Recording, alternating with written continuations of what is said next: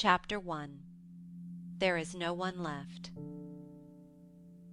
When Mary Lennox was sent to Misselthwaite Manor to live with her uncle, everybody said she was the most disagreeable-looking child ever seen. It was true, too.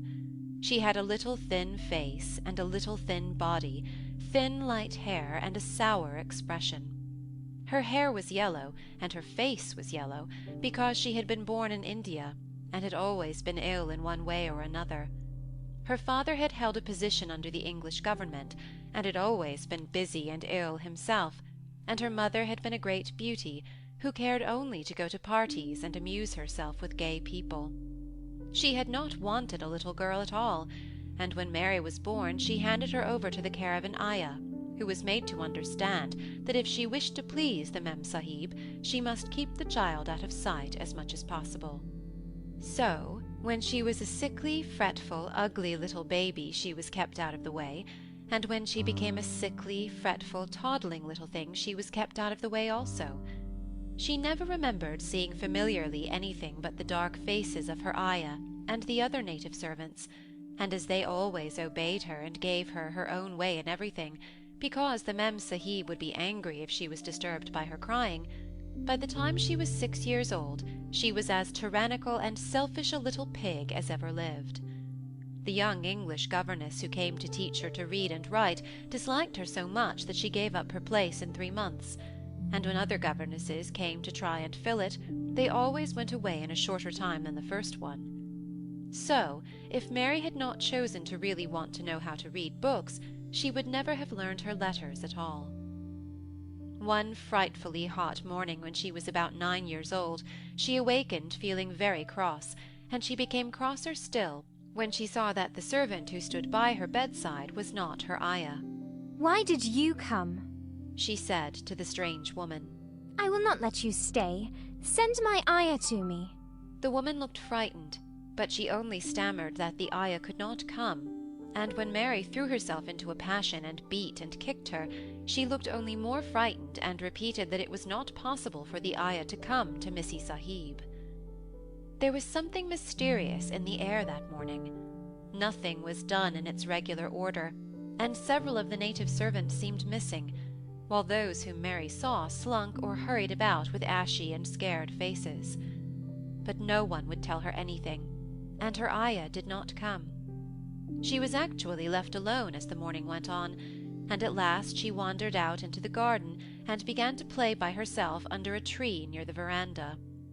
She pretended she was making a flower bed, and she stuck big scarlet hibiscus blossoms into little heaps of earth, all the time growing more and more angry, and muttering to herself the things she would say, and the names she would call Sadie when she returned.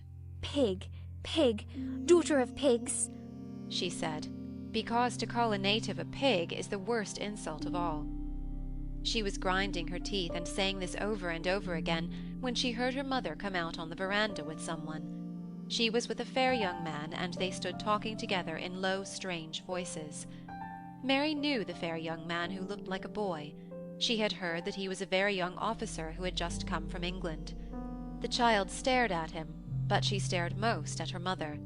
She always did this when she had a chance to see her, because the Mem Sahib, Mary used to call her that oftener than anything else, was such a tall, slim, pretty person, and wore such lovely clothes.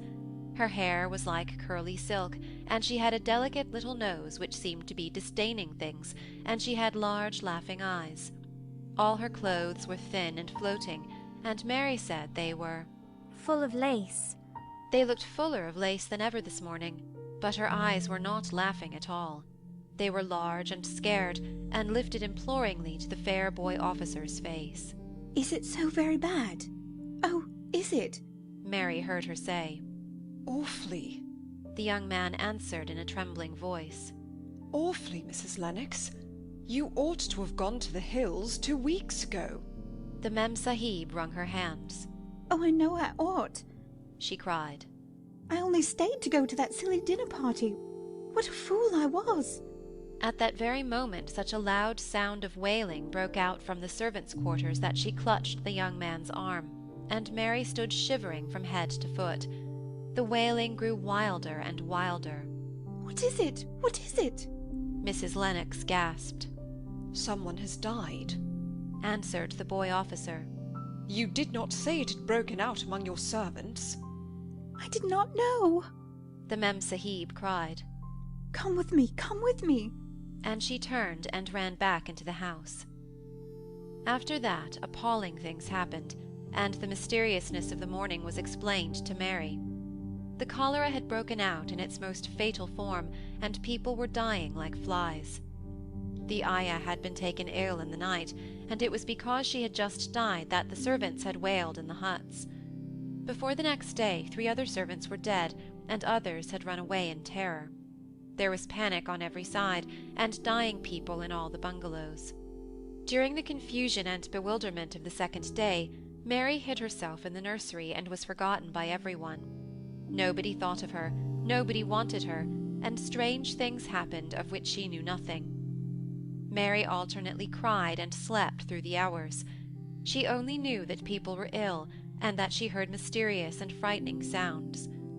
Once she crept into the dining room and found it empty, though a partly finished meal was on the table, and chairs and plates looked as if they had been hastily pushed back when the diners rose suddenly for some reason. The child ate some fruit and biscuits, and being thirsty she drank a glass of wine which stood nearly filled. It was sweet, and she did not know how strong it was. Very soon it made her intensely drowsy, and she went back to her nursery and shut herself in again, frightened by cries she heard in the huts and by the sound of hurrying feet. The wine made her so sleepy that she could scarcely keep her eyes open, and she lay down in her bed and knew nothing more for a long time. Many things happened during the hours in which she slept so heavily, but she was not disturbed by the wails and the sound of things being carried in and out of the bungalow. When she awakened, she lay and stared at the wall. The house was perfectly still. She had never known it to be so silent before. She heard neither voices nor footsteps, and wondered if everybody had got well of the cholera and all the trouble was over.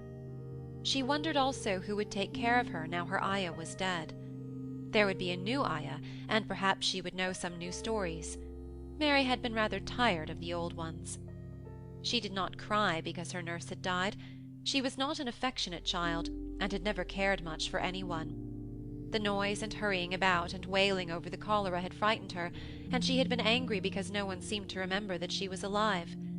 Everyone was too panic-stricken to think of a little girl no one was fond of.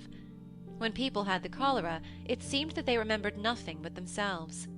But if everyone had got well again, surely someone would remember and come to look for her. But no one came, and as she lay waiting, the house seemed to grow more and more silent. She heard something rustling on the matting, and when she looked down, she saw a little snake gliding along and watching her with eyes like jewels. She was not frightened, because he was a harmless little thing who would not hurt her, and seemed in a hurry to get out of the room. He slipped under the door as she watched him. How queer and quiet it is, she said. It sounds as if there were no one in the bungalow but me and the snake. Almost the next minute she heard footsteps in the compound, and then on the veranda. They were men's footsteps, and the men entered the bungalow and talked in low voices.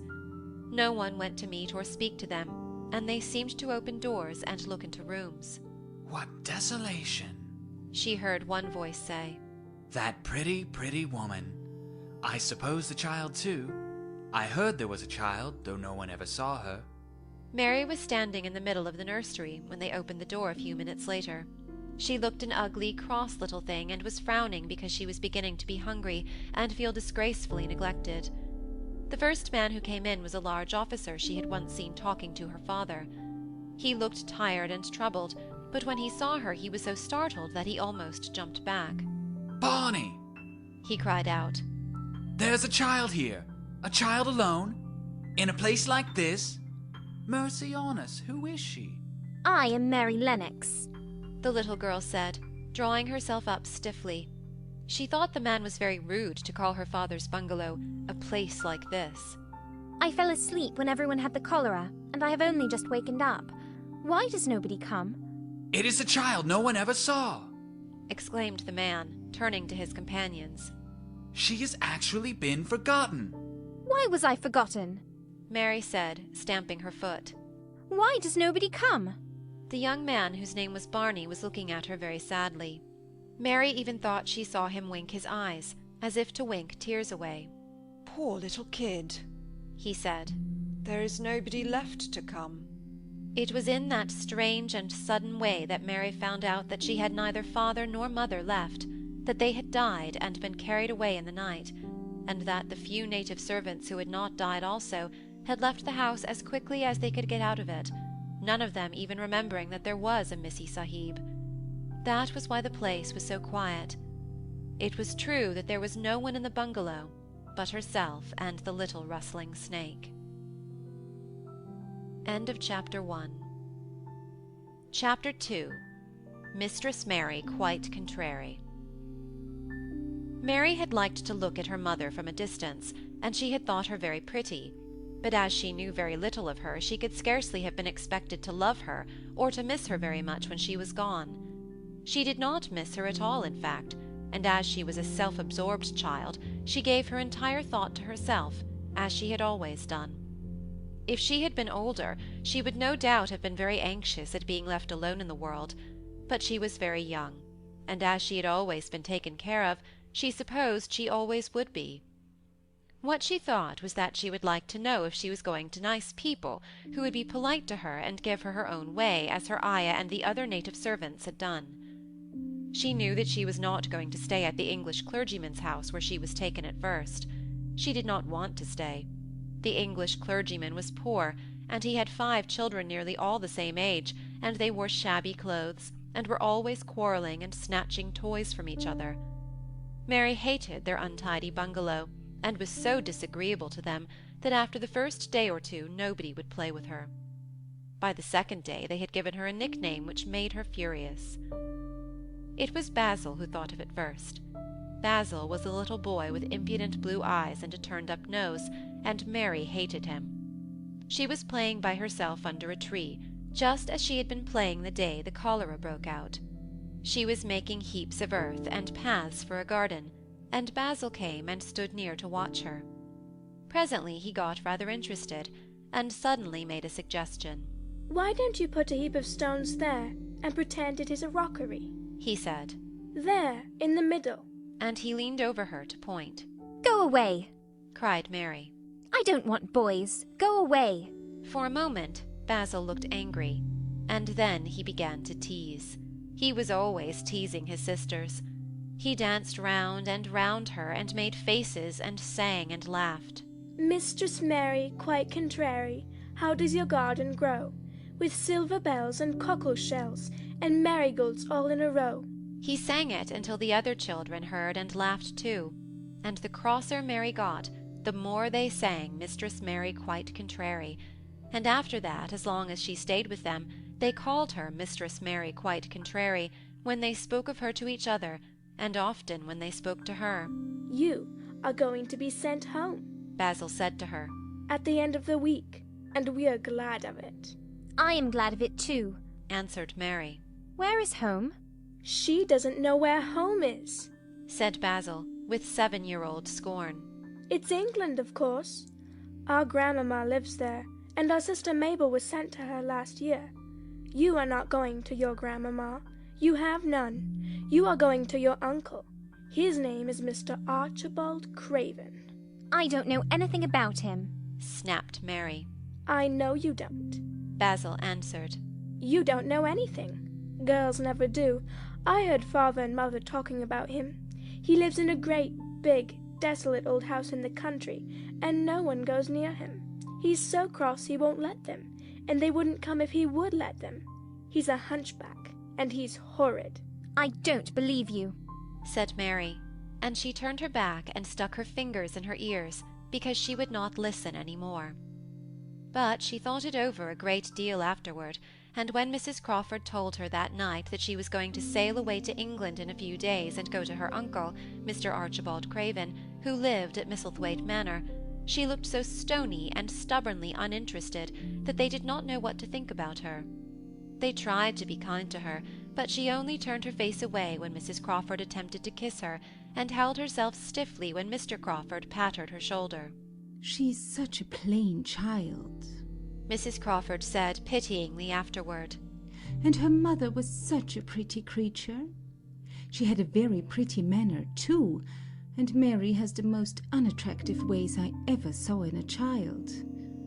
The children call her Mistress Mary quite contrary, and though it's naughty of them, one can't help understanding it. Perhaps if her mother had carried her pretty face and her pretty manners oftener into the nursery, Mary might have learned some pretty ways too. It is very sad, now the poor beautiful thing is gone, to remember that many people never even knew that she had a child at all. I believe she scarcely ever looked at her. Sighed Mrs. Crawford. When her ayah was dead, there was no one to give a thought to the little thing. Think of the servants running away and leaving her all alone in that deserted bungalow. Colonel McGrew said he nearly jumped out of his skin when he opened the door and found her standing by herself in the middle of the room. Mary made the long voyage to England under the care of an officer's wife, who was taking her children to leave them in a boarding school. She was very much absorbed in her own little boy and girl, and was rather glad to hand the child over to the woman Mr. Archibald Craven sent to meet her in London. The woman was his housekeeper at Misselthwaite Manor, and her name was Mrs. Medlock. She was a stout woman, with very red cheeks and sharp black eyes. She wore a very purple dress, a black silk mantle with jet fringe on it, and a black bonnet with purple velvet flowers, which stuck up and trembled when she moved her head. Mary did not like her at all, but as she very seldom liked people, there was nothing remarkable in that. Besides which, it was very evident that Mrs. Medlock did not think much of her. "My word, she's a plain little piece of goods," she said. "And we'd heard her mother was a beauty. She hasn't handed much of it down, has she, ma'am?" "Perhaps she will improve as she grows older," the officer's wife said good-naturedly. "If she were not so sallow and had a nicer expression. Her features are rather good. Children alter so much." "She'll have to alter a great deal," answered Mrs. Medlock. "And there's nothing likely to improve children at Misselthwaite, if you ask me." They thought Mary was not listening because she was standing a little apart from them at the window of the private hotel they had gone to.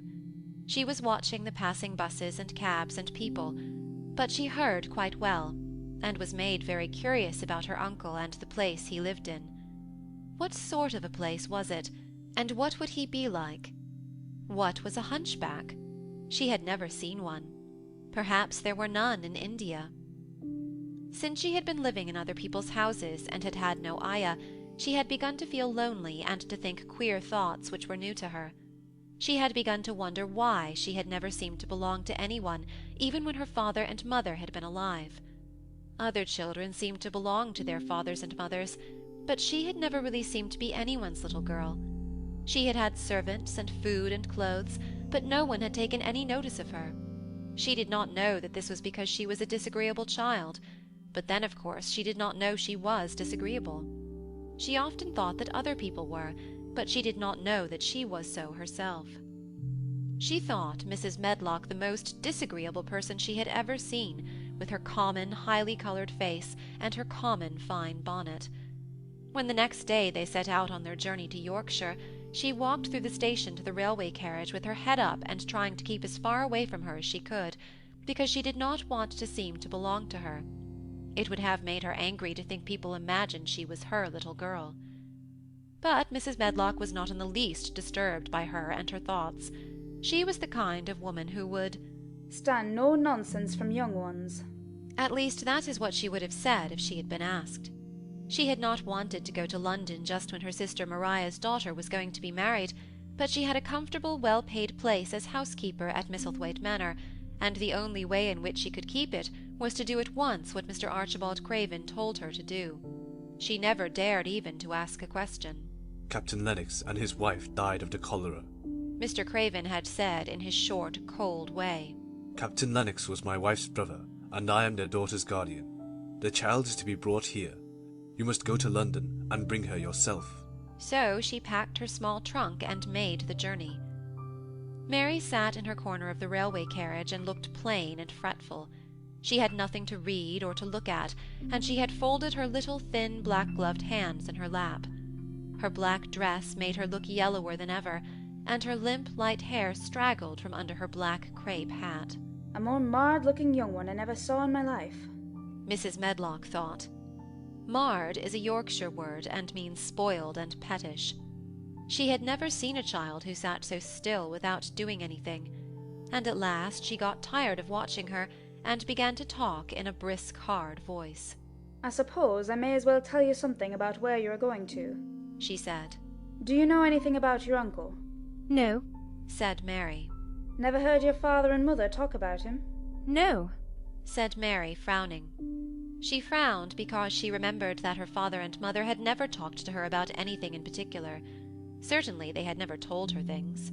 Humph, muttered Mrs. Medlock, staring at her queer, unresponsive little face. She did not say any more for a few moments, and then she began again. I suppose you might as well be told something, to prepare you. You are going to a queer place. Mary said nothing at all, and Mrs. Medlock looked rather discomfited by her apparent indifference, but after taking a breath she went on. Not but that it's a grand big place in a gloomy way, and Mr. Craven's proud of it in his way, and that's gloomy enough too. The house is 600 years old, and it's on the edge of a moor, and there's near 100 rooms in it, though most of them's shut up and locked, and there's pictures and fine old furniture and things that have been there for ages, and there's a big park round it and gardens and trees with branches trailing to the ground, some of them. She paused and took another breath. But there's nothing else. She ended suddenly. Mary had begun to listen in spite of herself. It all sounded so unlike India, and anything new rather attracted her. But she did not intend to look as if she were interested. That was one of her unhappy, disagreeable ways. So she sat still. Well, said Mrs. Medlock. What do you think of it? Nothing, she answered. I know nothing about such places. That made Mrs. Medlock laugh, a short sort of laugh. But you are like an old woman. Don't you care? It doesn't matter, said Mary. Whether I care or not. You are right enough there, said Mrs. Medlock. It doesn't. What you're to be kept at Misselthwaite Manor for I don't know, unless it's because it's the easiest way. He's not going to trouble himself about you, that's sure and certain. He never troubles himself about no one. She stopped herself as if she had just remembered something in time. He's got a crooked back, she said. That set him wrong. He was a sour young man, and he got no good of all his money and big place till he was married. Mary's eyes turned toward her in spite of her intention not to seem to care. She had never thought of the hunchback's being married, and she was a trifle surprised. Mrs. Medlock saw this, and as she was a talkative woman she continued with more interest. This was one way of passing some of the time, at any rate. She was a sweet, pretty thing, and he'd have walked the world over to get her a blade of grass she wanted. Nobody thought she'd marry him, but she did, and the people said she married him for his money, but she didn't. She didn't. Positively. When she died. Mary gave a little involuntary jump. Oh, did she die? She exclaimed, quite without meaning to. She had just remembered a French fairy story she had once read, called Riquet à la Houppe. It had been about a poor hunchback and a beautiful princess, and it had made her suddenly sorry for Mr. Archibald Craven. Yes, she died, Mrs. Medlock answered. And it made him queerer than ever. He cares about nobody. He won't see people. Most of the time he goes away, and when he is at Misselthwaite he shuts himself up in the west wing, and won't let anyone but Pitcher see him. Pitcher's an old fellow, but he took care of him when he was a child, and he knows his ways. It sounded like something in a book, and it did not make Mary feel cheerful. A house with 100 rooms, nearly all shut up and with their doors locked. A house on the edge of a moor, whatsoever a moor was, sounded dreary. A man with a crooked back who shut himself up also. She stared out of the window with her lips pinched together, and it seemed quite natural that the rain should have begun to pour down in grey slanting lines and splash and stream down the window-panes. If the pretty wife had been alive, she might have made things cheerful by being something like her own mother, and by running in and out and going to parties as she had done in frocks full of lace. But she was not there any more. You needn't expect to see him, because 10 to 1 you won't, said Mrs. Medlock. And you mustn't expect that there will be people to talk to you. You'll have to play about and look after yourself. You'll be told what rooms you can go into, and what rooms you're to keep out of. There's gardens enough, but when you're in the house, don't go wandering and poking about. Mr. Craven won't have it. I shall not want to go poking about, said sour little Mary, and just as suddenly as she'd begun to be rather sorry for Mr. Archibald Craven, she began to cease to be sorry, and to think he was unpleasant enough to deserve all that had happened to him. And she turned her face toward the streaming panes of the window of the railway carriage, and gazed out at the grey rainstorm, which looked as if it would go on for ever and ever. She watched it so long and steadily that the greyness grew heavier and heavier before her eyes, and she fell asleep. End of Chapter 2. Chapter 3. Across the Moor. She slept a long time, and when she awakened Mrs. Medlock had brought a lunch-basket at one of the stations, and they had some chicken and cold beef and bread and butter and some hot tea. The rain seemed to be streaming down more heavily than ever, and everybody in the station wore wet and glistening waterproofs. The guard lighted the lamps in the carriage, and Mrs. Medlock cheered up very much over her tea and chicken and beef. She ate a great deal, and afterward fell asleep herself, and Mary sat and stared at her, and watched her fine bonnet slip on one side, until she herself fell asleep once more in the corner of the carriage, lulled by the splashing of the rain against the windows. It was quite dark when she awakened again. The train had stopped at a station, and Mrs. Medlock was shaking her. You have had a sleep, she said. It's time to open your eyes. We're at Thwaite Station. We've got a long drive before us. Mary stood up and tried to keep her eyes open while Mrs. Medlock collected her parcels. The little girl did not offer to help her, because in India native servants always picked up or carried things, and it seemed quite proper that other people should wait on one. The station was a small one, and nobody but themselves seemed to be getting out of the train. The station-master spoke to Mrs. Medlock in a rough, good-humoured way, pronouncing his words in a queer, broad fashion, which Mary found out afterward was Yorkshire. "I see thou's got back," he said. "And thou's brought the young un with thee." Aye, that's her, answered Mrs. Medlock, speaking with a Yorkshire accent herself, and jerking her head over her shoulder toward Mary. How's thy missus? "Well enow.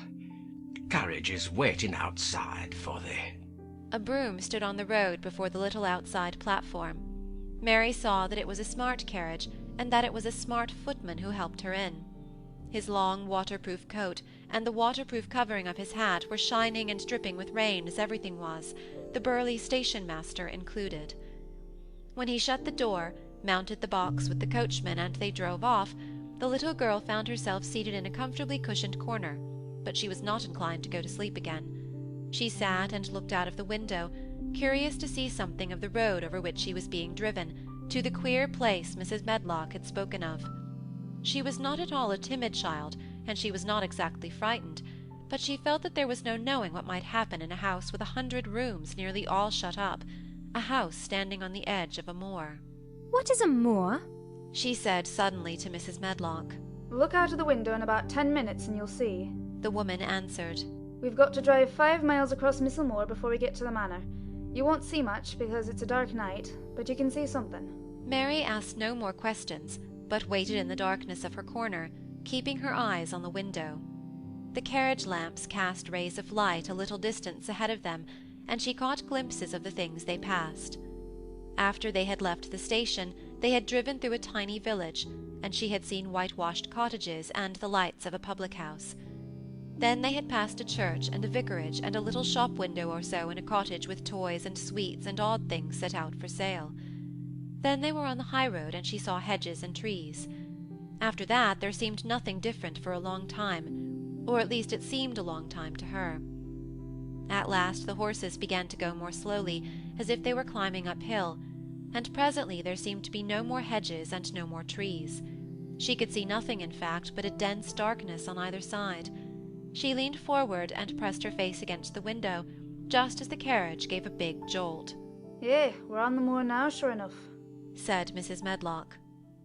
The carriage lamps shed a yellow light on a rough-looking road, which seemed to be cut through bushes and low-growing things, which ended in that great expanse of dark apparently spread out before and around them. A wind was rising, and making a singular, wild, low, rushing sound. It's not the sea, is it?" said Mary, looking round at her companion. No, not it, answered Mrs. Medlock. Nor it isn't fields nor mountains. It's just miles and miles and miles of wild land that nothing grows on but heather and gorse and broom, and nothing lives on but wild ponies and sheep. I feel as if it might be the sea, if there were water on it, said Mary. It sounds like the sea just now. That's just the wind blowing through the bushes, Mrs. Medlock said. It's a wild, dreary enough place to my mind, though there's plenty that likes it, particularly when the heather's in bloom. On and on they drove through the darkness, and though the rain stopped, the wind rushed by and whistled and made strange sounds. The road went up and down, and several times the carriage passed over a little bridge, beneath which water rushed very fast with a great deal of noise. Mary felt as if the drive would never come to an end, and that the wide, bleak moor was a wide expanse of black ocean through which she was passing on a strip of dry land. I don't like it, she said to herself. I don't like it. And she pinched her thin lips more tightly together. The horses were climbing up a hilly piece of road when she first caught sight of a light. Mrs. Medlock saw it as soon as she did, and drew a long sigh of relief. Hey, I am glad to see that bit of light twinkling, she exclaimed. It's the light in the lodge window. We shall get a good cup of tea after a bit, at all events. It was after a bit, as she said, for when the carriage passed through the park gates, there was still 2 miles of avenue to drive through, and the trees, which nearly met overhead, made it seem as if they were driving through a long, dark vault. They drove out of the vault into a clear space, and stopped before an immensely long but low-built house, which seemed to ramble round a stone court.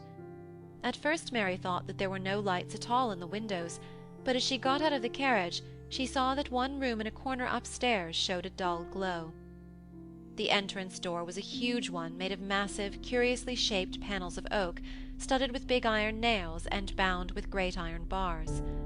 It opened into an enormous hall, which was so dimly lighted that the faces in the portraits on the walls and the figures in the suits of armour made Mary feel that she did not want to look at them. As she stood on the stone floor, she looked a very small, odd little black figure, and she felt as small and lost and odd as she looked. A neat, thin old man stood near the manservant who opened the door for them. "You are to take her to her room," he said in a husky voice. "He doesn't want to see her. He's going to London in the morning." Very well, Mr. Pitcher, Mrs. Medlock answered. So long as I know what's expected of me, I can manage. "What's expected of you, Mrs. Medlock," Mr. Pitcher said, "is that you make sure that he's not disturbed, and that he doesn't see what he doesn't want to see." And then Mary Lennox was led up a broad staircase and down a long corridor and up a short flight of steps and through another corridor and another, until a door opened in a wall, and she found herself in a room with a fire in it and a supper on the table. Mrs. Medlock said unceremoniously, "Well, here you are. This room and the next are where you'll live, and you must keep to them. Don't you forget that." It was in this way Mistress Mary arrived at Misselthwaite Manor, and she had perhaps never felt quite so contrary in all her life. End of Chapter 3. Chapter 4. Martha. When she opened her eyes in the morning, it was because a young housemaid had come into her room to light the fire, and was kneeling on the hearthrug raking out the cinders noisily.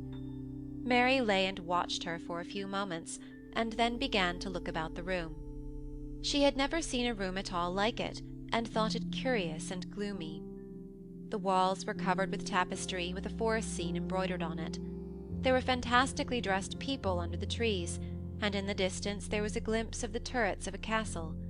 There were hunters and horses and dogs and ladies. Mary felt as if she were in the forest with them. Out of a deep window she could see a great climbing stretch of land which seemed to have no trees on it, and to look rather like an endless, dull, purplish sea. "What is that?" she said, pointing out of the window. Martha, the young housemaid, who had just risen to her feet, looked and pointed also. "That there?" she said. "Yes." "That's the moor," with a good-natured grin. "Does thee like it?" "No," answered Mary. "I hate it." "That's because thou'rt not used to it," Martha said, going back to her hearth.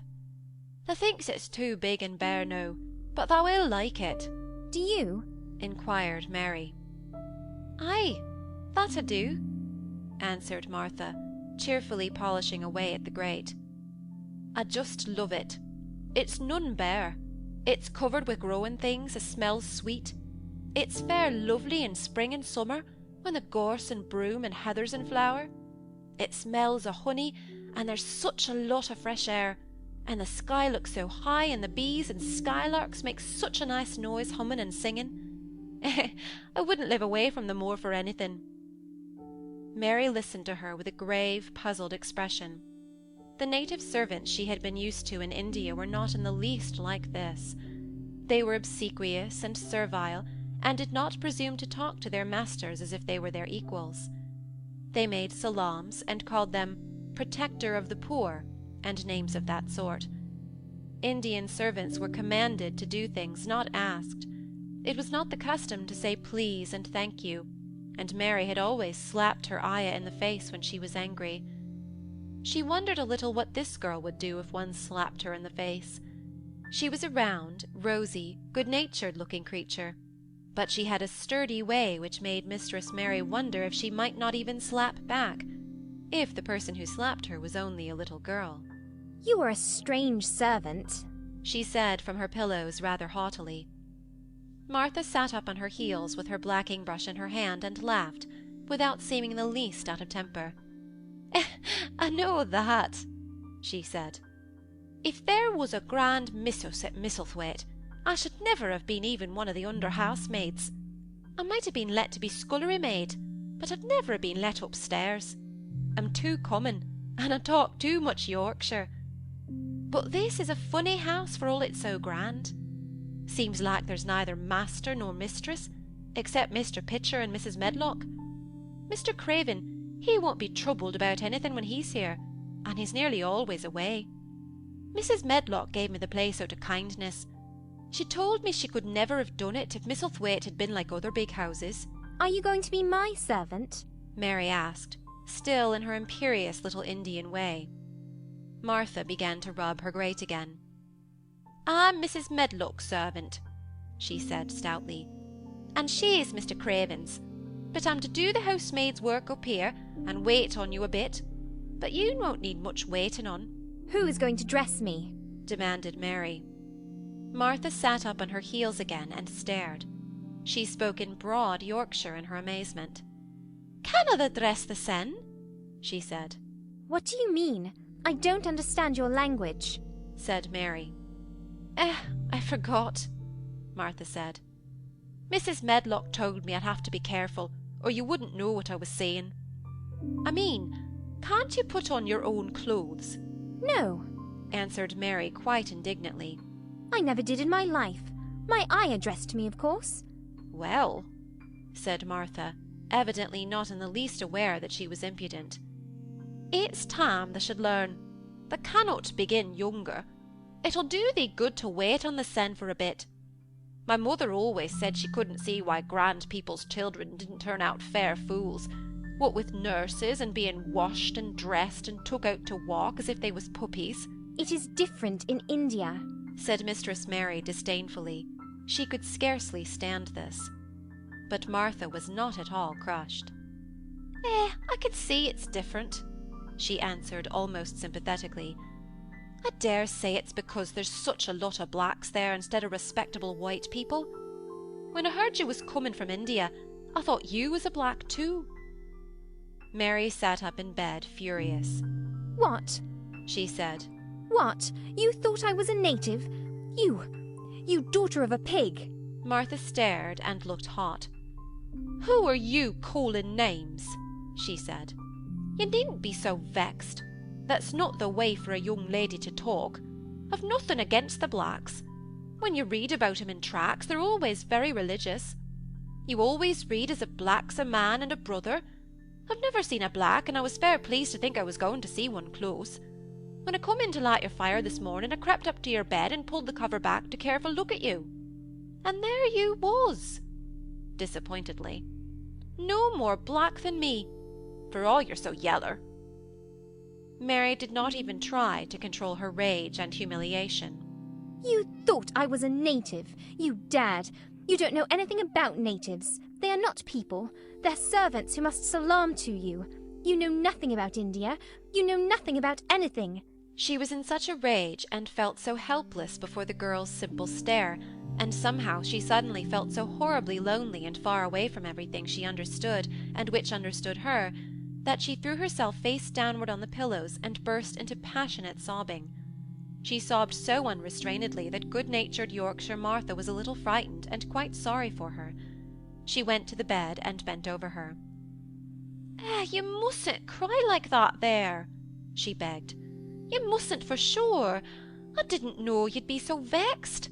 I don't know anything about anything, just like you said. I beg your pardon, miss, do stop crying." There was something comforting and really friendly in her queer Yorkshire speech and sturdy way, which had a good effect on Mary. She gradually ceased crying and became quiet. Martha looked relieved.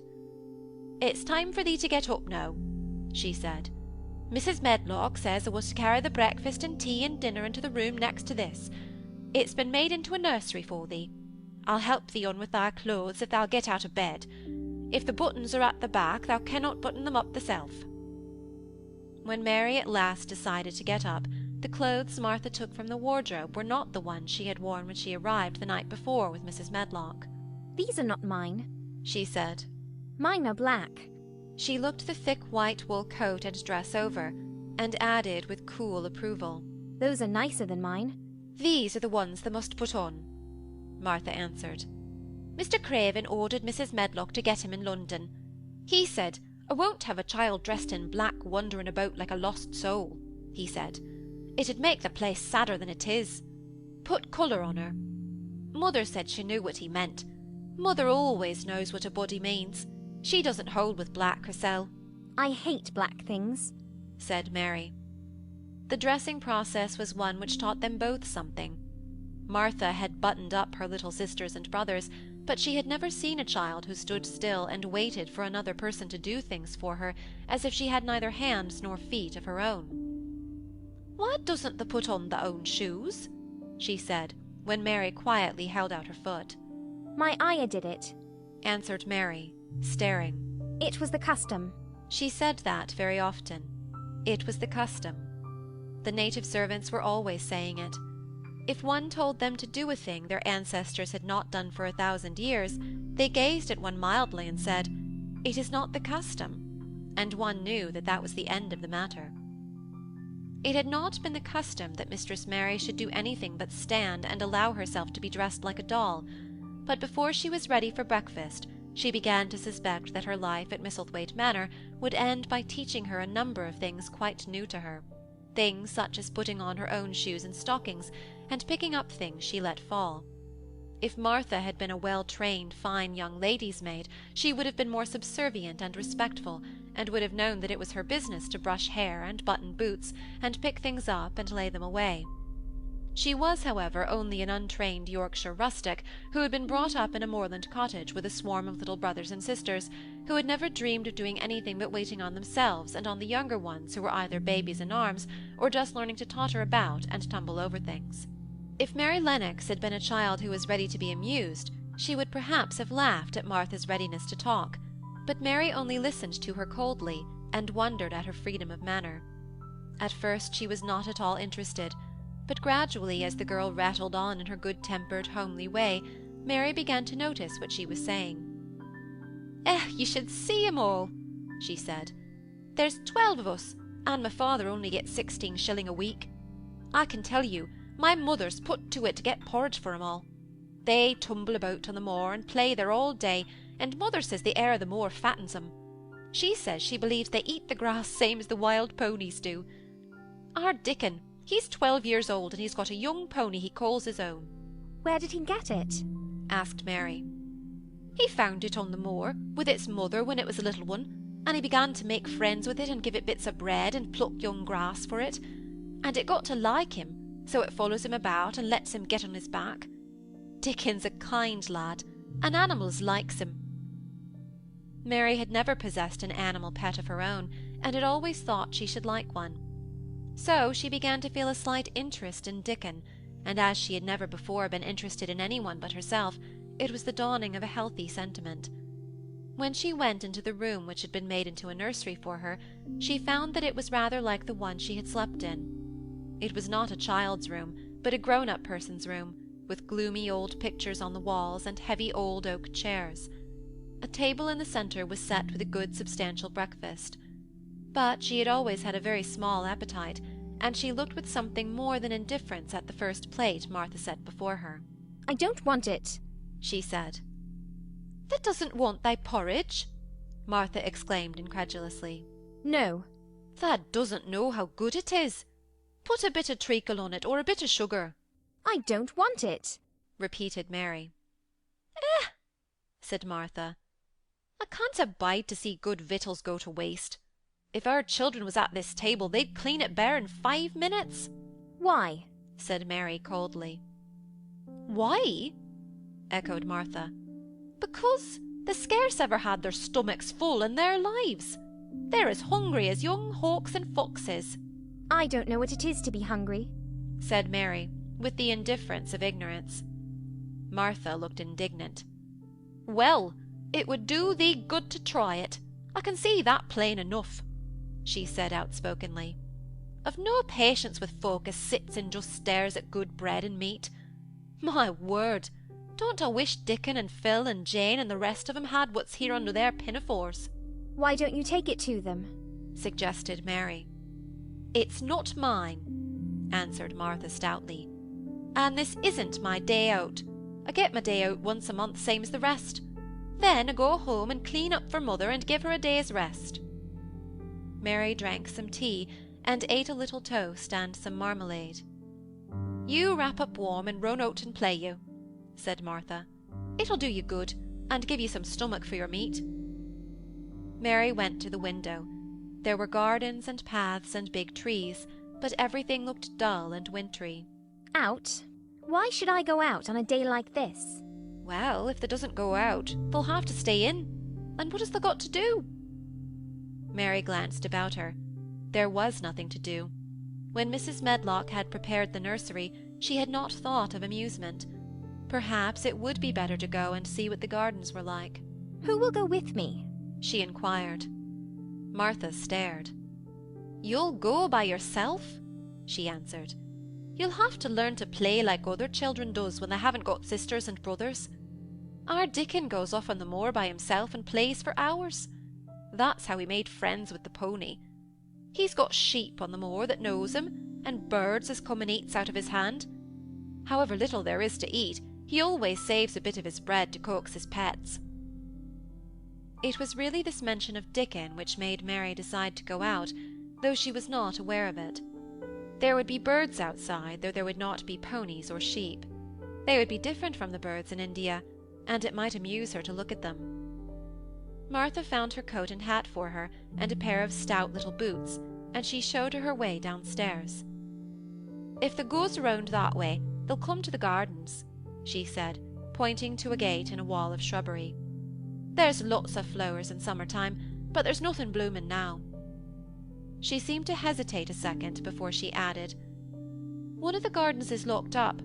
No one has been in it for 10 years. Why? Asked Mary in spite of herself. Here was another locked door added to the 100 in this strange house. Mr. Craven had it shut when his wife died so sudden.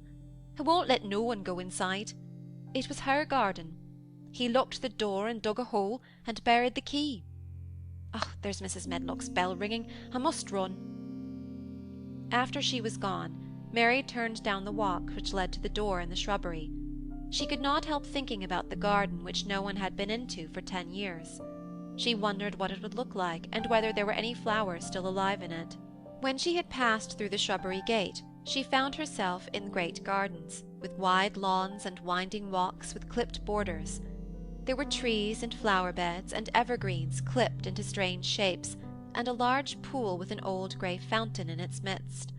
But the flower beds were bare and wintry, and the fountain was not playing. This was not the garden which was shut up. How could a garden be shut up? You could always walk into a garden. She was just thinking this when she saw that at the end of the path she was following there seemed to be a long wall with ivy growing over it. She was not familiar enough with England to know that she was coming upon the kitchen gardens where the vegetables and fruit were growing. She went toward the wall and found that there was a green door in the ivy and that it stood open. This was not the closed garden, evidently, and she could go into it. She went through the door and found that it was a garden with walls all round it, and that it was only one of several walled gardens which seemed to open into one another. She saw another open green door, revealing bushes and pathways between beds containing winter vegetables. Fruit trees were trained flat against the wall, and over some of the beds there were glass frames. The place was bare and ugly enough, Mary thought, as she stood and stared about her. It might be nicer in summer when things were green, but there was nothing pretty about it now. Presently an old man with a spade over his shoulder walked through the door leading from the second garden. He looked startled when he saw Mary, and then touched his cap. He had a surly old face, and did not seem at all pleased to see her. But then she was displeased with his garden, and wore her quite contrary expression, and certainly did not seem at all pleased to see him. "What is this place?" she asked. "One of the kitchen gardens," he answered. "What is that?" said Mary, pointing through the other green door. "Another of 'em?" Shortly. "There's another on t'other side of the wall, and there's the orchard on the side of that." "Can I go in them?" asked Mary. "If thou likes. There's nowt to see." Mary made no response. She went down the path and through the second green door. There she found more walls and winter vegetables and glass frames, but in the second wall there was another green door, and it was not open. Perhaps it led into the garden which no one had seen for 10 years. As she was not at all a timid child and always did what she wanted to do, Mary went to the green door and turned the handle. She hoped the door would not open because she wanted to be sure she had found the mysterious garden, but it did open quite easily, and she walked through it and found herself in an orchard. There were walls all round it also, and trees trained against them, and there were bare fruit trees growing in the winter browned grass, but there was no green door to be seen anywhere. Mary looked for it, and yet when she had entered the upper end of the garden, she had noticed that the wall did not seem to end with the orchard, but to extend beyond it as if it enclosed a place at the other side. She could see the tops of trees above the wall, and when she stood still, she saw a bird with a bright red breast sitting on the topmost branch of one of them, and suddenly he burst into his winter song, almost as if he had caught sight of her and was calling to her. She stopped and listened to him, and somehow his cheerful, friendly little whistle gave her a pleased feeling. Even a disagreeable little girl may be lonely, and the big closed house and big bare moor and big bare gardens had made this one feel as if there was no one left in the world but herself. If she had been an affectionate child who had been used to being loved, she would have broken her heart. But even though she was Mistress Mary quite contrary, she was desolate, and the bright-breasted little bird brought a look into her sour face which was almost a smile. She listened to him until he flew away. He was not like an Indian bird, and she liked him, and wondered if she should ever see him again. Perhaps he lived in the mysterious garden and knew all about it. Perhaps it was because she had nothing whatever to do that she thought so much of the deserted garden. She was curious about it, and wanted to see what it was like. Why had Mr. Archibald Craven buried the key? If he had liked his wife so much, why did he hate her garden? She wondered if she should ever see him, but she knew that if she did, she should not like him, and he would not like her, and that she should only stand and stare at him and say nothing, though she should be wanting dreadfully to ask him why he had done such a queer thing. "People never like me, and I never like people," she thought. "And I never can talk as the Crawford children could. They were always talking and laughing and making noises." She thought of the robin and of the way he seemed to sing his song at her, and as she remembered the tree-top he perched on, she stopped rather suddenly on the path. "I believe that tree was in the secret garden. I feel sure it was," she said. "There was a wall round the place, and there was no door." She walked back into the first kitchen garden she had entered, and found the old man digging there. She went and stood beside him and watched him a few moments in her cold little way. He took no notice of her, and so at last she spoke to him. "I have been into the other gardens," she said. "There was nothing to prevent thee," he answered crustily. I went into the orchard. There was no dog at the door to bite thee. He answered. There was no door there into the other garden, said Mary. What garden? He said in a rough voice, stopping his digging for a moment. The one on the other side of the wall, answered Mistress Mary. There are trees there. I saw the tops of them. A bird with a red breast was sitting on one of them, and he sang. To her surprise, the surly old weather-beaten face actually changed its expression. A slow smile spread over it, and the gardener looked quite different. It made her think that it was curious how much nicer a person looked when he smiled. She had not thought of it before. He turned about to the orchard side of his garden and began to whistle, a low, soft whistle. She could not understand how such a surly man could make such a coaxing sound. Almost the next moment a wonderful thing happened. She heard a soft little rushing flight through the air, and it was the bird with the red breast flying to them, and he actually alighted on the big clod of earth quite near to the gardener's foot. Here he is, chuckled the old man, and then he spoke to the bird as if he were speaking to a child. Where's thou been, that cheeky little beggar? He said. I've not seen thee before today. Hast thou begun thy courting this early in the season? Not too forward. The bird put his tiny head on one side, and looked up at him with his soft, bright eye, which was like a black dewdrop. He seemed quite familiar, and not the least afraid. He hopped about and pecked the earth briskly, looking for seeds and insects. It actually gave Mary a queer feeling in her heart, because he was so pretty and cheerful and seemed so like a person. He had a tiny, plump body and a delicate beak, and slender, delicate legs. Will he always come when you call him? She asked, almost in a whisper. Aye, that he will. I've known him ever since he was a fledgling. He came out of the nest in the other garden, and when first he flew over the wall he was too weak to fly back for a few days, and we got friendly. When he went over the wall again, the rest of the brood was gone, and he was lonely, and he came back to me. What kind of a bird is he? Mary asked. Doesn't thou know? He's a robin redbreast, and they're the friendliest, curious birds alive. They're almost as friendly as dogs, if you know how to get on with 'em. Watch him pecking about then, looking around at us now and again. He knows we're talking about him.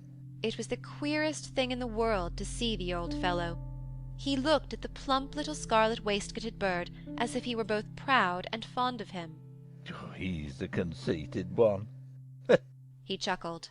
He likes to hear folk talking about him, and curious. Bless me, there never was his like for curiosity and meddling. He's always coming to see what I'm planting.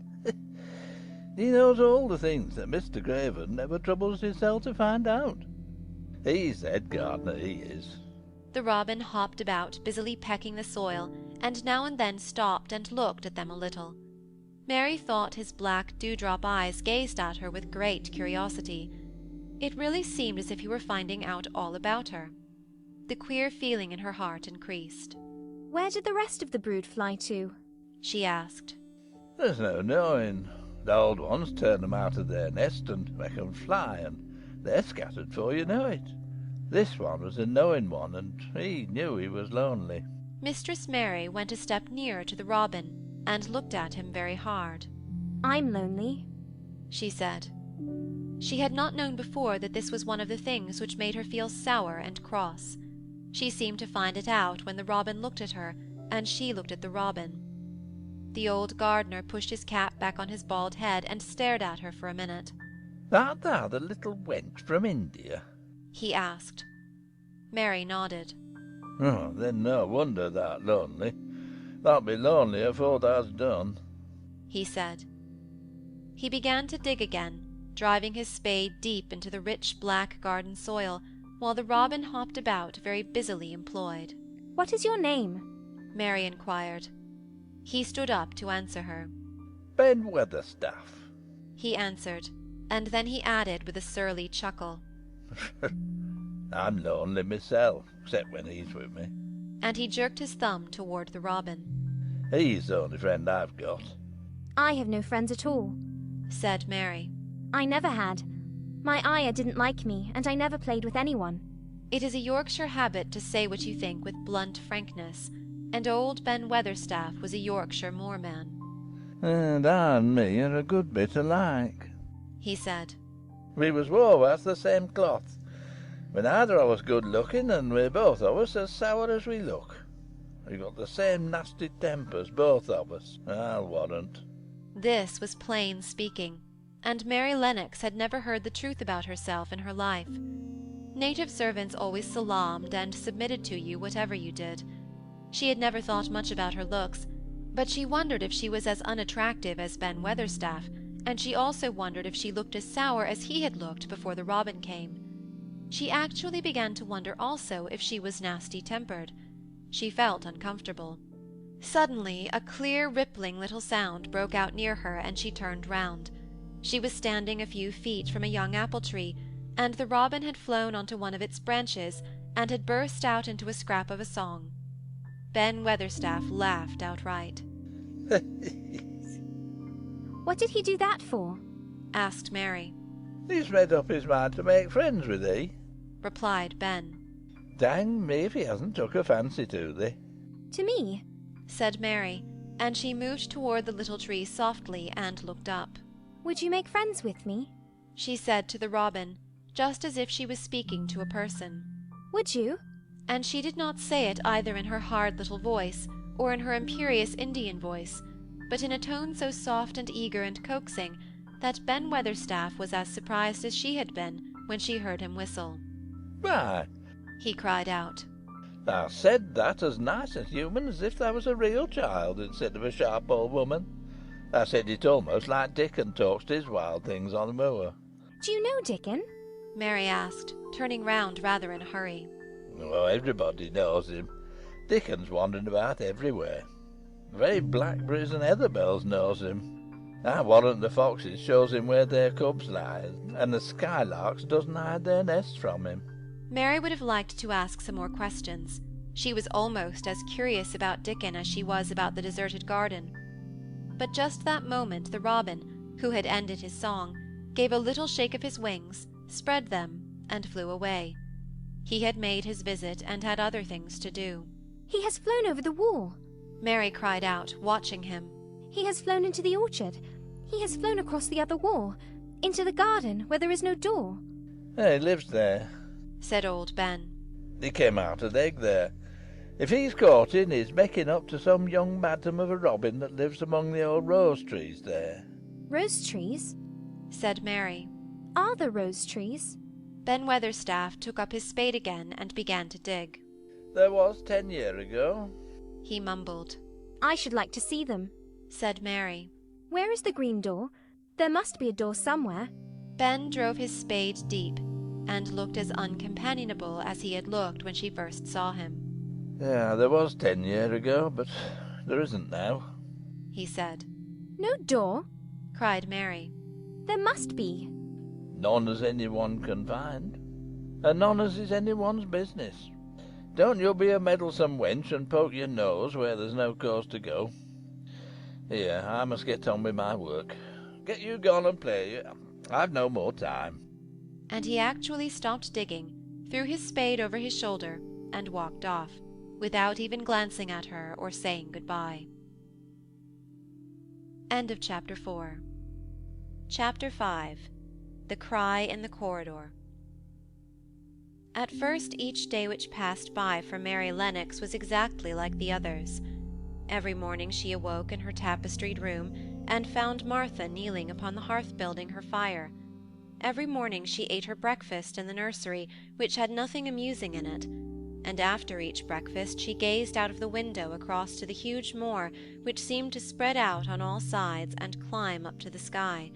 And after she had stared for a while, she realized that if she did not go out she would have to stay in and do nothing, and so she went out. She did not know that this was the best thing she could have done, and she did not know that when she began to walk quickly or even to run along the paths and down the avenue, she was stirring her slow blood and making herself stronger by fighting with the wind which swept down from the moor. She ran only to make herself warm, and she hated the wind which rushed at her face and roared and held her back as if it were some giant she could not see. But the big breaths of rough, fresh air blown over the heather filled her lungs with something which was good for her whole thin body, and whipped some red colour into her cheeks and brightened her dull eyes when she did not know anything about it. But after a few days spent almost entirely out of doors, she wakened one morning knowing what it was to be hungry, and when she sat down to her breakfast she did not glance disdainfully at her porridge and push it away, but took up her spoon and began to eat it, and went on eating it until her bowl was empty. "Tha got on well enough with that this morning, did tha?" said Martha. It tastes nice today, said Mary, feeling a little surprised herself. "It's the air of the moor that's given thee stomach for the victuals," answered Martha. "It's lucky for thee that tha's got victuals as well as appetite. There's been 12 in our cottage that's had the stomach and nothing to put in it. You go on playing you out of doors every day, and you'll get some flesh on your bones, and you won't be so yeller." I don't play, said Mary. I have nothing to play with. "Nothing to play with?" exclaimed Martha. "Our children plays with sticks and stones. They just runs about and shouts and looks at things." Mary did not shout, but she looked at things. There was nothing else to do. She walked round and round the gardens, and wandered about the paths in the park. Sometimes she looked for Ben Weatherstaff, but though several times she saw him at work, he was too busy to look at her, or was too surly. Once, when she was walking toward him, he picked up his spade and turned away, as if he did it on purpose. One place she went to oftener than to any other. It was the long walk outside the gardens with the walls round them. There were bare flower-beds on either side of it, and against the walls ivy grew thickly.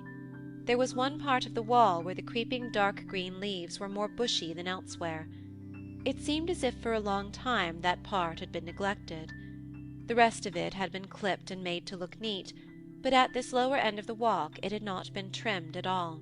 A few days after she had talked to Ben Weatherstaff, Mary stopped to notice this and wondered why it was so. She had just paused and was looking up at a long spray of ivy swinging in the wind, when she saw a gleam of scarlet and heard a brilliant chirp, and there, on the top of the wall, forward perched Ben Weatherstaff's robin redbreast, tilting forward to look at her with his small head on one side. "Oh!" she cried out. "Is it you? Is it you?" And it did not seem at all queer to her that she spoke to him as if she were sure that he would understand and answer her. He did answer. He twittered and chirped and hopped along the wall as if he were telling her all sorts of things. It seemed to Mistress Mary as if she understood him too, though he was not speaking in words. It was as if he said, "Good morning. Isn't the wind nice? Isn't the sun nice? Isn't everything nice? Let us both chirp and hop and twitter. Come on, come on." Mary began to laugh, and as he hopped and took little flights along the wall she ran after him. Poor little thin, sallow, ugly Mary! She actually looked almost pretty for a moment. "I like you! I like you!" she cried out, pattering down the walk, and she chirped and tried to whistle, which last she did not know how to do in the least. But the robin seemed to be quite satisfied, and chirped and whistled back at her. At last he spread his wings and made a daring flight to the top of a tree, where he perched and sang loudly. That reminded Mary of the first time she had seen him. He had been swinging on a tree-top then, and she had been standing in the orchard. Now she was on the other side of the orchard and standing in the path outside a wall, much lower down, and there was the same tree inside. "It's in the garden no one can go into," she said to herself. "It's the garden without a door. He lives in there. How I wish I could see what it is like." She ran up the walk to the green door she had entered the first morning. Then she ran down the path through the other door, and then into the orchard, and when she stood and looked up, there was the tree on the other side of the wall, and there was the robin just finishing his song, and beginning to preen his feathers with his beak. "It is the garden," she said. "I am sure it is." She walked round and looked closely at that side of the orchard wall, but she only found what she had found before, that there was no door in it. Then she ran through the kitchen gardens again, and out into the walk outside the long ivy-covered wall, and she walked to the end of it and looked at it, but there was no door, and then she walked to the other end, looking again, but there was no door. "It's very queer," she said.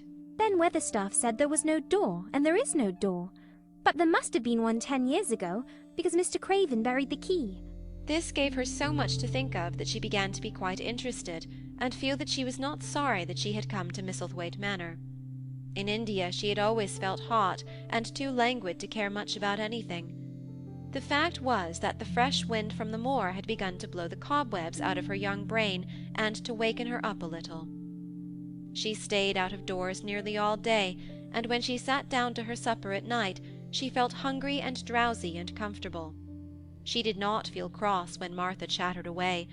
She felt as if she rather liked to hear her, and at last she thought she would ask her a question. She asked it after she had finished her supper, and had sat down on the hearth-rug before the fire. "Why did Mr. Craven hate the garden?" she said. She had made Martha stay with her, and Martha had not objected at all. She was very young, and used to a crowded cottage full of brothers and sisters, and she found it dull in the great servants' hall downstairs, where the footmen and upper housemaids made fun of her Yorkshire speech, and looked down on her as a common little thing, and sat and whispered among themselves. Martha liked to talk, and the strange child who had lived in India and been waited upon by blacks was novelty enough to attract her. She sat down on the hearth herself without waiting to be asked. "Art thou thinking about that garden yet?" she said. "I knew thou would. That was just the way with me when I first heard about it." "Why did he hate it?" Mary persisted. Martha tucked her feet under her and made herself quite comfortable. "Listen to the wind wuthering round the house," she said.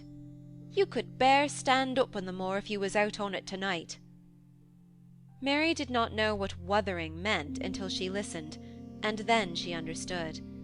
It must mean that hollow, shuddering sort of roar which rushed round and round the house, as if the giant no one could see were buffeting it and beating at the walls and windows to try and break in. But one knew he could not get in, and somehow it made one feel very safe and warm inside a room with a red coal fire. "But why did he hate it so?"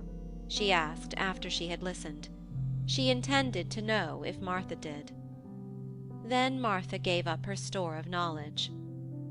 "Mind," she said, "Mrs. Medlock says it's not to be talked about. There's lots of things in this place that's not to be talked over. That's Mr. Craven's orders. His troubles are none servant's business, he says. But for the garden he wouldn't be like he is. It was Mrs. Craven's garden that she had made when first they was married, and she just loved it, and they used to tend the flowers themselves. And none of the gardeners was ever let go in. Him and her used to go in and shut the door and stay there hours and hours, reading and talking. And she was just a bit of a girl, and there was an old tree with a branch bent like a seat in it. And she made roses grow over it, and she used to sit there. But one day when she was sitting there, the branch broke, and she fell on the ground and was hurt so bad that the next day she died. The doctors thought he'd go out of his mind and die too. That's why he hates it. No one's ever gone in since, and he won't let anyone talk about it." Mary did not ask any more questions. She looked at the red fire and listened to the wind wuthering. It seemed to be wuthering louder than ever. At that moment a very good thing was happening to her. 4 good things had happened to her, in fact, since she came to Misselthwaite Manor. She had felt as if she had understood a robin, and that he had understood her. She had run in the wind until her blood had grown warm. She had been healthily hungry for the first time in her life, and she had found out what it was to be sorry for someone. But as she was listening to the wind, she began to listen to something else. She did not know what it was, because at first she could scarcely distinguish it from the wind itself. It was a curious sound. It seemed almost as if a child were crying somewhere.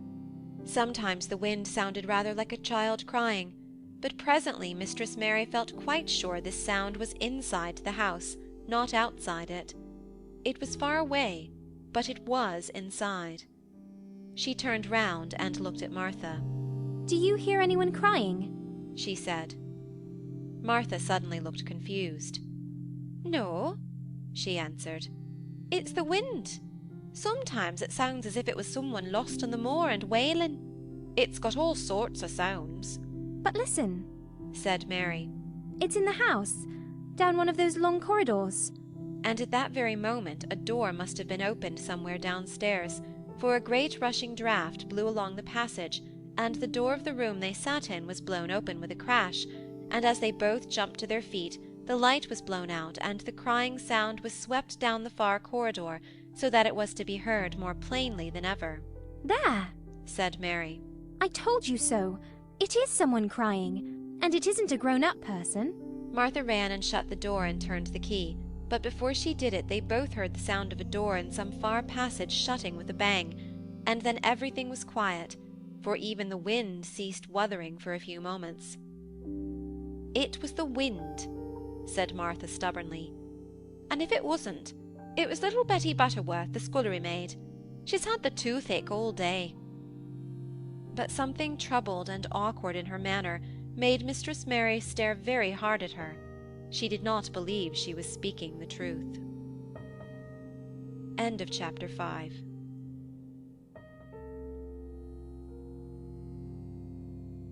Chapter 6. There was someone crying. There was. The next day the rain poured down in torrents again, and when Mary looked out of her window, the moor was almost hidden by grey mist and cloud. There could be no going out today. "What do you do in your cottage when it rains like this?" she asked Martha. "Try to keep from under each other's feet, mostly," Martha answered. There does seem a lot of us then. Mother's a good-tempered woman, but she gets fair moithered. The biggest ones goes out in the cowshed and plays there. Dickon, he doesn't mind the wet. He just goes out the same as if the sun was shining. He says he sees things on rainy days as doesn't show when it's fair weather. He once found a little fox cub, half drowned in its hole, and he brought it home in the bosom of his shirt to keep it warm. Its mother had been killed near by, and the hole was swum out and the rest of her litter was dead. He's got it at home now. He found a half-drowned young crow another time, and he brought it home too, and tamed it. It's named Soot because it's so black, and it hops and flies about with him everywhere." The time had come when Mary had forgotten to resent Martha's familiar talk. She had even begun to find it interesting, and to be sorry when she stopped or went away. The stories she had been told by her ayah when she lived in India had been quite unlike those Martha had to tell about the moorland cottage, which held 14 people who lived in 4 little rooms and never had quite enough to eat. The children seemed to tumble about and amuse themselves like a litter of rough, good-natured collie puppies. Mary was most attracted by the mother and Dickon. When Martha told stories of what mother said or did, they always sounded comfortable. "If I had a raven or a fox cub, I could play with it," said Mary. "But I have nothing." Martha looked perplexed. "Can the knit?" she asked. "No," answered Mary. "Can the sew?" "No." "Can the read?" "Yes." "Then why doesn't tha? Read something, or learn a bit of spelling. Thou'st old enough to be learning that book a good bit now." "I haven't any books," said Mary. "Those I had were left in India." "That's a pity," said Martha. "If Mrs. Medlock had let thee go into the library, there's thousands of books there." Mary did not ask where the library was, because she was suddenly inspired by a new idea. She made up her mind to go and find it herself. She was not troubled about Mrs. Medlock. Mrs. Medlock seemed always to be in her comfortable housekeeper's sitting-room downstairs. In this queer place one scarcely ever saw anyone at all. In fact, there was no one to see but the servants, and when their master was away they lived a luxurious life below stairs, where there was a huge kitchen hung about with shining brass and pewter, and a large servants' hall where there were 4 or 5 abundant meals eaten every day, and where a great deal of lively romping went on when Mrs. Medlock was out of the way. Mary's meals were served regularly, and Martha waited on her, but no one troubled themselves about her in the least. Mrs. Medlock came and looked at her every day or two, but no one inquired what she did or told her what to do. She supposed that perhaps this was the English way of treating children. In India she had always been attended by her ayah, who followed her about and waited on her hand and foot. She had often been tired of her company. Now she was followed by nobody, and was learning to dress herself because Martha looked as though she thought she was silly and stupid when she wanted to have things handed to her and put on. "Hasn't thou got good sense?" she said once, when Mary had stood waiting for her to put on her gloves for her. "Our Susan Ann is twice as sharp as thee, and she's only 4-year-old. Sometimes thou looks fair soft in the head." Mary had worn her contrary scowl for an hour after that, but it made her think several entirely new things. She stood at the window for about 10 minutes this morning after Martha had swept up the hearth for the last time and gone downstairs. She was thinking over the new idea which had come to her when she heard of the library. She did not care very much about the library itself, because she had read very few books, but to hear of it brought back to her mind the 100 rooms with closed doors. She wondered if they were all really locked, and what she would find if she could get into any of them. Were there 100 really? Why shouldn't she go and see how many doors she could count? It would be something to do on this morning when she could not go out. She had never been taught to ask permission to do things, and she knew nothing at all about authority, so she would not have thought it necessary to ask Mrs. Medlock if she might walk about the house, even if she had seen her. She opened the door of the room and went into the corridor, and then she began her wanderings. It was a long corridor, and it branched into other corridors and led her up short flights of steps which mounted to others again. There were doors, and there were pictures on the walls. Sometimes they were pictures of dark, curious landscapes, but oftenest they were portraits of men and women in queer, grand costumes made of satin and velvet. She found herself in one long gallery whose walls were covered with these portraits. She had never thought that there could be so many in any house. She walked slowly down this place and stared at the faces, which also seemed to stare at her. She felt as if they were wondering what a little girl from India was doing in their house. Some were pictures of children, little girls in thick satin frocks which reached to their feet and stood out about them, and boys with puffed sleeves and lace collars and long hair, or with big ruffs around their necks. She always stopped to look at the children, and wonder what their names were, and where they had gone, and why they wore such odd clothes. There was a stiff, plain little girl rather like herself. She wore a green brocade dress, and held a green parrot on her finger. Her eyes had a sharp, curious look. "Where do you live now?" said Mary aloud to her. "I wish you were here." Surely no other little girl had ever spent such a queer morning. It seemed as if there was no one in all the huge rambling house but her own small self, wandering about upstairs and down, through narrow passages and wide ones, where it seemed to her that no one but herself had ever walked. Since so many rooms had been built, people must have lived in them, but it all seemed so empty that she could not quite believe it true. It was not until she climbed to the 2nd floor that she thought of turning the handle of a door. All the doors were shut, as Mrs. Medlock had said they were, but at last she put her hand on the handle of one and turned it. She was almost frightened for a moment when she felt that it turned without difficulty, and that when she pushed open the door itself, it slowly and heavily opened. It was a massive door, and opened into a big bedroom. There were embroidered hangings on the wall, and inlaid furniture, such as she had seen in India, stood about the room. A broad window with leaded panes looked out upon the moor, and over the mantel was another portrait of the stiff, plain little girl, who seemed to stare at her more curiously than ever.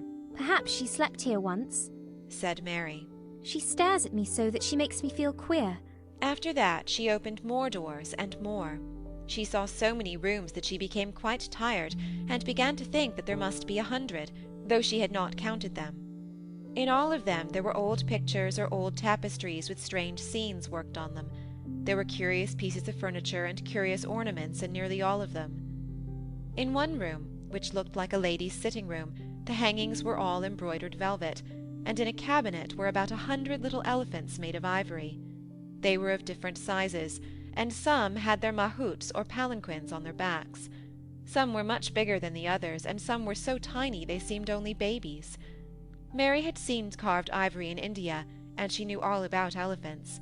She opened the door of the cabinet and stood on a footstool, and played with these for quite a long time. When she got tired, she set the elephants in order, and shut the door of the cabinet.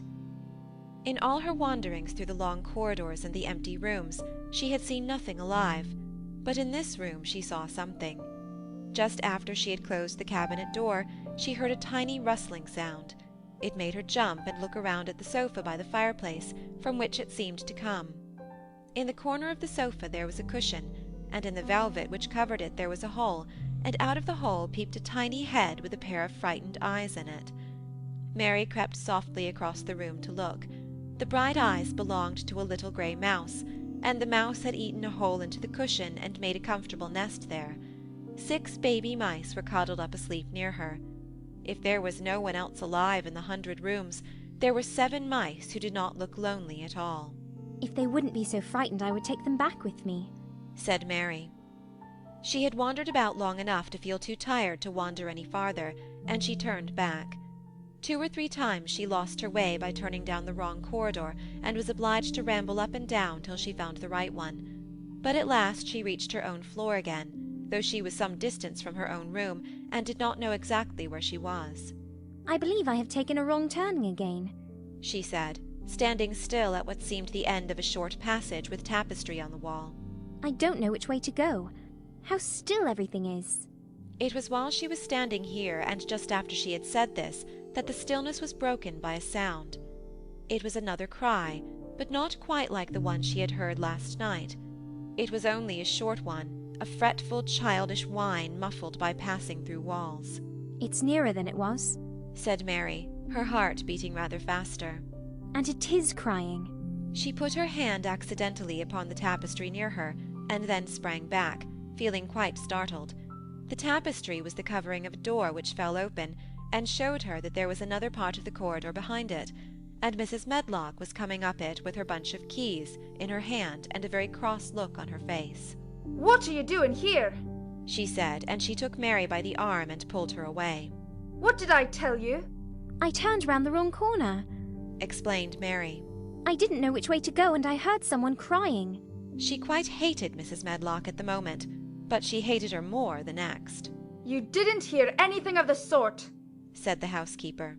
"You come along now back to your own nursery or I'll box your ears." And she took her by the arm and half pushed, half pulled her up one passage and down another, until she pushed her in at the door of her own room. "Now," she said, "you stay where you're told to stay, or you'll find yourself looked up. The master had better get you a governess, same as he said he would. You're one that needs someone to look sharp after you. I've got enough to do." She went out of the room and slammed the door after her, and Mary went and sat on the hearth-rug, pale with rage. She did not cry, but ground her teeth. There was someone crying. There was, she said to herself. She had heard it twice now, and sometime she would find out. She had found out a great deal this morning. She felt as if she had been on a long journey, and at any rate she had had something to amuse her all the time, and she had played with the ivory elephants and had seen the grey mouse and its babies in their nest in the velvet cushion. End of Chapter 6. Chapter 7. The Key to the Garden. 2 days after this, when Mary opened her eyes, she sat upright in bed immediately and called to Martha. "Look at the moor! Look at the moor!" The rainstorm had ended, and the grey mist and clouds had been swept away in the night by the wind. The wind itself had ceased, and a brilliant deep blue sky arched high over the moorland. Never, never had Mary dreamed of a sky so blue. In India, skies were hot and blazing. This was of a deep, cool blue which almost seemed to sparkle like the waters of some lovely bottomless lake, and here and there, high, high in the arched blueness, floated small clouds of snow-white fleece. The far-reaching world of the moor itself looked softly blue instead of gloomy purple-black or awful dreary grey. "Aye," said Martha with a cheerful grin. "The storm's over for a bit. It does like this at this time of year. It goes off in a night like it was pretending it had never been here and never meant to come again. That's because the springtime's on its way. It's a long way off yet, but it's coming." "I thought perhaps it always rained or looked dark in England," Mary said. No," said Martha, sitting up on her heels among her black lead brushes. "Nowt o' the sort." "What does that mean?" asked Mary seriously. In India, the natives spoke different dialects which only a few people understood, so she was not surprised when Martha used words she did not know. Martha laughed as she had done the first morning. "There now," she said, "I've talked broad Yorkshire again, like Mrs. Medlock says I mustn't. Now to the sort means nothing of the sort," slowly and carefully. "But it takes so long to say it. Yorkshire's the sunniest place on earth when it is sunny. I told thee they'd like the Moor after a bit. Just you wait till you see the gold-coloured gorse blossoms, and the blossoms of the broom, and the heather flowering, all purple bells, and hundreds of butterflies fluttering, and bees humming, and skylarks soaring up and singing. You'll want to get out on it at sunrise, and live out on it all day like Dickon does." Could I ever get there? asked Mary wistfully, looking through her window at the far-off blue. It was so new and big and wonderful, and such a heavenly colour. "I don't know," answered Martha. "There's never used the leg since thou was born, it seems to me. They couldn't walk 5 mile. It's 5 mile to our cottage." I should like to see your cottage. Martha stared at her a moment curiously before she took up her polishing brush and began to rub the grate again. She was thinking that the small, plain face did not look quite as sour at this moment as it had done the first morning she saw it. It looked just a trifle like little Susan Ann's when she wanted something very much. "I'll ask my mother about it," she said. "She's one of them that nearly always sees a way to do things. It's my day out today, and I'm going home. I am glad. Mrs. Medlock thinks a lot of mother. Perhaps she could talk to her." I like your mother, said Mary. "I should think they did," agreed Martha, polishing away. I've never seen her, said Mary. "No, there hasn't," replied Martha. She sat up on her heels again and rubbed the end of her nose with the back of her hand, as if puzzled for a moment, but she ended quite positively. "Well, she's that sensible and hard-working and good-natured and clean that no one could help liking her, whether they'd seen her or not. When I'm going home to her on my day out, I just jump for joy when I'm crossing the moor." I like Dickon, added Mary. and I've never seen him. "Well," said Martha stoutly, "I've told thee that the very birds like him, and the rabbits and wild sheep and ponies, and the foxes themselves. I wonder," staring at her reflectively, "what Dickon would think of thee?" He wouldn't like me, said Mary in her stiff, cold little way. No one does. Martha looked reflective again. "How does thou like thyself?" she inquired, really quite as if she were curious to know. Mary hesitated a moment and thought it over. Not at all, really, she answered. But I never thought of that before. Martha grinned a little, as if at some homely recollection. "Mother said that to me once," she said. "She was at her wash-tub, and I was in a bad temper, and talking ill of folk, and she turns round on me and says, 'The young vixen tha! There thou stands saying thou doesn't like this one, and thou doesn't like that one. How does thou like thyself?' It made me laugh, and it brought me to my senses in a minute." She went away in high spirits as soon as she had given Mary her breakfast. She was going to walk 5 miles across the moor to the cottage, and she was going to help her mother with the washing, and do the week's baking, and enjoy herself thoroughly. Mary felt lonelier than ever when she knew she was no longer in the house. She went out into the garden as quickly as possible, and the first thing she did was to run round and round the fountain flower garden 10 times. She counted the times carefully, and when she had finished she felt in better spirits. The sunshine made the whole place look different.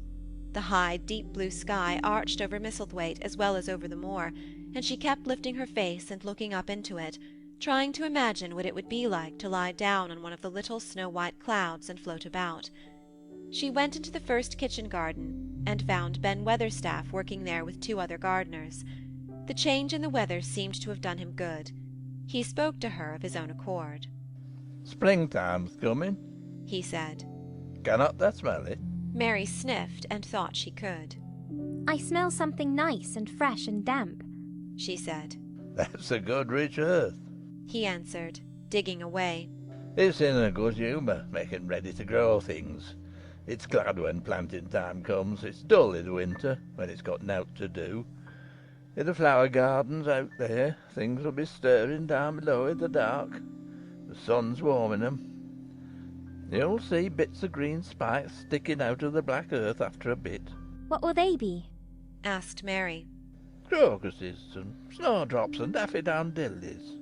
Hast thou never seen 'em? No, everything is hot and wet and green after the rains in India.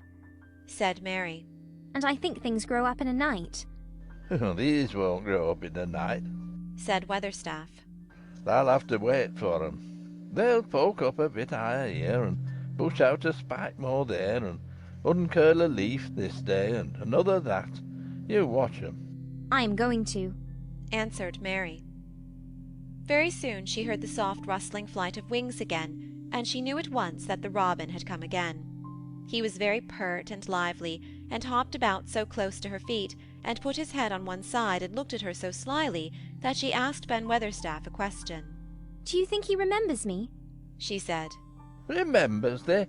Said Weatherstaff indignantly. He knows every cabbage stump in the gardens, let alone the people. He's never seen a little wench here before, and he's bent on finding out all about thee. There's no need to try to hide anything from him. Are things stirring down below in the dark in that garden where he lives? Mary inquired. What garden? Grunted Weatherstaff, becoming surly again. The one where the old rose trees are. She could not help asking because she wanted so much to know. Are all the flowers dead, or do some of them come again in the summer? Are there ever any roses? Ask him, said Ben Weatherstaff, hunching his shoulders toward the robin. He's the only one as knows. No one else has seen inside it for 10 years. 10 years was a long time, Mary thought. She had been born 10 years ago. She walked away, slowly thinking. She had begun to like the garden just as she had begun to like the robin, and Dickon, and Martha's mother. She was beginning to like Martha, too. That seemed a good many people to like, when you were not used to liking. She thought of the robin as one of the people. She went to her walk outside the long ivy-covered wall over which she could see the tree-tops, and the second time she walked up and down the most interesting and exciting thing happened to her, and it was all through Ben Weatherstaff's robin. She heard a chirp and a twitter, and when she looked at the bare flower-bed at her left side, there he was hopping about and pretending to peck things out of the earth, to persuade her that he had not followed her. But she knew he had followed her, and the surprise so filled her with delight that she almost trembled a little. You do remember me, she cried out. You do. You are prettier than anything else in the world. She chirped and talked and coaxed, and he hopped, and flirted his tail and twittered. It was as if he were talking. His red waistcoat was like satin, and he puffed his tiny breast out, and was so fine and so grand and so pretty that it was really as if he were showing her how important and like a human person a robin could be. Mistress Mary forgot that she had ever been contrary in her life when he allowed her to draw closer and closer to him, and bend down and talk and try to make something like robin sounds. Oh, to think that he should actually let her come as near to him as that! He knew nothing in the world would make her put out her hand toward him or startle him in the least tiniest way. He knew it because he was a real person, only nicer than any other person in the world. She was so happy that she scarcely dared to breathe. The flower-bed was not quite bare. It was bare of flowers because the perennial plants had been cut down for their winter rest, but there were tall shrubs and low ones which grew together at the back of the bed, and as the robin hopped about under them, she saw him hop over a small pile of freshly turned-up earth. He stopped on it to look for a worm. The earth had been turned up because a dog had been trying to dig up a mole, and he had scratched quite a deep hole. Mary looked at it, not really knowing why the hole was there, and as she looked, she saw something almost buried in the newly turned soil. It was something like a ring of rusty iron or brass, and when the robin flew up into a tree nearby, she put out her hand and picked the ring up. It was more than a ring, however. It was an old key, which looked as if it had been buried a long time. Mistress Mary stood up and looked at it with an almost frightened face as it hung from her finger. Perhaps it has been buried for 10 years, she said in a whisper. Perhaps it is the key to the garden. End of Chapter 7. Chapter 8. The Robin Who Showed the Way. She looked at the key quite a long time. She turned it over and over, and thought about it. As I have said before, She was not a child who had been trained to ask permission or consult her elders about things. All she thought about the key was that if it was the key to the closed garden, and she could find out where the door was, she could perhaps open it and see what was inside the walls, and what had happened to the old rose trees. It was because it had been shut up so long that she wanted to see it. It seemed as if it must be different from other places, and that something strange must have happened to it during 10 years. Besides that, if she liked it, she could go into it every day and shut the door behind her, and she could make up some play of her own and play it quite alone, because nobody would ever know where she was, but would think the door was still locked and the key buried in the earth. The thought of that pleased her very much. Living, as it were, all by herself in a house with 100 mysteriously closed doors, and having nothing whatever to do to amuse herself, had set her inactive brain to working, and was actually awakening her imagination. There is no doubt that the fresh, strong, pure air from the moor had a great deal to do with it. Just as it had given her an appetite, and fighting with the wind had stirred her blood, so the same things had stirred her mind. In India she had always been too hot and languid and weak to care much about anything, but in this place she was beginning to care and to want to do new things. Already she felt less contrary, though she did not know why. She put the key in her pocket and walked up and down her walk. No one but herself ever seemed to come there, so she could walk slowly and look at the wall, or rather at the ivy growing on it. The ivy was the baffling thing. Howsoever carefully she looked, she could see nothing but thickly growing, glossy, dark green leaves. She was very much disappointed. Something of her contrariness came back to her as she paced the walk and looked over it at the tree-tops inside. It seemed so silly, she said to herself, to be near it and not be able to get in. She took the key in her pocket when she went back to the house, and she made up her mind that she would always carry it with her when she went out, so that if she should ever find the hidden door she would be ready. Mrs. Medlock had allowed Martha to sleep all night at the cottage, but she was back at her work in the morning with cheeks redder than ever and in the best of spirits. "I got up at 4 o'clock," she said. It was pretty on the moor, with the birds getting up and the rabbits scampering about, and the sun rising. I didn't walk all the way. A man gave me a ride in his cart, and I did enjoy myself." She was full of stories of the delights of her day out. Her mother had been glad to see her, and they had got the baking and washing all out of the way. She had even made each of the children a dough-cake with a bit of brown sugar in it. "I had 'em all piping hot when they came in from playing on the moor, and the cottage all smelt to nice, clean, hot bacon, and there was a good fire, and they just shouted for joy. Our Dickon, he said our cottage was good enough for a king." In the evening they had all sat round the fire, and Martha and her mother had sewed patches on torn clothes, and mended stockings, and Martha had told them about the little girl who had come from India, and who had been waited on all her life by what Martha called blacks, until she didn't know how to put on her own stockings. They did like to hear about you," said Martha.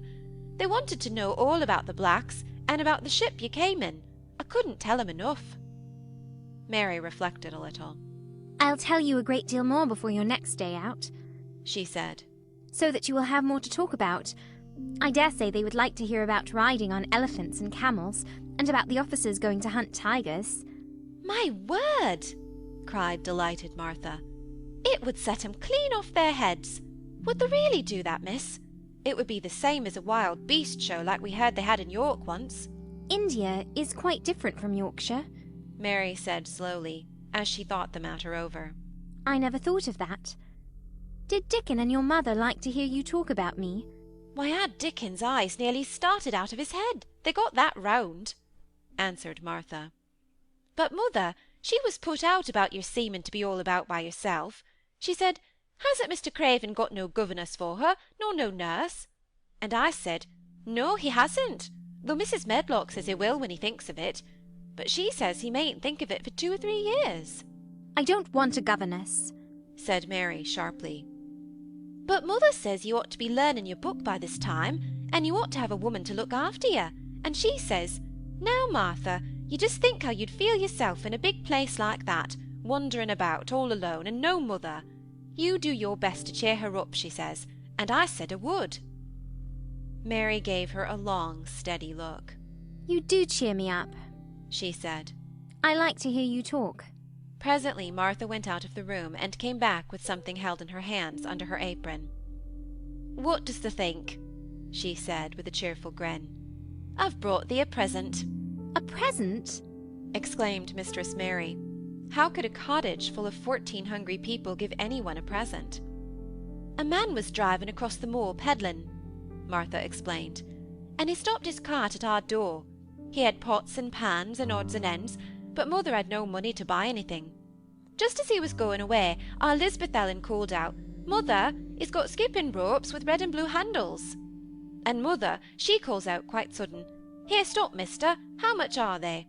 And he says 2pence, and Mother, she began fumbling in her pocket, and she says to me, Martha, thou's brought me the wages like a good lass, and I've got 4 places to put every penny, but I'm just going to take 2pence out of it to buy that child a skipping rope. And she bought one, and here it is. She brought it out from under her apron and exhibited it quite proudly. It was a strong, slender rope with a striped red and blue handle at each end, but Mary Lennox had never seen a skipping rope before. She gazed at it with a mystified expression. What is it for? She asked curiously. For? Cried out Martha. Does that mean they've not got skipping ropes in India, for all they've got elephants and tigers and camels? No wonder most of 'em's black. This is what it's for, just watch me. And she ran into the middle of the room, and taking a handle in each hand, began to skip and skip and skip, while Mary turned in her chair to stare at her, and the queer faces in the old portrait seemed to stare at her too, and wonder what on earth this common little cottager had the impudence to be doing under their very noses. But Martha did not even see them. The interest and curiosity in Mistress Mary's face delighted her, and she went on skipping and counted as she skipped until she had reached 100.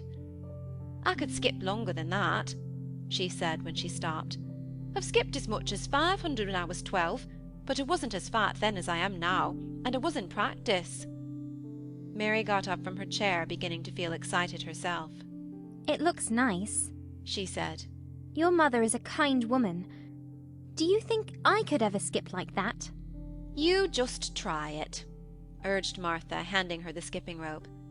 You can't skip 100 at first, but if you practice you'll mount up. That's what Mother said. She says nothing will do her more good than skipping rope. It's the sensiblest toy a child can have. Let her play out in the fresh air skipping, and it'll stretch her legs and arms and give her some strength in 'em. It was plain that there was not a great deal of strength in Mistress Mary's arms and legs when she first began to skip. She was not very clever at it, but she liked it so much that she did not want to stop. Put on the things and run and skip out of doors, said Martha. Mother said I must tell you to keep out of doors as much as you could, even when it rains a bit, so as to wrap up warm. Mary put on her coat and hat and took her skipping rope over her arm. She opened the door to go out, and then suddenly thought of something, and turned back rather slowly. Martha, she said, they were your wages. It was your 2pence, really. Thank you. She said it stiffly because she was not used to thanking people or noticing that they did things for her. Thank you, she said, and held out her hand because she did not know what else to do. Martha gave her hand a clumsy little shake, as if she was not accustomed to this sort of thing either. Then she laughed. Thou'rt a queer old womanish thing, she said.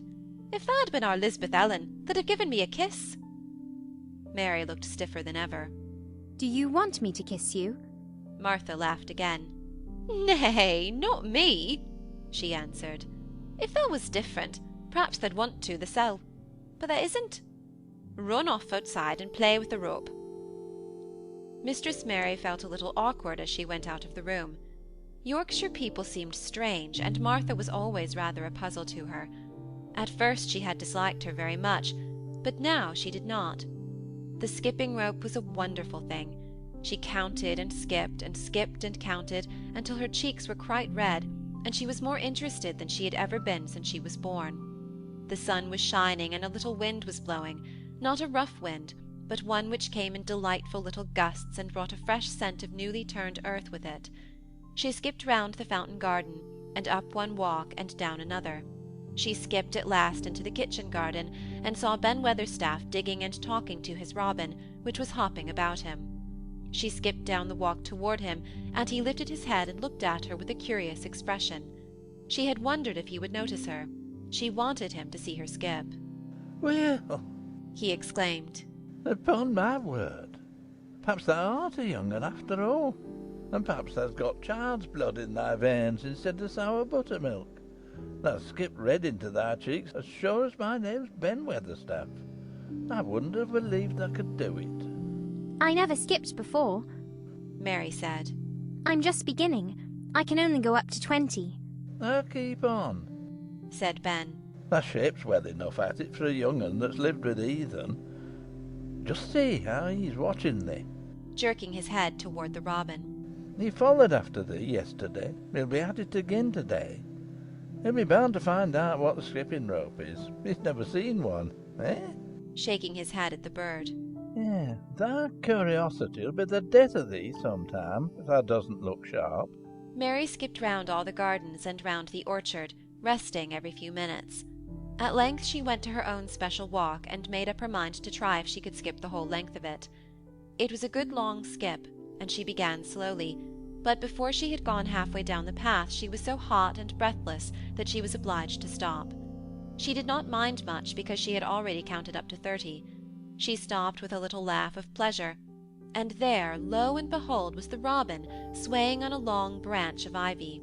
He had followed her, and he greeted her with a chirp.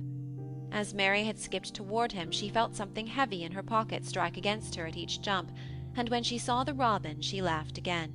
You showed me where the key was yesterday, she said. You ought to show me the door today, but I don't believe you know. The robin flew from his swinging spray of ivy onto the top of the wall, and he opened his beak and sang a loud, lovely trill, merely to show off. Nothing in the world is quite as adorably lovely as a robin when he shows off, and they are nearly always doing it. Mary Lennox had heard a great deal about magic in her Aya's stories, and she always said that what happened almost at that moment was magic. One of the nice little gusts of wind rushed down the walk, and it was a stronger one than the rest. It was strong enough to wave the branches of the trees, and it was more than strong enough to sway the trailing sprays of untrimmed ivy hanging from the wall. Mary had stepped close to the robin, and suddenly the gust of wind swung aside some loose ivy trails, and more suddenly still she jumped toward it and caught it in her hand. This she did because she had seen something under it, a round knob which had been covered by the leaves hanging over it. It was the knob of a door. She put her hands under the leaves and began to pull and push them aside. Thick as the ivy hung, it nearly all was a loose and swinging curtain, though some had crept over wood and iron. Mary's heart began to thump, and her hands to shake a little in her delight and excitement. The robin kept singing and twittering away and tilting his head on one side, as if he were as excited as she was.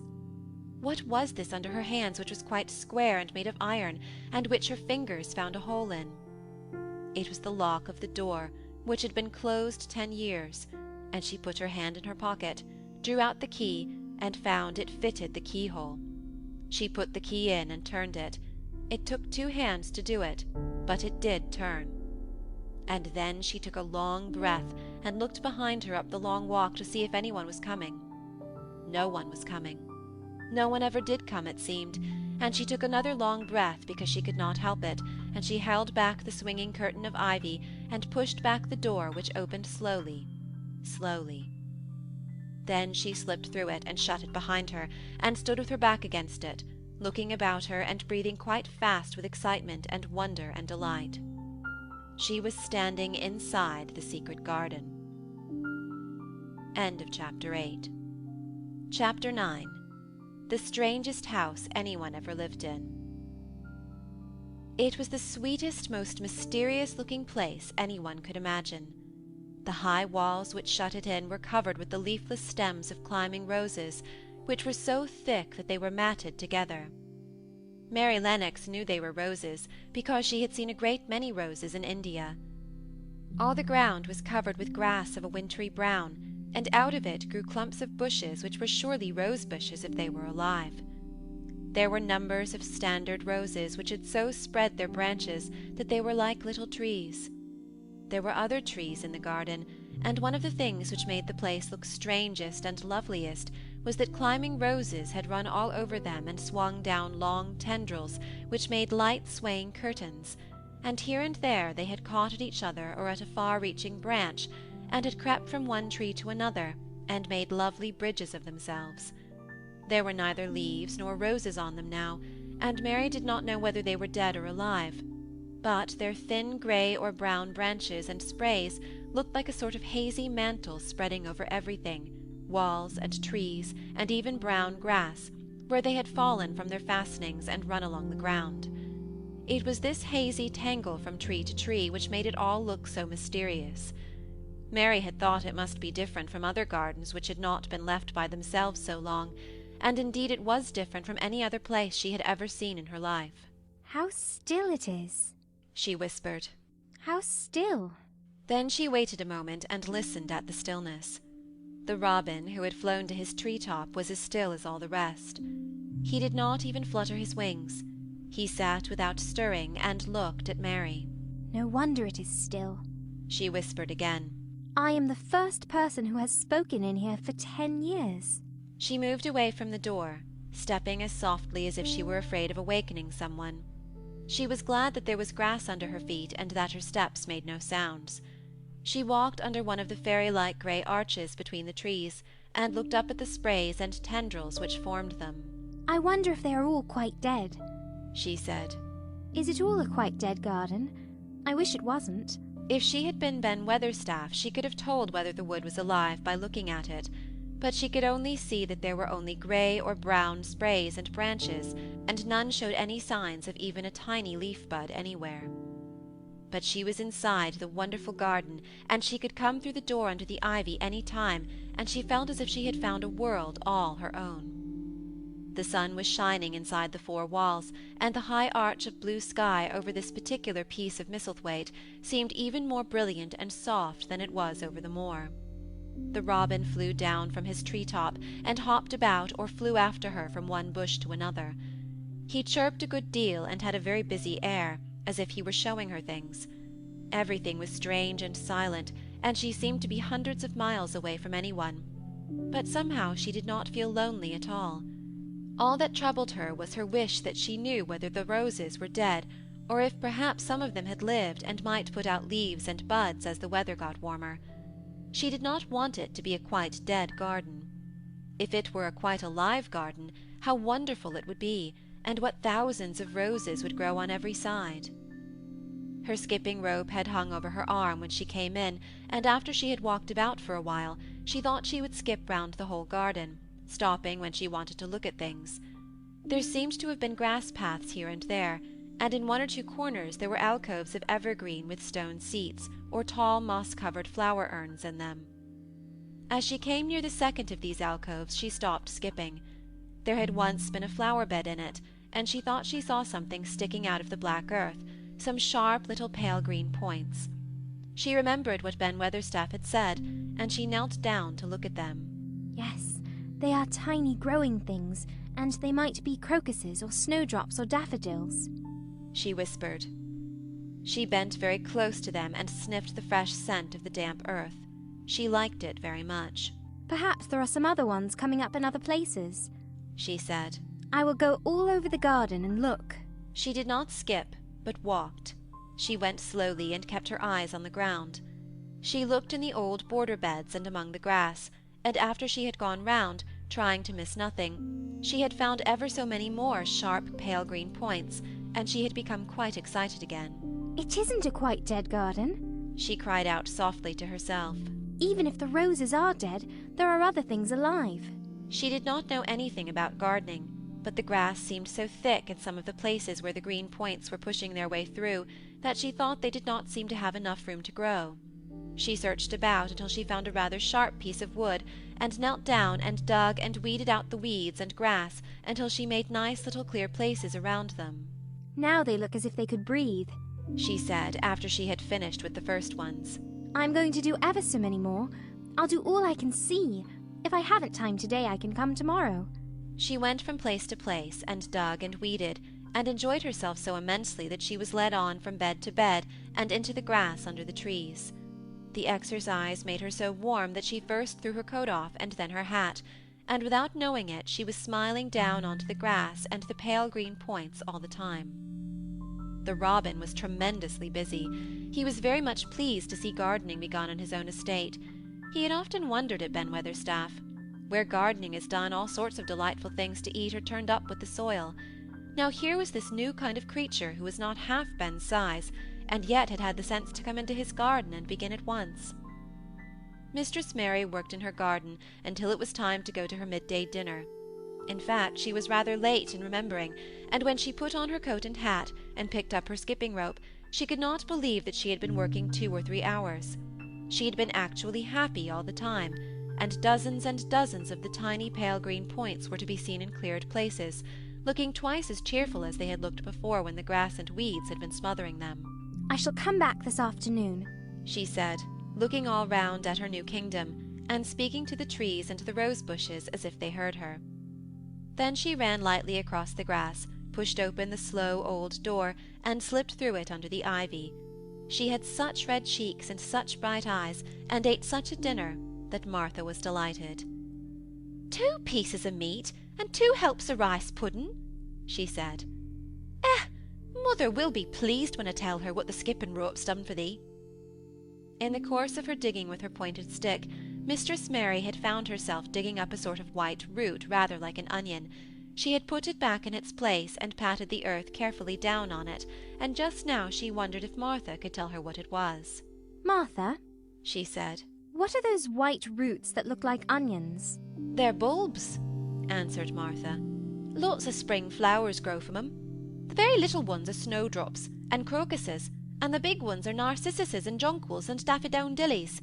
The biggest of all is lilies and purple flags. They are nice.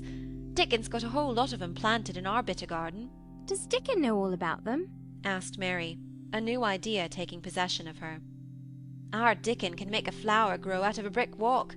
Mother says he just whispers things out of the ground. Do bulbs live a long time? Would they live years and years if no one helped them? inquired Mary anxiously. They're things as helps themselves, said Martha. That's why poor folk can afford to have 'em. If you don't trouble 'em, most of 'em will work away underground for a lifetime, and spread out and have little uns. There's a place in the park woods here where there's snowdrops by thousands. They're the prettiest sight in Yorkshire when the spring comes. No one knows when they was first planted. I wish the spring was here now, said Mary. I want to see all the things that grow in England. She had finished her dinner and gone to her favourite seat on the hearthrug. I wish I had a little spade, she said. Whatever does thee want a spade for? asked Martha, laughing. I hope they're going to take to digging. I must tell Mother that too. Mary looked at the fire and pondered a little. She must be careful if she meant to keep her secret kingdom. She wasn't doing any harm, but if Mr. Craven found out about the open door, he would be fearfully angry and get a new key and lock it up for evermore. She really could not bear that. This is such a big, lonely place, she said slowly, as if she were turning matters over in her mind. The house is lonely, and the park is lonely, and the gardens are lonely. So many places seem shut up. I never did many things in India, but there were more people to look at, natives and soldiers marching by, and sometimes bands playing, and my ayah told me stories. There is no one to talk to here except you and Ben Weatherstaff, and you have to do your work, and Ben Weatherstaff won't speak to me often. I thought, if I had a little spade, I could dig somewhere as he does, and I might make a little garden if he would give me some seeds. Martha's face quite lighted up. There now, she exclaimed. If that wasn't one of the things Mother said. She says there's such a lot of room in that big place. Why don't they give her a bit for herself, even if she doesn't plant nothing but parsley and radishes? She'd dig and rake away and be right down happy over it. Them was the very words she said. Were they? Said Mary. How many things she knows, doesn't she? Said Martha. It's like she says, a woman as brings up 12 children learns something besides her ABC. Children's as good as arithmetic to set you finding out things. How much would a spade cost? A little one? Mary asked. Well, was Martha's reflective answer, At Thwaite village there's a shop or so, and I saw little garden sets with a spade and a rake and a fork, all tied together for 2 shillings, and they was stout enough to work with too. I've got more than that in my purse, said Mary. Mrs. Morrison gave me 5 shillings, and Mrs. Medlock gave me some money for Mr. Craven. Did he remember they that much? Exclaimed Martha. Mrs. Medlock said I was to have 1 shilling a week to spend. She gives me one every Saturday. I didn't know what to spend it on. My word, that's riches, said Martha. They can buy anything in the world they wants. The rent of our cottage is only 1 and 3pence, and it's like pulling our teeth to get it. Now I've just thought of something, putting her hands on her hips. What? said Mary eagerly. In the shop at Thwaite, they sell packages of flower seeds for 1 penny each, and our Dickon, he knows which is the prettiest ones, and how to make 'em grow. He walks over to Thwaite many a day for the fun of it. Does they know how to print letters? Suddenly. I know how to write, Mary answered. Martha shook her head. Our Dickon can only read printing. If thou could print, we could write a letter to him, and ask him to go and buy the garden tools and the seeds at the same time. Oh, you're a good girl, Mary cried. You are, really. I didn't know you were so nice. I know I can print letters if I try. Let's ask Mrs. Medlock for a pen and ink and some paper. I've got some of my own, said Martha. I bought 'em so I could print a bit of a letter to Mother of a Sunday. I'll go and get it. She ran out of the room, and Mary stood by the fire and twisted her thin little hands together with sheer pleasure. If I have a spade, she whispered, I can make the earth nice and soft and dig up weeds. If I have seeds and can make flowers grow, the garden won't be dead at all. It will come alive. She did not go out again that afternoon, because when Martha returned with her pen and ink and paper, she was obliged to clear the table and carry the plates and dishes downstairs, and when she got into the kitchen, Mrs. Medlock was there and told her to do something, so Mary waited for what seemed to her a long time before she came back. Then it was a serious piece of work to write to Dickon.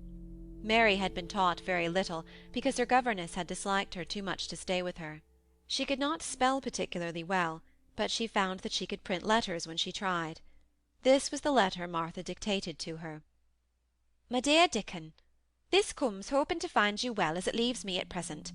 Miss Mary has plenty of money, and will go to Thwaite and buy her some flower seeds and a set of garden tools to make a flower bed. Pick the prettiest ones and easy to grow, because she has never done it before and lived in India, which is different.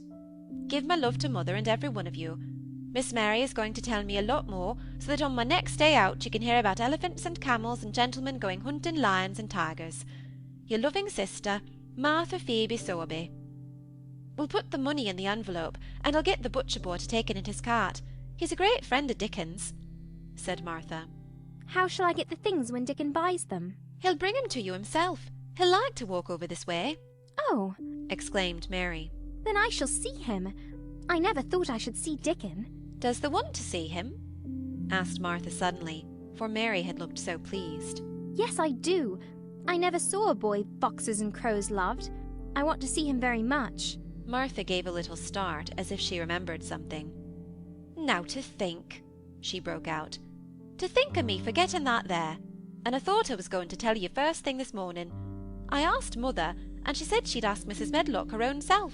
Do you mean? Mary began. What I said Tuesday. Ask her if you might be driven over to our cottage some day and have a bit of Mother's hot oat cake and butter and a glass of milk. It seemed as if all the interesting things were happening in one day. To think of going over the moor in the daylight and when the sky was blue. To think of going into the cottage which had 12 children. Does she think Mrs. Medlock would let me go? She asked quite anxiously. Aye, she thinks she would. She knows what a tidy woman Mother is, and how clean she keeps the cottage. If I went, I should see your mother as well as Dickon, said Mary, thinking it over and liking the idea very much. She doesn't seem to be like the mothers in India. Her work in the garden and the excitement of the afternoon ended by making her feel quiet and thoughtful. Martha stayed with her until tea-time, but they sat in comfortable quiet and talked very little. But just before Martha went downstairs for the tea-tray, Mary asked a question. Martha, she said, has the scullery maid had the toothache again today? Martha certainly started slightly. What makes thee ask that? She said. Because when I waited so long for you to come back, I opened the door and walked down the corridor to see if you were coming, and I heard that far-off crying again, just as we heard it the other night. There isn't a wind today, so you see it couldn't have been the wind." Said Martha restlessly. "They mustn't go walking about in the corridors and listening. Mr. Craven would be that there angry. There's no knowing what he'd do." "I wasn't listening," said Mary. "I was just waiting for you, and I heard it. That's 3 times. "My word, there's Mrs. Medlock's bell," said Martha, and she almost ran out of the room. "It's the strangest house anyone ever lived in," said Mary drowsily, as she dropped her head on the cushioned seat of the armchair near her. Fresh air and digging and skipping rope had made her feel so comfortably tired that she fell asleep. End of Chapter 9. Chapter 10. Dickon. The sun shone down for nearly a week on the secret garden. The secret garden was what Mary called it when she was thinking of it. She liked the name, and she liked still more the feeling that when its beautiful old walls shut her in, no one knew where she was. It seemed almost like being shut out of the world in some fairy place. The few books she had read and liked had been fairy story books, and she had read of secret gardens in some of the stories. Sometimes people went to sleep in them for 100 years, which she had thought must be rather stupid. She had no intention of going to sleep, and in fact she was becoming wider awake every day which passed at Misselthwaite. She was beginning to like to be out of doors. She no longer hated the wind, but enjoyed it. She could run faster and longer, and she could skip up to 100. The bulbs in the secret garden must have been much astonished. Such nice, clear places were made round them that they had all the breathing space they wanted. And really, if Mistress Mary had known it, they began to cheer up under the dark earth and work tremendously. The sun could get at them and warm them, and when the rain came down it could reach them at once, so they began to feel very much alive. Mary was an odd, determined little person, and now she had something interesting to be determined about. She was very much absorbed indeed. She worked and dug and pulled up weeds steadily, only becoming more pleased with her work every hour instead of tiring of it. It seemed to her like a fascinating sort of play. She found many more of the sprouting pale green points than she had ever hoped to find. They seemed to be starting up everywhere, and each day she was sure she found tiny new ones, some so tiny that they barely peeped above the earth. There were so many that she remembered what Martha had said about the snowdrops by the thousands, and about bulbs spreading and making new ones. These had been left to themselves for 10 years, and perhaps they had spread, like the snowdrops, into thousands. She wondered how long it would be before they showed that they were flowers. Sometimes she stopped digging to look at the garden and try to imagine what it would be like when it was covered with thousands of lovely things in bloom. During that week of sunshine, she became more intimate with Ben Weatherstaff. She surprised him several times by seeming to start up beside him as if she sprang out of the earth. The truth was that she was afraid that he would pick up his tools and go away if he saw her coming, so she always walked toward him as silently as possible. But in fact he did not object to her as strongly as he had at first. Perhaps he was secretly rather flattered by her evident desire for his elderly company. Then also she was more civil than she had been. He did not know that when she first saw him she spoke to him as she would have spoken to a native, and had not known that a cross, sturdy old Yorkshireman was not accustomed to salaam to his masters, and be merely commanded by them to do things. "That like the robin," he said to her one morning when he lifted his head and saw her standing by him. "I never knows when I shall see thee, or which side they'll come from." "He's friends with me now," said Mary. "That's like him," snapped Ben Weatherstaff. "Making up to the women folk just for vanity and flightiness. There's nothing he wouldn't do for the sake of showing off and flirting his tail feathers. He's as full of pride as an egg's full of meat." He very seldom talked much, and sometimes did not even answer Mary's questions except by a grunt, but this morning he said more than usual. He stood up and rested one hobnailed boot on the top of his spade while he looked her over. "How long hast thou been here?" he jerked out. "I think it's about a month," she answered. "That's beginning to do Misselthwaite credit," he said. Thou's a bit fatter than thou was, and thou's not quite so yeller. Thou looked like a young plucked crow when thou first came into this garden. Thinks I to myself, I never set eyes on an uglier, sourer-faced young un. Mary was not vain, and as she had never thought much of her looks, she was not greatly disturbed. I know I'm fatter, she said. My stockings are getting tighter. They used to make wrinkles. There's the robin, Ben Weatherstaff. There indeed was the robin, and she thought he looked nicer than ever. His red waistcoat was as glossy as satin, and he flirted his wings and tail and tilted his head and hopped about with all sorts of lively graces. He seemed determined to make Ben Weatherstaff admire him. But Ben was sarcastic. Aye, there thou art, he said. Thou can put up with me for a bit sometimes when thou's got no one better. Thou's been redding up thy waistcoat and polishing thy feathers this 2 week. I know what thou's up to. Thou's courting some bold young madam somewhere, telling thy lies to her about being the finest cock robin on Missel Moor, and ready to fight all the rest of 'em. Oh, look at him! Exclaimed Mary. The robin was evidently in a fascinating bold mood. He hopped closer and closer, and looked at Ben Weatherstaff more and more engagingly. He flew on to the nearest currant bush and tilted his head, and sang a little song right at him. Thou thinks I'll get over me by doing that, said Ben, wrinkling up his face in such a way that Mary felt sure he was trying not to look pleased. Thou thinks no one can stand out against thee. That's what thou thinks. The robin spread his wings. Mary could scarcely believe her eyes. He flew right up to the handle of Ben Weatherstaff's spade and alighted on the top of it. Then the old man's face wrinkled itself slowly into a new expression. He stood still as if he were afraid to breathe, as if he would not have stirred for the world lest his robin should start away. He spoke quite in a whisper. Well, I'm danged, he said softly, as if he were saying something quite different. Thou does know how to get at a chap, thou does.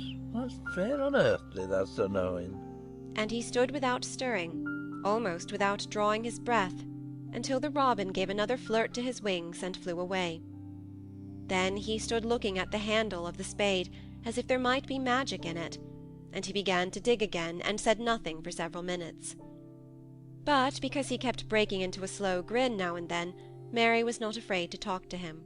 Have you a garden of your own? She asked. No, I'm a bachelor and lodger Martin at the gate. If you had one, said Mary, what would you plant? Cabbages and taters and onions. But if you wanted to make a flower garden, persisted Mary, what would you plant? Oh, bulbs and sweet-smelling things, but mostly roses. Mary's face lighted up. Do you like roses? She said. Ben Weatherstaff rooted up a weed and threw it aside before he answered. Well, yes, I do. I was learned that by a young lady I was gardener to. She had a lot in a place she was fond of, and she loved 'em like they was children. Or robins. I've seen her bend over and kiss 'em. He dragged out another weed and scowled at it. That were as much as 10 year ago. Where is she now? Asked Mary, much interested. Heaven, he answered, and drove his spade deep into the soil. According to what parson says. What happened to the roses? Mary asked again, more interested than ever. They was left to themselves. Mary was becoming quite excited. Did they quite die? Do roses quite die when they are left to themselves? She ventured. Well, I got to like 'em, and I liked her, and she liked 'em. Ben Weatherstaff admitted reluctantly. Once or twice a year I'd go and work at 'em a bit, prune 'em and dig about the roots. They run wild, but they was in rich soil, so some of 'em lived. When they have no leaves, and look grey and brown and dry, how can you tell whether they are dead or alive? Inquired Mary. Wait till the spring gets at 'em. Wait till the sun shines on the rain, and the rain falls on the sunshine, and then they'll find out. How? How? Cried Mary, forgetting to be careful. Look along the twigs and branches, and if thou sees a bit of a brown lump swelling here and there, watch it after the warm rain, and see what happens. He stopped suddenly and looked curiously at her eager face. Why dost thou care so much about roses and such all of a sudden? He demanded. Mistress Mary felt her face grow red. She was almost afraid to answer. I want to play that I have a garden of my own, she stammered. There is nothing for me to do. I have nothing, and no one. Well, said Ben Weatherstaff slowly as he watched her. That's true, I hasn't. He said it in such an odd way that Mary wondered if he was actually a little sorry for her. She had never felt sorry for herself. She had only felt tired and cross, because she disliked people and things so much. But now the world seemed to be changing and getting nicer. If no one found out about the secret garden, she should enjoy herself always. She stayed with him for 10 or 15 minutes longer, and asked him as many questions as she dared. He answered every one of them in his queer, grunting way, and he did not seem really cross, and did not pick up his spade and leave her. He said something about roses just as she was going away, and it reminded her of the ones he had said he had been fond of. Do you go and see those other roses now? She asked. Not been this year. My rheumatics has made me too stiff i' the joints. He said it in his grumbling way, and then suddenly he seemed to get angry with her, though she did not see why he should. Now look here, he said sharply. Doesn't ask so many questions. That worst wench for asking questions I've ever come across. Get thee gone and play thee. I've done talking for today. And he said it so crossly that she knew there was not the least use in staying another minute. She went skipping slowly down the outside walk, thinking him over and saying to herself that, queer as it was, here was another person whom she liked in spite of his crossness. She liked old Ben Weatherstaff. Yes, she did like him. She always wanted to try to make him talk to her. Also, she began to believe that he knew everything in the world about flowers. There was a laurel-hedged walk which curved round the secret garden, and ended at a gate which opened into a wood in the park. She thought she would slip round this walk and look into the wood, and see if there were any rabbits hopping about. She enjoyed the skipping very much, and when she reached the little gate she opened it and went through, because she heard a low, peculiar whistling sound, and wanted to find out what it was. It was a very strange thing indeed. She quite caught her breath as she stopped to look at it. A boy was sitting under a tree with his back against it, playing on a rough wooden pipe. He was a funny-looking boy, around 12. He looked very clean, and his nose turned up, and his cheeks were as red as poppies, and never had Mistress Mary seen such round and such blue eyes in any boy's face. And on the trunk of the tree he leaned against, a brown squirrel was clinging and watching him, and from behind a bush near by a cock-pheasant was delicately stretching his neck to peep out, and quite near him were 2 rabbits sitting up and sniffing with tremendous noses, and actually it appeared as if they were all drawing near to watch him, and listen to the strange low little call his pipe seemed to make. When he saw Mary he held up his hand, and spoke to her in a voice almost as low and rather like his piping. "Don't tha move," he said. "It'd fight them." Mary remained motionless. He stopped playing his pipe and began to rise from the ground. He moved so slowly that it scarcely seemed as though he were moving at all, but at last he stood on his feet, and then the squirrel scampered back up into the branches of his tree, the pheasant withdrew his head, and the rabbits dropped on all fours and began to hop away, though not at all as if they were frightened. "I'm Dickon," the boy said. "I know that, Miss Mary." Then Mary realized that somehow she had known at first that he was Dickon. Who else could have been charming rabbits and pheasants as the natives charm snakes in India? He had a wide, red, curving mouth, and his smile spread all over his face. "I got up slow," he explained, "because if that makes a quick move it startles them. A body has to move gentle and speak low when wild things is about." He did not speak to her as if they had never seen each other before, but as if he knew her quite well. Mary knew nothing about boys, and she spoke to him a little stiffly because she felt rather shy. "Did you get Martha's letter?" she asked. He nodded his curly rust-coloured head. "That's why I come."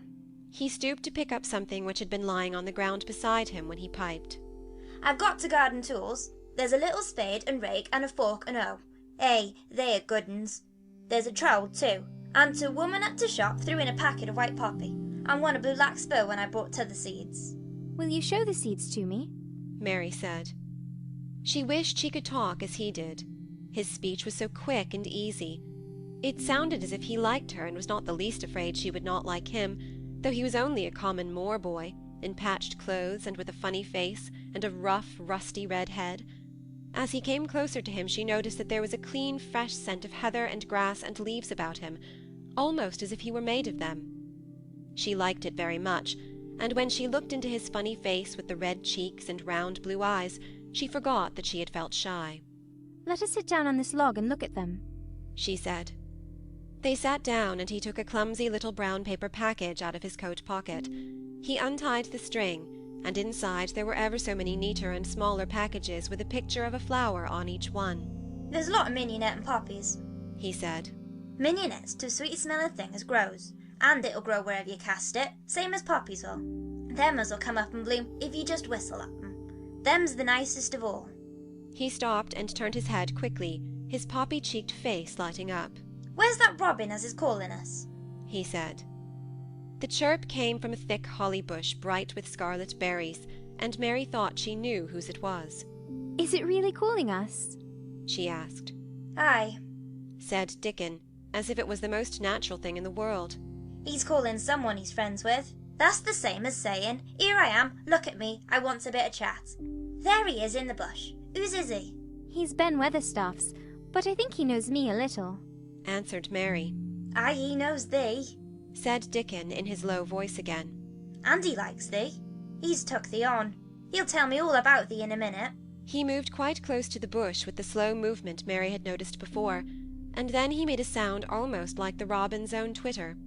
The robin listened a few seconds, intently, and then answered quite as if he were replying to a question.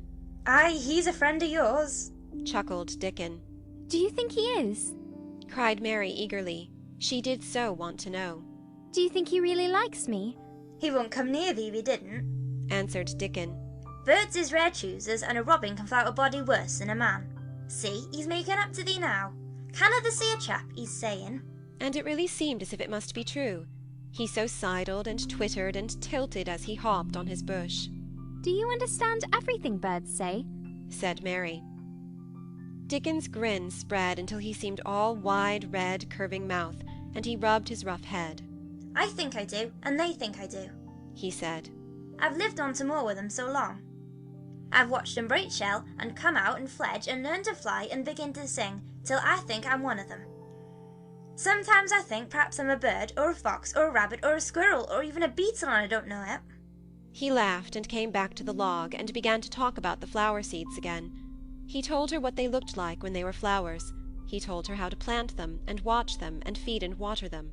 See here, he said suddenly, turning round to look at her. I'll plant them for thee myself. Where's the garden? Mary's thin hands clutched each other as they lay on her lap.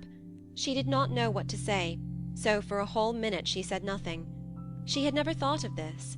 She felt miserable, and she felt as if she went red and then pale. Thou's got a bit of garden, hasn't thou? Dickon said. It was true that she had turned red and then pale. Dickon saw her do it, and as she still said nothing, he began to be puzzled. Wouldn't they give thee a bit? He asked. Hasn't thou got any yet? She held her hands tighter and turned her eyes toward him. I don't know anything about boys, she said slowly. Could you keep a secret if I told you one? It's a great secret. I don't know what I should do if anyone found it out. I believe I should die. She said the last sentence quite fiercely. Dickon looked more puzzled than ever, and even rubbed his hand over his rough head again, but he answered quite good-humouredly. I'm keeping secrets all the time, he said. If I couldn't keep secrets from t'other lads, secrets about foxes' cubs and birds' nests and wild things' holes, there'd be naught safe for them on to Moor. Aye, I can keep secrets. Mistress Mary did not mean to put out her hand and clutch his sleeve, but she did it. I've stolen a garden, she said very fast. It isn't mine. It isn't anybody's. Nobody wants it. Nobody cares for it. Nobody ever goes in it. Perhaps everything is dead in it already, I don't know. She began to feel hot, and as contrary as she had ever felt in her life. I don't care. I don't care. Nobody has any right to take it from me when I care about it and they don't. They're letting it die, all shut in by itself. She ended passionately, and she threw her arms over her face and burst out crying. Poor little Mistress Mary. Dickon's curious blue eyes grew rounder and rounder.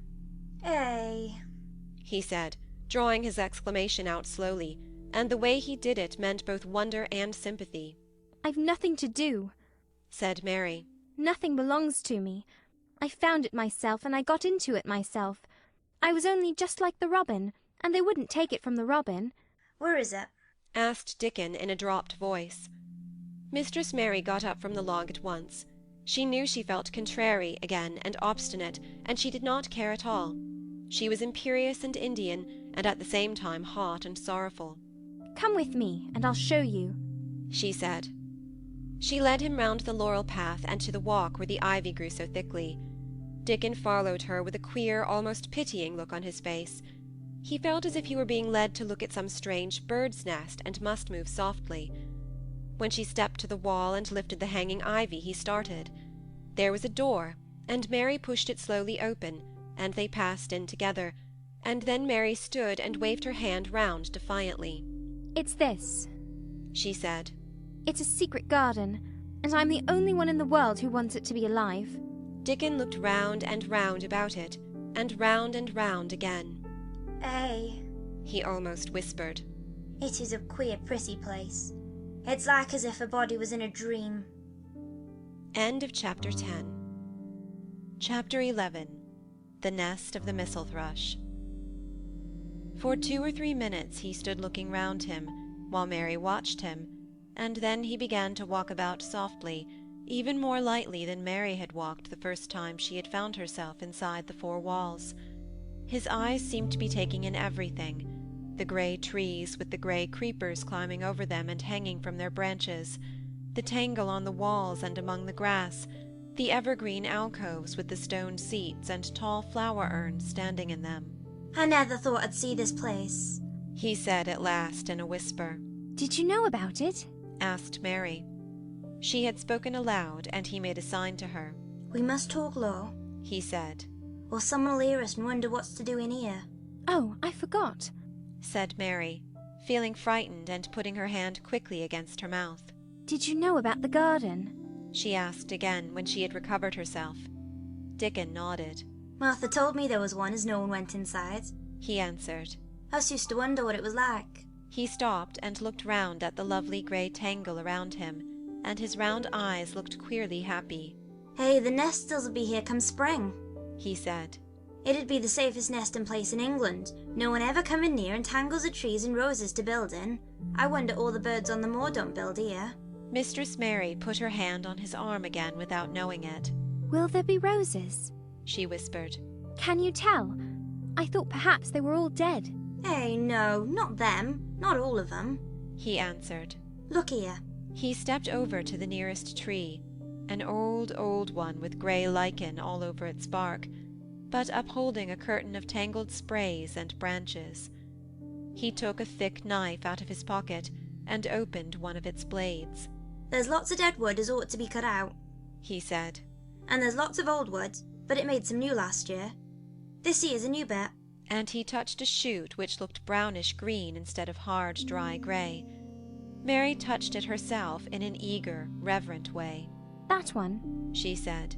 "Is that one quite alive? Quite?" Dickon curved his wide, smiling mouth. "It's as wick as you or me," he said. And Mary remembered that Martha had told her that wick meant alive or lively. "I'm glad it's wick," she cried out in her whisper. "I want them all to be wick.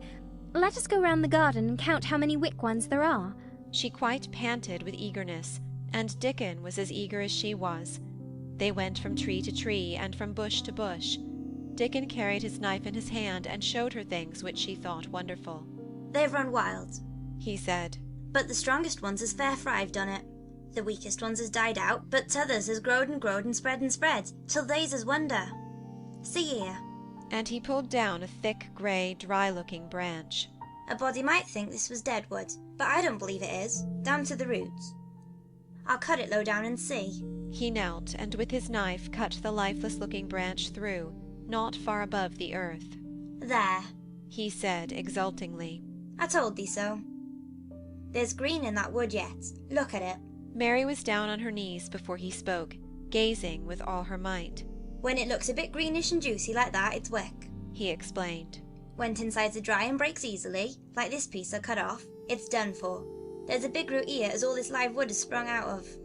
And if told wood's cut off, and it's dug round, and it's taken care of, there'll be... He stopped and lifted his face to look up at the climbing and hanging sprays above him. There'll be a fountain of roses here this summer. They went from bush to bush and from tree to tree. He was very strong and clever with his knife, and knew how to cut the dry and dead wood away, and could tell when an unpromising bough or twig still had green life in it. In the course of half an hour Mary thought she could tell too, and when he cut through a lifeless-looking branch she would cry out joyfully under her breath when she caught sight of the least shade of moist green. The spade and hoe and fork were very useful. He showed her how to use the fork while he dug about roots with the spade, and stirred the earth and let the air in. They were working industriously round one of the biggest standard roses when he caught sight of something which made him utter an exclamation of surprise. Why, he cried, pointing to the grass a few feet away. Who did that there? It was one of Mary's own little clearings round the pale green points. I did it, said Mary. Why, I thought thou didn't know nothing about gardening, he exclaimed. I don't, she answered.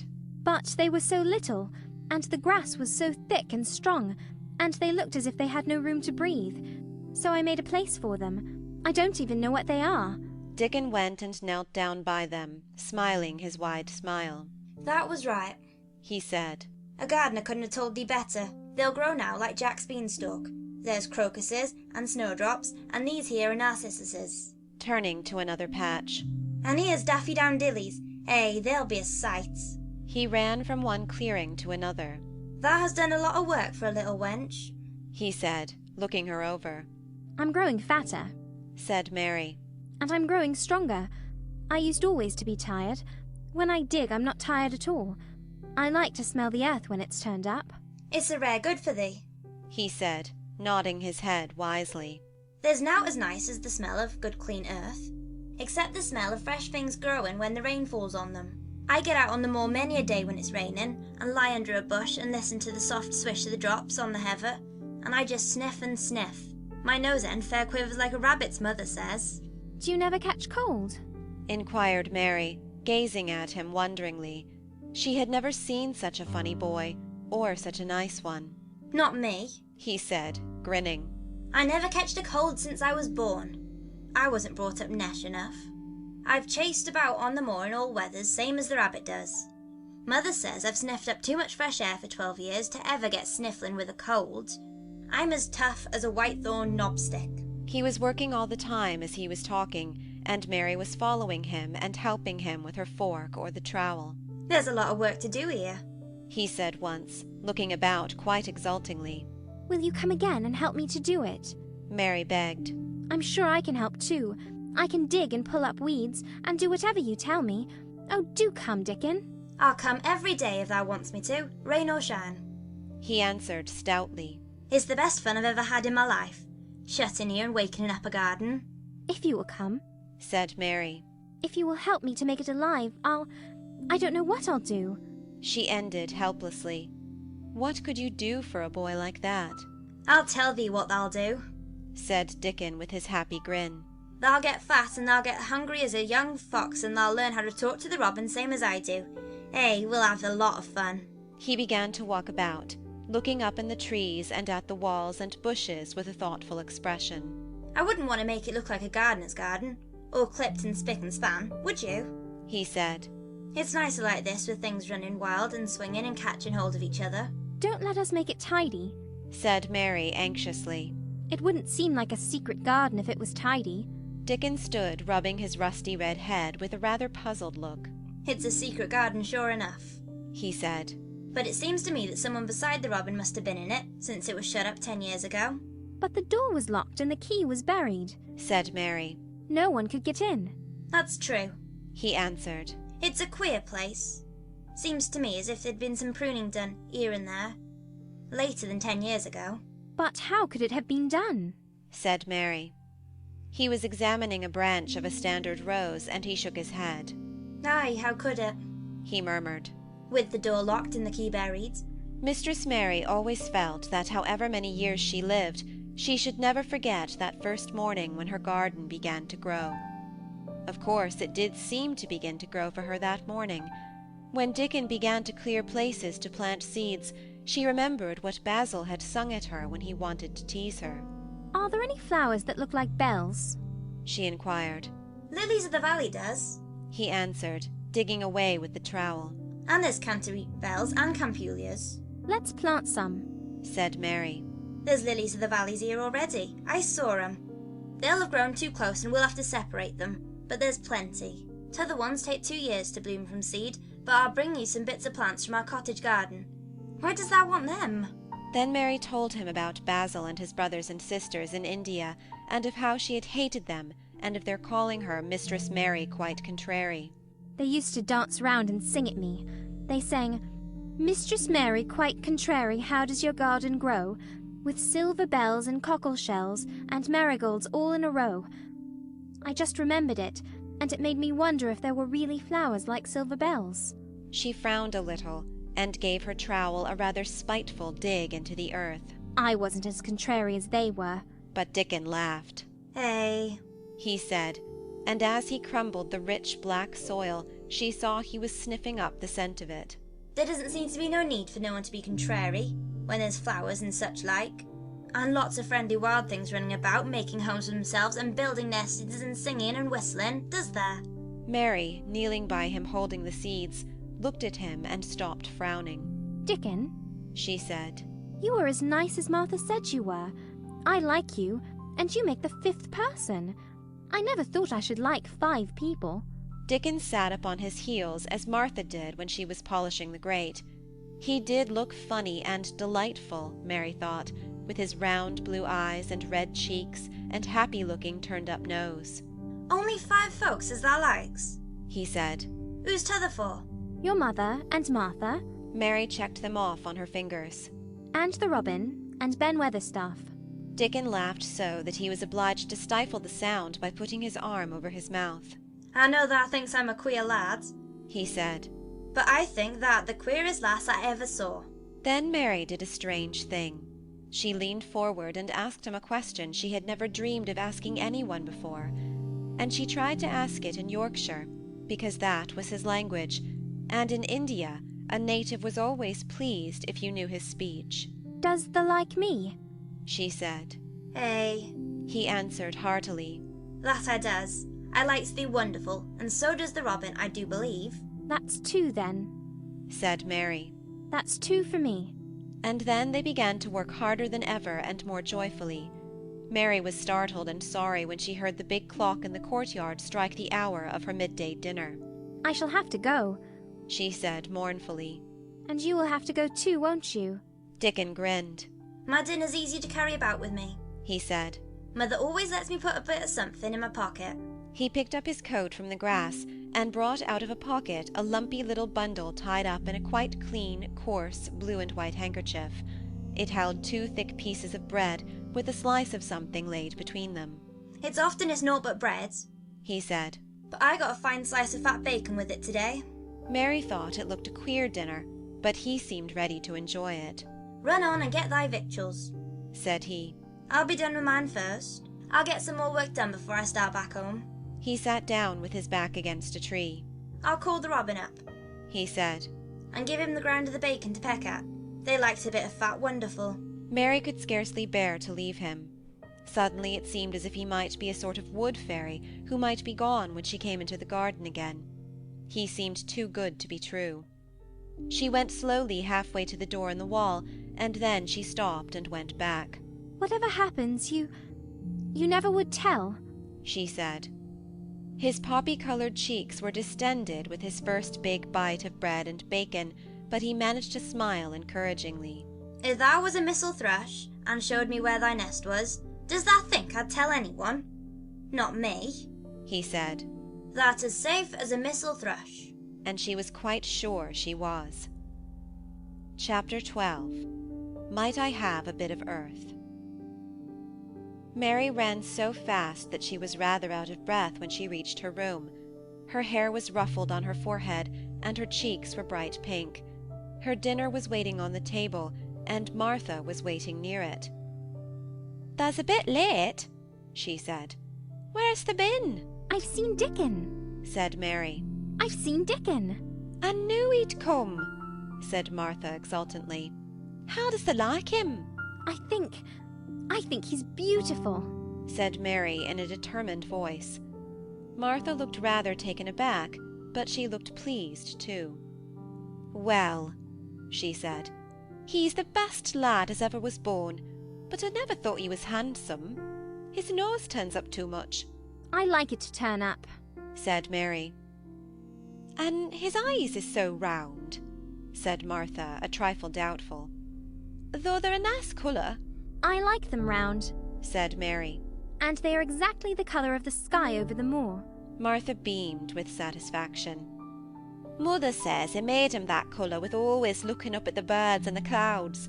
But he has got a big mouth, hasn't he now?" "I love his big mouth," said Mary obstinately.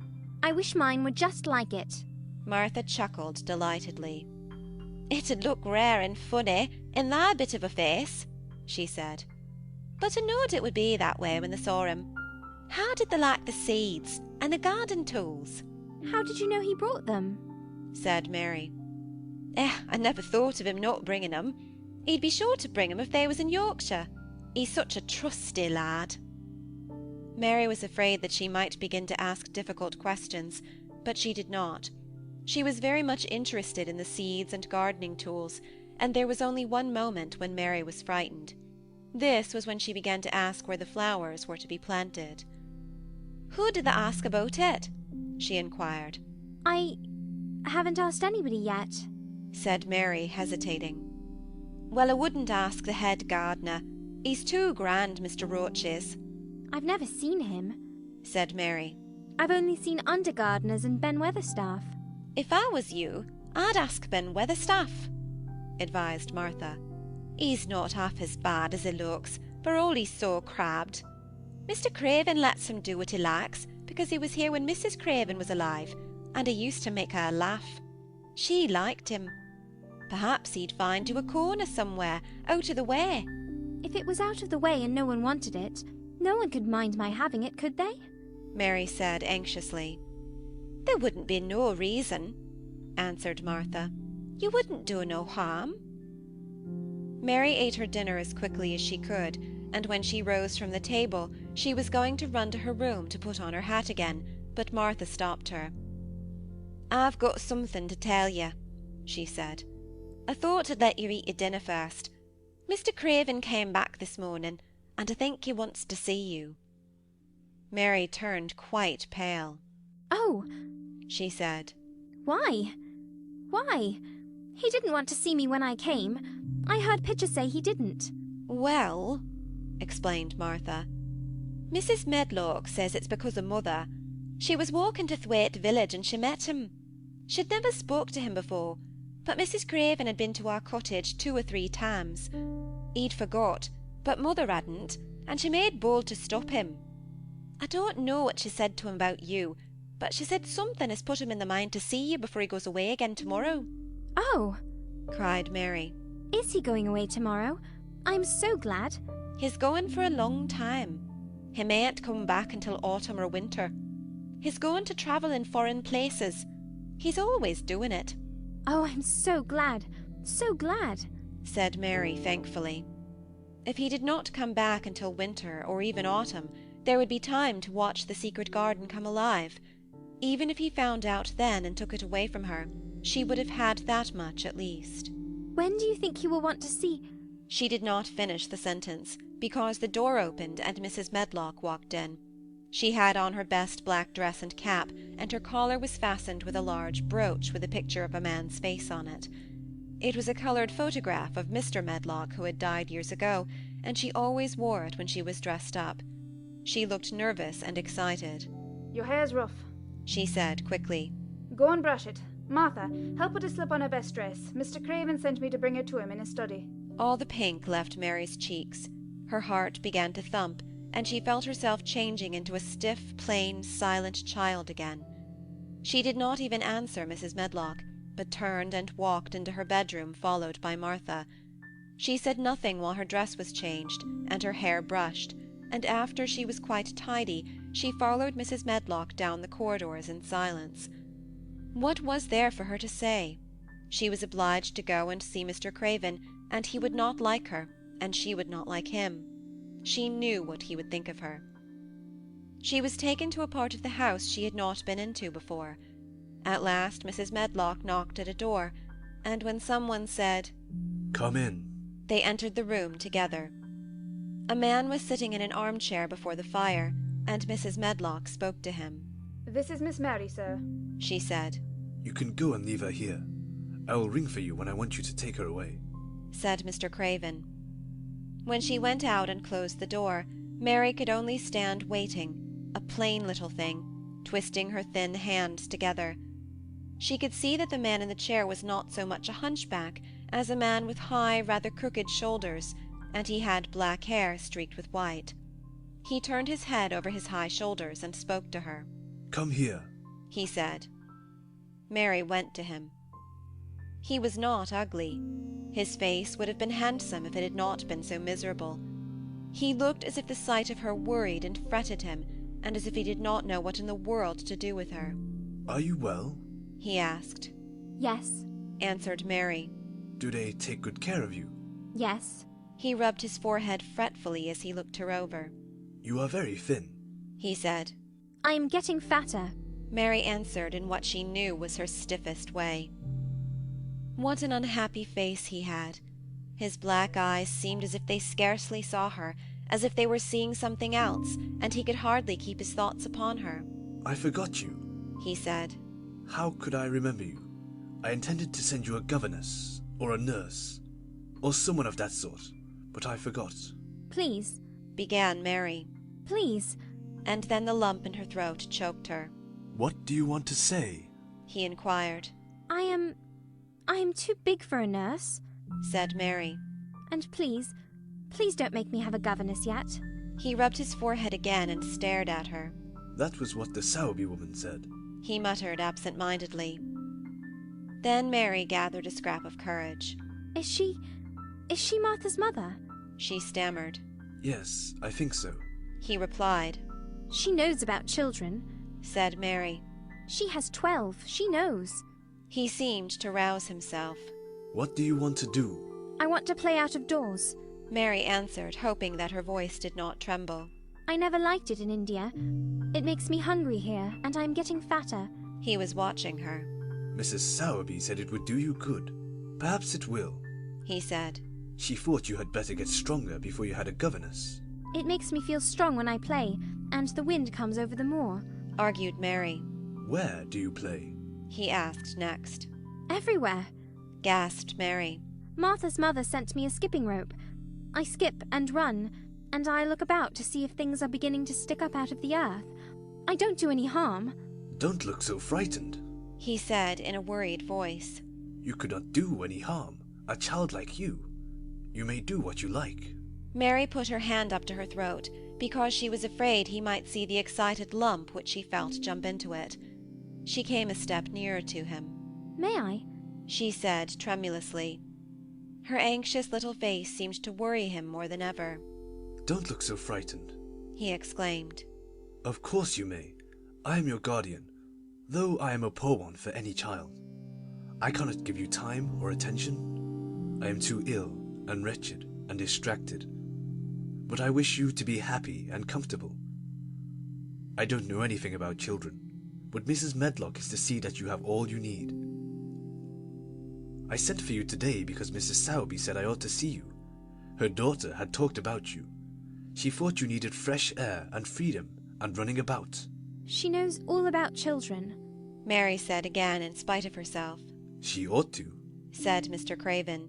"I thought her rather bold to stop me on the moor, but she said Mrs. Craven had been kind to her." It seemed hard for him to speak his dead wife's name. "She is a respectable woman. Now I have seen you, I think she said sensible things. Play out of doors as much as you like. It's a big place, and you may go where you like and amuse yourself as you like. Is there anything you want? As if a sudden thought had struck him. Do you want toys, books, dolls? Might I quavered Mary. Might I have a bit of earth? In her eagerness she did not realize how queer the words would sound, and that they were not the ones she had meant to say.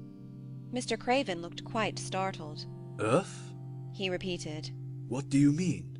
To plant seeds in, to make things grow, to see them come alive. Mary faltered. He gazed at her a moment and then passed his hand quickly over his eyes. Do you care about gardens so much? He said slowly. I didn't know about them in India, said Mary. I was always ill and tired, and it was too hot. I sometimes made little beds in the sand and stuck flowers in them. But here it is different. Mr. Craven got up and began to walk slowly across the room. A bit of earth, he said to himself, and Mary thought that somehow she must have reminded him of something. When he stopped and spoke to her, his dark eyes looked almost soft and kind. You remind me of someone else who loved the earth and things that grow. When you see a bit of earth you want, he said, with something like a smile. Take it, child, and make it come alive. May I take it from anywhere, if it's not wanted? Anywhere, he answered. There. You must go now. I am tired. He touched the bell to call Mrs. Medlock. Goodbye. I shall be away all summer. Mrs. Medlock came so quickly that Mary thought she must have been waiting in the corridor. Mrs. Medlock, Mr. Craven said to her. Now I have seen the child, I understand what Mrs. Sowerby meant. She must be less delicate before she begins lessons. Give her simple, healthy food. Let her run wild in the garden. Don't look after her too much. She needs liberty and fresh air and romping about. Mrs. Sowerby is to come and see her now and then, and she may sometimes go to the cottage. Mrs. Medlock looked pleased. She was relieved to hear that she need not look after Mary too much. She had felt her a tiresome charge, and had indeed seen as little of her as she dared. In addition to this, she was fond of Martha's mother. Thank you, sir, she said. Susan Sowerby and me went to school together, and she's as sensible and good-hearted a woman as you'll find in a day's walk. I never had any children myself, and she's had 12, and there never was healthier or better ones. Miss Mary can get no harm from them. I'd always take Susan Sowerby's advice about children myself. She's what you might call healthy-minded, if you understand me. I understand, Mr. Craven answered. Take Miss Mary away now, and send Pitcher to me. When Mrs. Medlock left her at the end of her own corridor, Mary flew back to her room. She found Martha waiting there. Martha, in fact, had hurried back after she had removed the dinner service. I can have my garden, cried Mary. I may have it where I like. I am not going to have a governess for a long time. Your mother is coming to see me, and I may go to your cottage. He says a little girl like me could not do any harm, and I may do what I like. Anywhere. Said Martha delightedly. That was nice of him, wasn't it? Martha, said Mary solemnly. He is really a nice man, only his face is so miserable, and his forehead is all drawn together. She ran as quickly as she could to the garden. She had been away so much longer than she had thought she should, and she knew Dickon would have to set out early on his 5-mile walk. When she slipped through the door under the ivy, she saw he was not working where she had left him. The gardening tools were laid together under a tree. She ran to them, looking all round the place, but there was no Dickon to be seen. He had gone away, and the secret garden was empty, except for the robin who had just flown across the wall and sat on a standard rose-bush watching her. He's gone, she said woefully. Oh, was he only a wood fairy? Something white fastened to the standard rose-bush caught her eye. It was a piece of paper. In fact, it was a piece of the letter she had written for Martha to send to Dickon. It was fastened on the bush with a long thorn, and in a minute she knew Dickon had left it there. There were some roughly printed letters on it, and a sort of picture. At first she could not tell what it was. Then she saw it was meant for a nest with a bird sitting on it. Underneath were the printed letters, and they said, I will come back. End of chapter 12. Chapter 13. I Am Colin.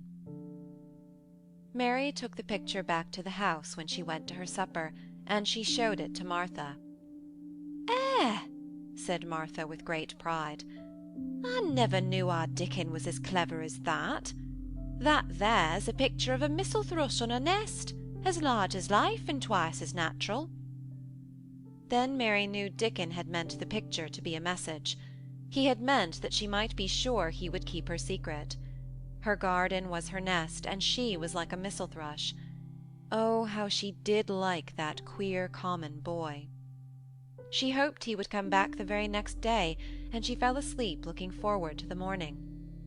But you never know what the weather will do in Yorkshire, particularly in the springtime. She was awakened in the night by the sound of rain beating with heavy drops against her window. It was pouring down in torrents, and the wind was wuthering round the corners and in the chimneys of the huge old house. Mary sat up in bed and felt miserable and angry. "The rain is as contrary as I ever was," she said.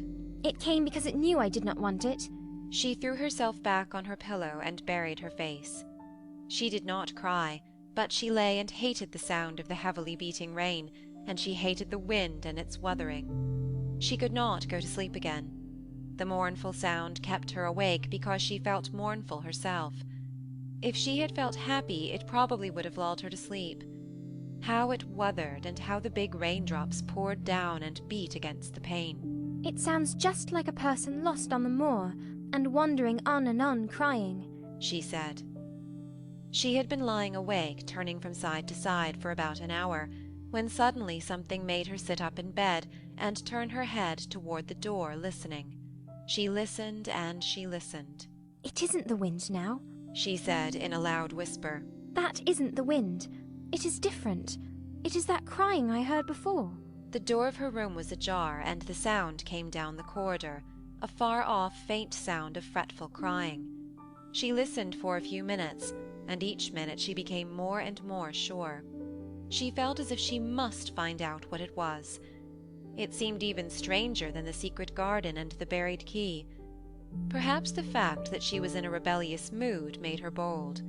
She put her foot out of bed and stood on the floor. "I'm going to find out what it is," she said. "Everybody is in bed, and I don't care about Mrs. Medlock. I don't care." There was a candle by her bedside, and she took it up and went softly out of the room.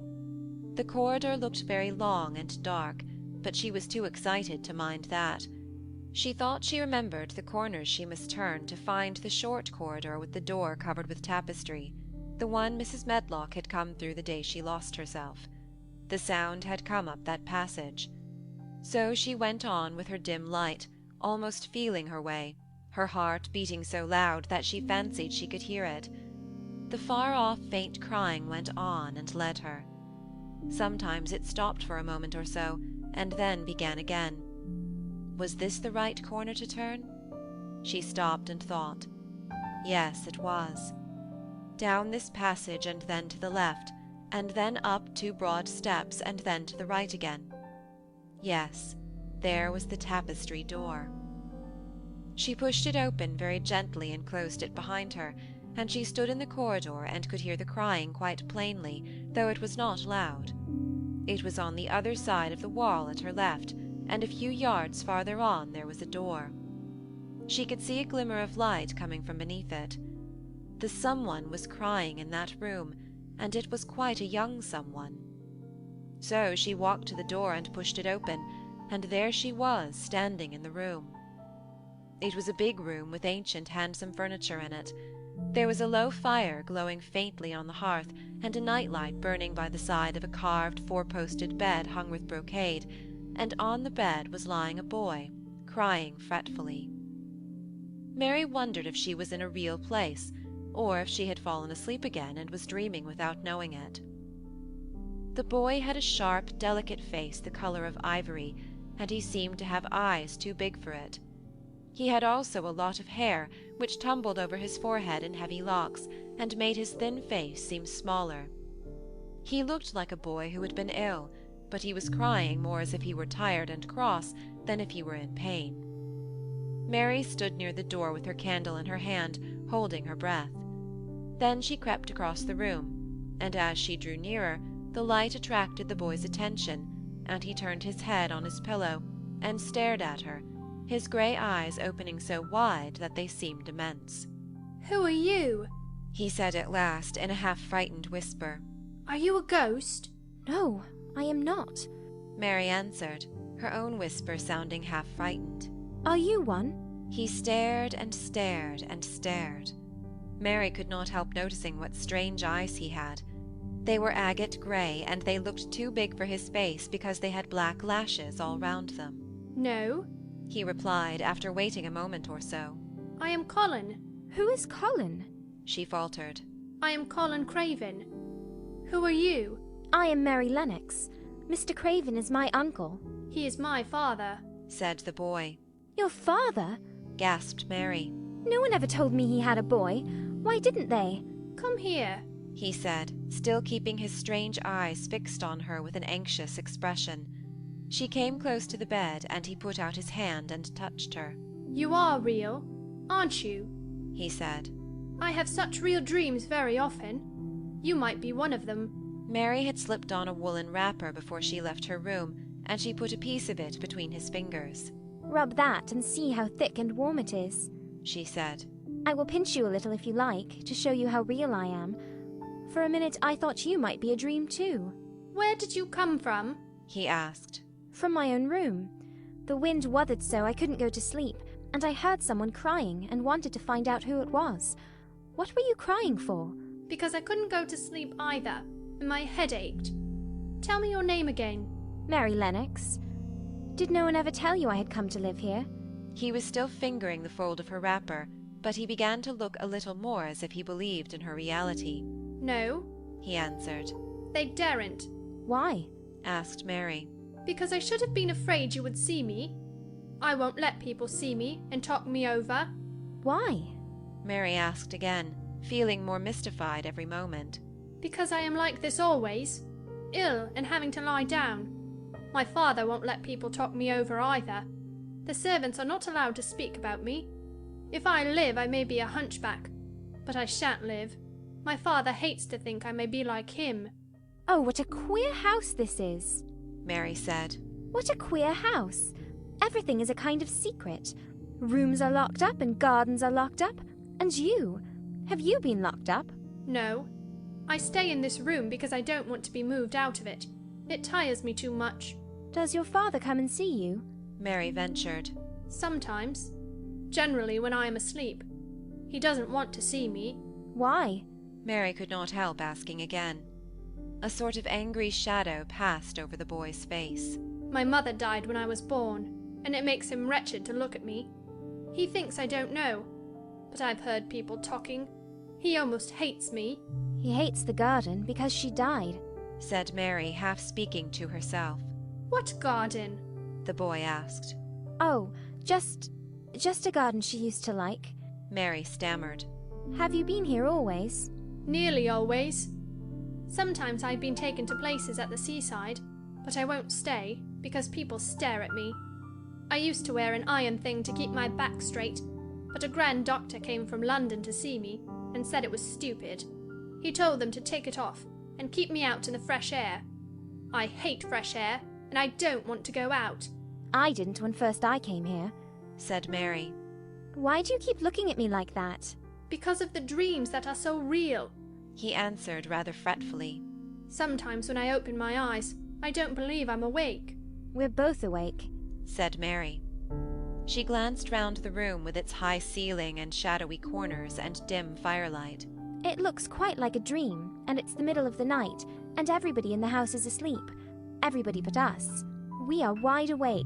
I don't want it to be a dream, the boy said restlessly. Mary thought of something all at once. If you don't like people to see you, she began. Do you want me to go away? He still held the fold of her wrapper, and he gave it a little pull. No, he said. I should be sure you were a dream if you went. If you are real, sit down on that big footstool and talk. I want to hear about you. Mary put down her candle on the table near the bed and sat down on the cushioned stool. She did not want to go away at all. She wanted to stay in the mysterious hidden-away room and talk to the mysterious boy. What do you want me to tell you? She said. He wanted to know how long she had been at Misselthwaite. He wanted to know which corridor her room was on. He wanted to know what she had been doing. if she disliked the moor as he disliked it, where she had lived before she came to Yorkshire. She answered all these questions and many more, and he lay back on his pillow and listened. He made her tell him a great deal about India and about her voyage across the ocean. She found out that because he had been an invalid, he had not learned things as other children had. One of his nurses had taught him to read when he was quite little, and he was always reading and looking at pictures and splendid books. Though his father rarely saw him when he was awake, he was given all sorts of wonderful things to amuse himself with. He never seemed to have been amused, however. He could have anything he asked for, and was never made to do anything he did not like to do. "Everyone is obliged to do what pleases me," he said indifferently. "It makes me ill to be angry. No one believes I shall live to grow up." He said it as if he was so accustomed to the idea that it had ceased to matter to him at all. He seemed to like the sound of Mary's voice. As she went on talking, he listened in a drowsy, interested way. Once or twice she wondered if he were not gradually falling into a doze.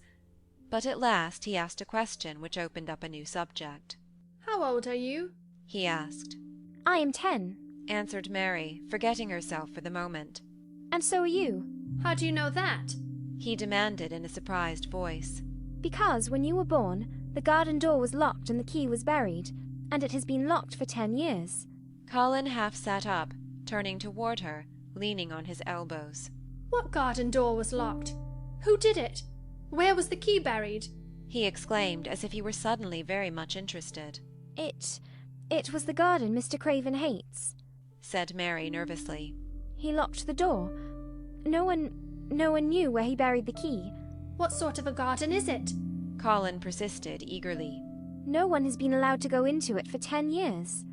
Was Mary's careful answer. But it was too late to be careful. He was too much like herself. He too had had nothing to think about, and the idea of a hidden garden attracted him as it had attracted her. He asked question after question. Where was it? Had she never looked for the door? Had she never asked the gardeners? "They won't talk about it," said Mary. "I think they have been told not to answer questions." "I would make them," said Colin. "Could you?" Mary faltered, beginning to feel frightened. If he could make people answer questions, who knew what might happen? "Everyone is obliged to please me. I told you that," he said. "If I were to live, this place would sometime belong to me. They all know that. I would make them tell me." Mary had not known that she herself had been spoiled, but she could see quite plainly that this mysterious boy had been. He thought that the whole world belonged to him. How peculiar he was, and how coolly he spoke of not living. "Do you think you won't live?" she asked, partly because she was curious, and partly in hope of making him forget the garden. "I don't suppose I shall," he answered as indifferently as he had spoken before. "Ever since I remember anything, I have heard people say I shan't. At first they thought I was too little to understand, and now they think I don't hear. But I do. My doctor is my father's cousin. He is quite poor, and if I die, he will have all Misselthwaite when my father is dead. I should think he wouldn't want me to live." "Do you want to live?" inquired Mary. "No," he answered in a cross, tired fashion. "But I don't want to die. When I feel ill, I lie here and think about it until I cry and cry." "I have heard you crying 3 times," Mary said. "But I did not know who it was. Were you crying about that?" She did so want him to forget the garden. "I dare say," he answered. "Let us talk about something else. Talk about the garden. Don't you want to see it?" "Yes," answered Mary in quite a low voice. "I do," he went on persistently. "I don't think I ever really wanted to see anything before, but I want to see that garden. I want that key dug up. I want the door unlocked. I would let them take me there in my chair. That would be getting fresh air. I'm going to make them open the door." He had become quite excited, and his strange eyes began to shine like stars, and looked more immense than ever. "They have to please me," he said. "I will make them take me there, and I will let you go too." Mary's hands clutched each other. Everything would be spoiled, everything. Dickon would never come back. She would never again feel like a missel thrush with a safe hidden nest. "Oh, don't do that," she cried out. He stared as if he thought she had gone crazy. Why? He exclaimed. You said you wanted to see it. I do. She answered almost with a sob in her throat. But if you make them open the door and take you in like that, it will never be a secret again. He leaned still farther forward. A secret? He said. What do you mean? Tell me. Mary's words almost tumbled over one another. You see, she panted.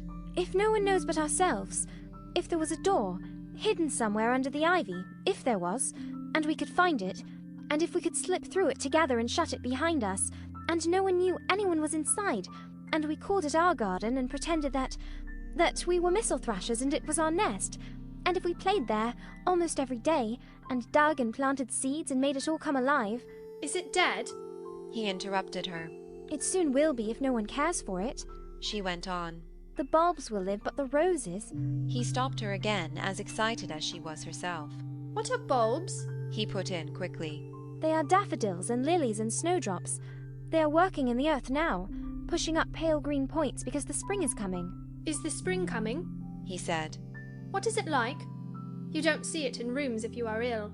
It is the sun shining on the rain and the rain falling on the sunshine, and things pushing up and working under the earth, said Mary. If the garden was a secret and we could get into it, we could watch the things grow bigger every day and see how many roses are alive. Don't you see? Oh, don't you see how much nicer it would be if it was a secret? He dropped back on his pillow and lay there with an odd expression on his face. I never had a secret, he said. Except that one about not living to grow up. They don't know I know that, so it is a sort of secret. But I like this kind better. If you won't make them take you to the garden, pleaded Mary. Perhaps. I feel almost sure I can find out how to get in sometime.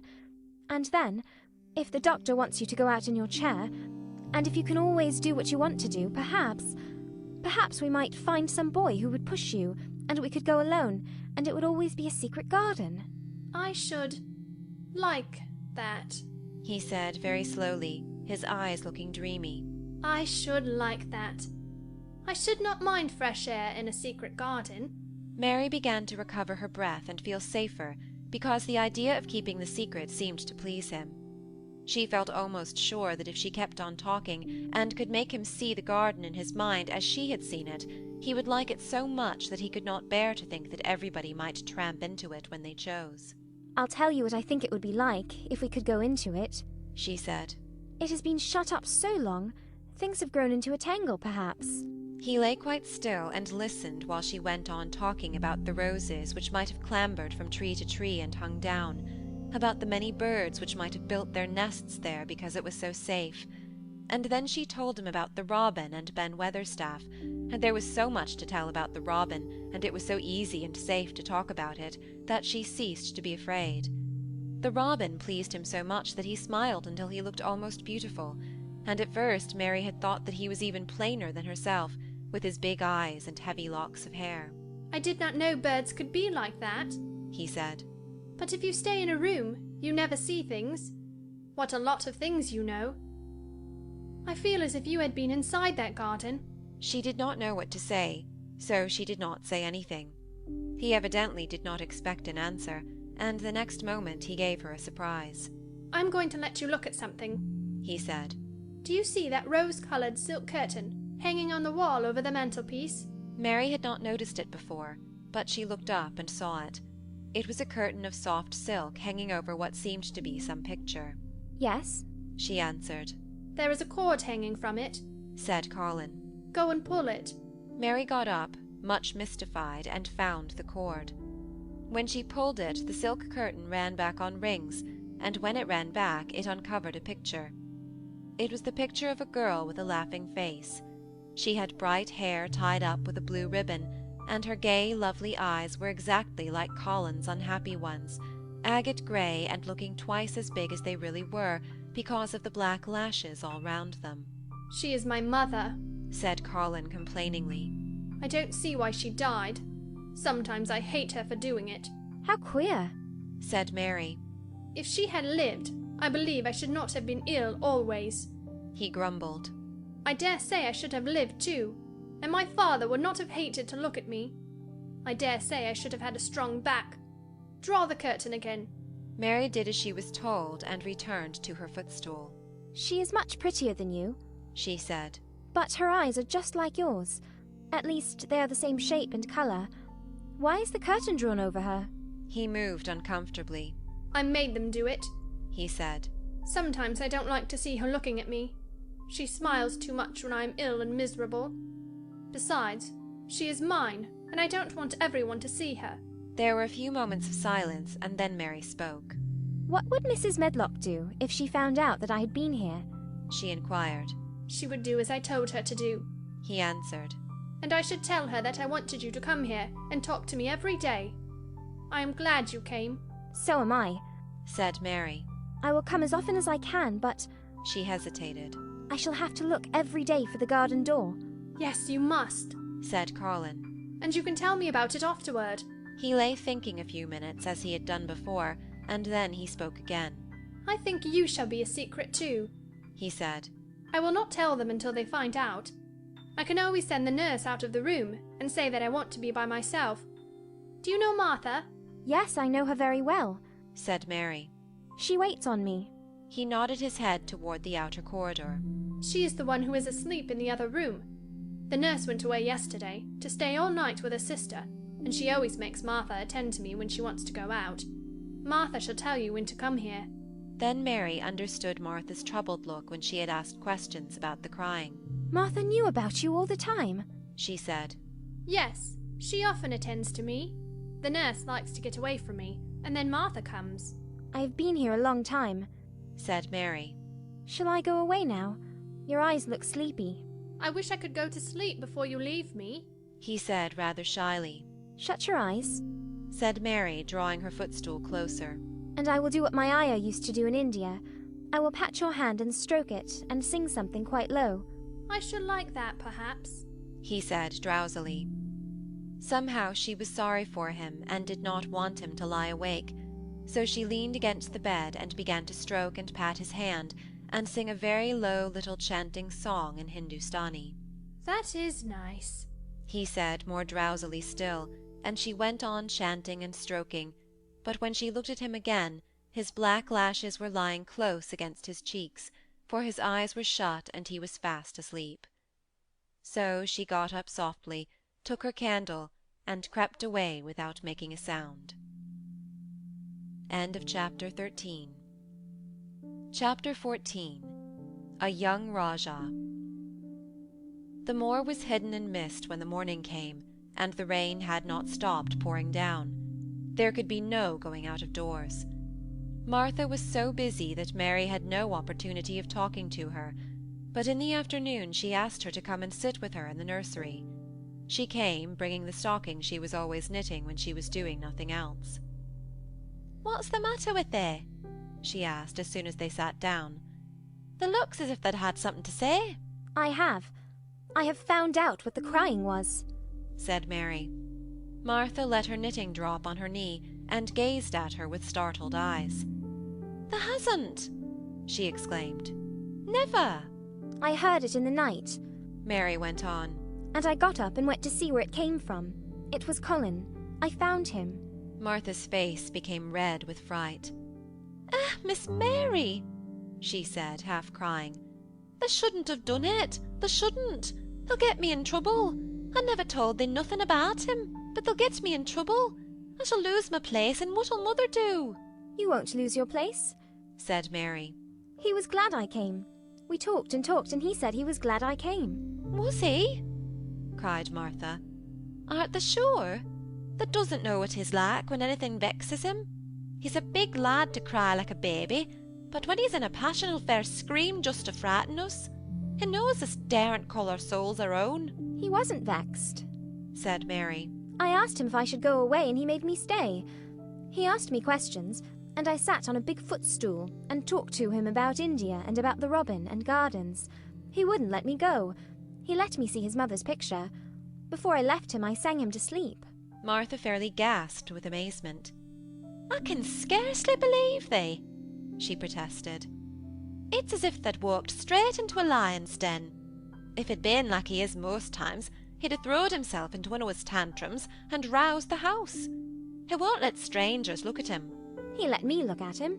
I looked at him all the time, and he looked at me. We stared," said Mary.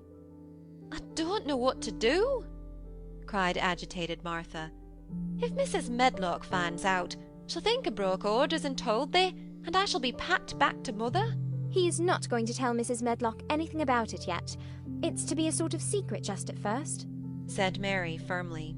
"And he says everybody is obliged to do as he pleases." "Aye, that's true enough, the bad lad," sighed Martha, wiping her forehead with her apron. "He says Mrs. Medlock must, and he wants me to come and talk to him every day, and you are to tell me when he wants me." "Me?" said Martha. "Oh, I shall lose my place. I shall for sure."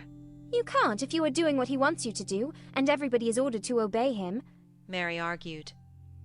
"Does thee mean to say," cried Martha with wide-open eyes, "that he was nice to thee?" "I think he almost liked me," Mary answered. "Then they must have bewitched him," decided Martha, drawing a long breath. "Do you mean magic?" inquired Mary.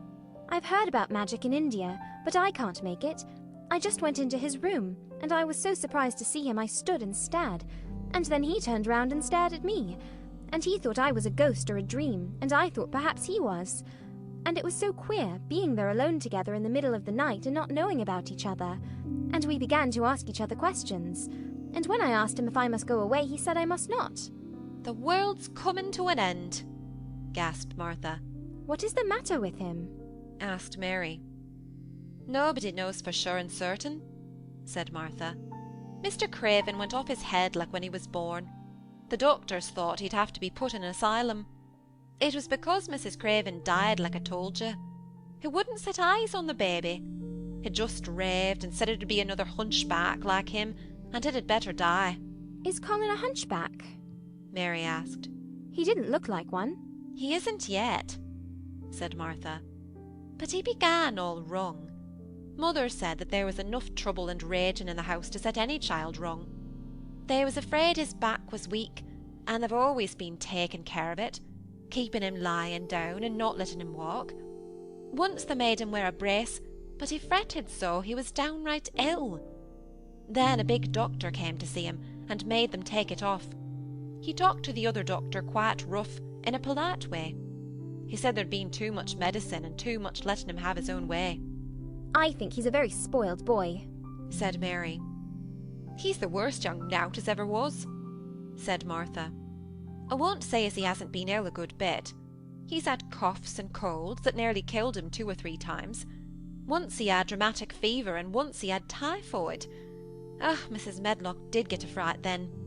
He'd been out of his head, and she was talking to the nurse, thinking he didn't know nothing, and she said, 'He'll die this time, sure enough, and the best thing for him and for everybody.' And she looked at him, and there he was with his big eyes open, staring at her as sensible as she was herself. She didn't know what had happened, but he just stared at her and says, 'You give me some water and stop talking.'" "Do you think he will die?" asked Mary.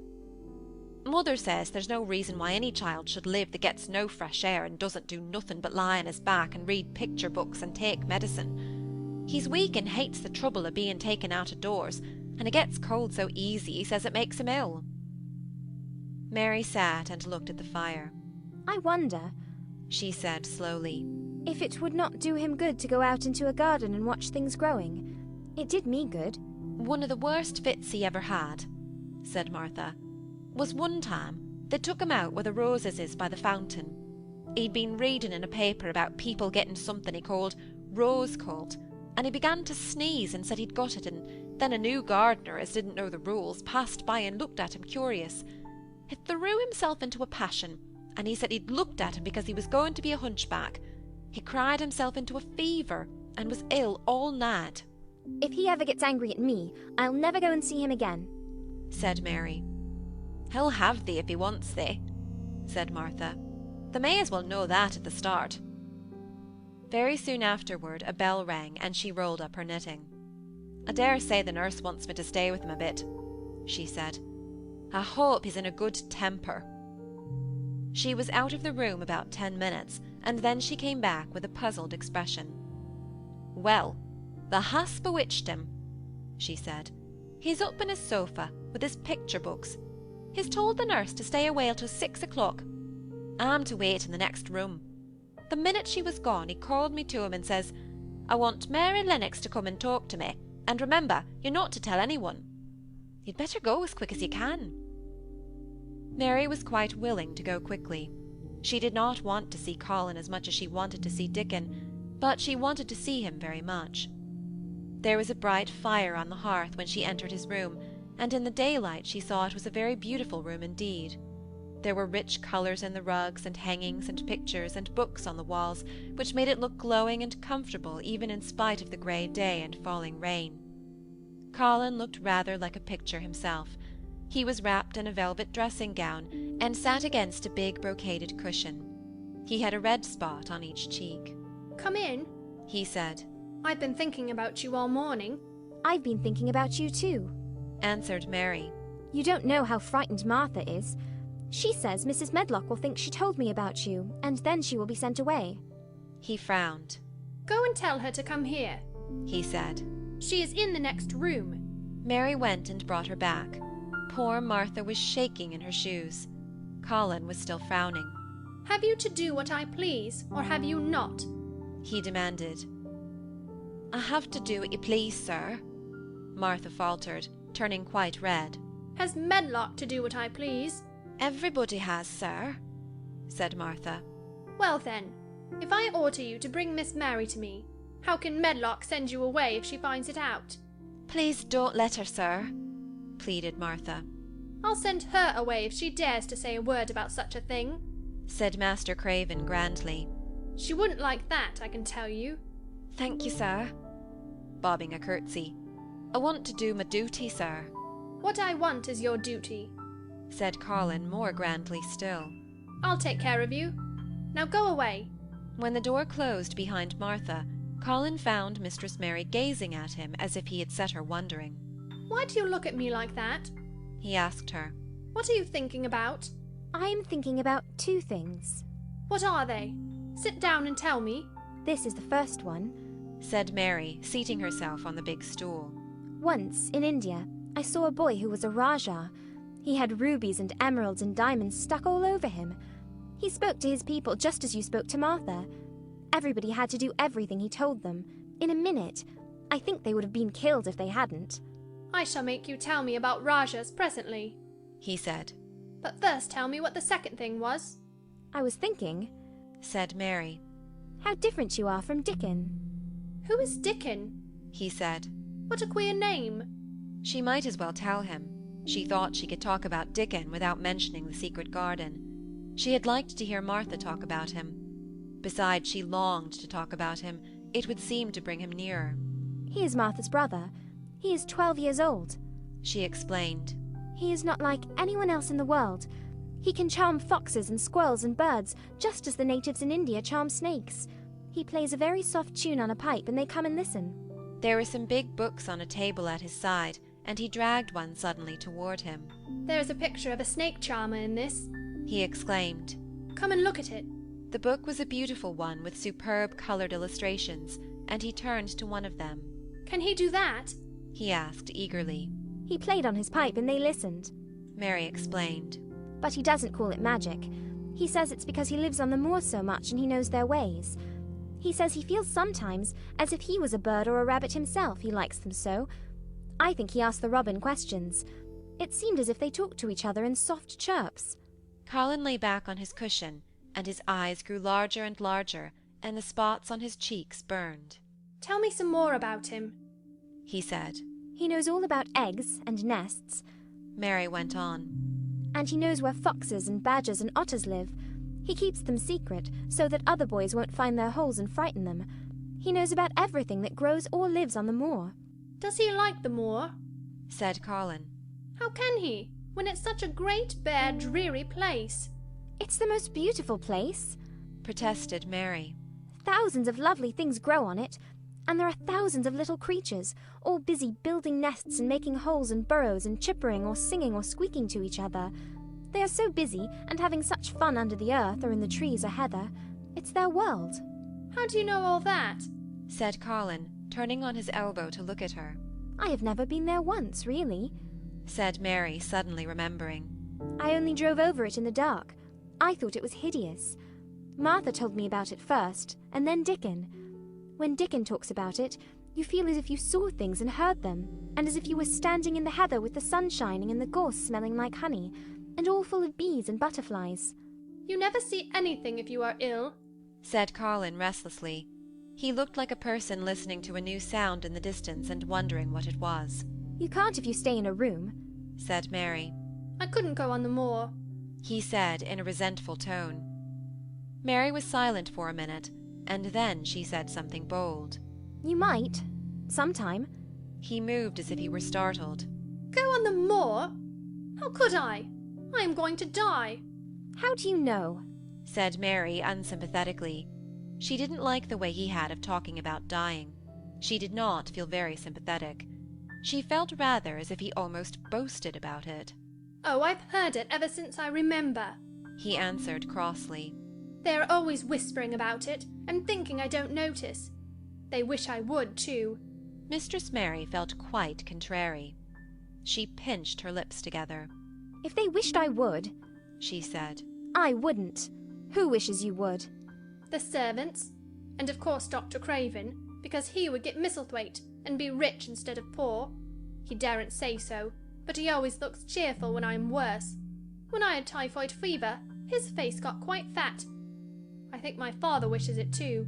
I don't believe he does, said Mary quite obstinately. That made Colin turn and look at her again. Don't you? He said. And then he lay back on his cushion and was still as if he were thinking, and there was quite a long silence. Perhaps they were both of them thinking strange things children do not usually think. I like the Grand Doctor from London because he made them take the iron thing off, said Mary at last. Did he say you were going to die? No. What did he say? He didn't whisper, Colin answered. Perhaps he knew I hated whispering. I heard him say one thing quite aloud. He said, "The lad might live if he would make up his mind to it. Put him in the humour." It sounded as if he was in a temper. I'll tell you who would put you in the humour, perhaps, said Mary, reflecting. She felt as if she would like this thing to be settled one way or the other. I believe Dickon would. He's always talking about live things. He never talks about dead things or things that are ill. He's always looking up in the sky to watch birds flying, or looking down at the earth to see something growing. He has such round blue eyes, and they are so wide open with looking about. And he laughs such a big laugh with his wide mouth, and his cheeks are as red as cherries. She pulled her stool nearer to the sofa, and her expression quite changed at the remembrance of the wide, curving mouth and wide-open eyes. See here, she said. Don't let us talk about dying. I don't like it. Let us talk about living. Let us talk and talk about Dickon, and then we will look at your pictures. It was the best thing she could have said. To talk about Dickon meant to talk about the moor and about the cottage, and the 14 people who lived in it on 16 shillings a week, and the children who got fat on the moor grass like the wild ponies, and about Dickon's mother and the skipping rope, and the moor with the sun on it, and about pale green points sticking up out of the black sod. And it was all so alive that Mary talked more than she had ever talked before, and Colin both talked and listened as he had never done either before, and they both began to laugh over nothings as children will when they are happy together. And they laughed so that in the end they were making as much noise as if they had been 2 ordinary, healthy, natural 10-year-olds, instead of a hard, little, unloving girl and a sickly boy who believed that he was going to die. They enjoyed themselves so much that they forgot the pictures and they forgot about the time. They had been laughing quite loudly over Ben Weatherstaff and his robin, and Colin was actually sitting up as if he had forgotten about his weak back, when he suddenly remembered something. Do you know there is one thing we have never once thought of? He said. We are cousins.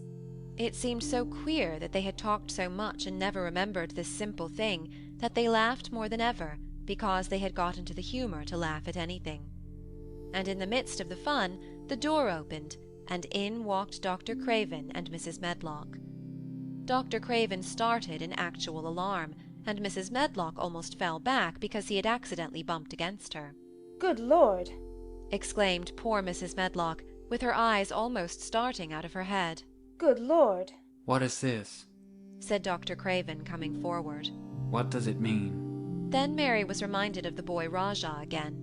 Colin answered as if neither the doctor's alarm nor Mrs. Medlock's terror were of the slightest consequence. He was as little disturbed or frightened as if an elderly cat and dog had walked into the room. "This is my cousin, Mary Lennox," he said. "I asked her to come and talk to me. I like her. She must come and talk to me whenever I send for her." Dr. Craven turned reproachfully to Mrs. Medlock. "Oh, sir," she panted. "I don't know how it's happened. There's not a servant in the place that dare talk. They all have their orders." "Nobody told her anything," said Colin.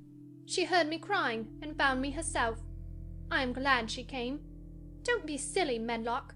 Mary saw that Dr. Craven did not look pleased, but it was quite plain that he dare not oppose his patient. He sat down by Colin and felt his pulse. I'm afraid there's been too much excitement. Excitement is not good for you, my boy, he said. "I should be excited if she kept away," answered Colin, his eyes beginning to look dangerously sparkling. "I am better. She makes me better. The nurse must bring up her tea with mine. We will have tea together." Mrs. Medlock and Dr. Craven looked at each other in a troubled way, but there was evidently nothing to be done. "He does look rather better, sir," ventured Mrs. Medlock. "But," thinking the matter over, "he looked better this morning before she came into the room." "She came into the room last night. She stayed with me a long time. She sang a Hindustani song to me, and it made me go to sleep," said Colin. "I was better when I wakened up. I wanted my breakfast. I want my tea now. Tell Nurse, Medlock." Dr. Craven did not stay very long. He talked to the nurse for a few minutes when she came into the room, and said a few words of warning to Colin. He must not talk too much, he must not forget that he was ill, he must not forget that he was very easily tired. Mary thought that there seemed to be a number of uncomfortable things he was not to forget. Colin looked fretful and kept his strange black-lashed eyes fixed on Dr. Craven's face. "I want to forget it," he said at last. "She makes me forget it. That is why I want her." Dr. Craven did not look happy when he left the room. He gave a puzzled glance at the little girl sitting on the large stool. She had become a stiff, silent child again as soon as he entered, and he could not see what the attraction was. The boy actually did look brighter, however, and he sighed rather heavily as he went down the corridor. "They are always wanting me to eat things when I don't want to," said Colin as the nurse brought in the tea and put it on the table by the sofa. "Now, if you'll eat, I will. Those muffins look so nice and hot. Tell me about Rajah's." End of chapter 14.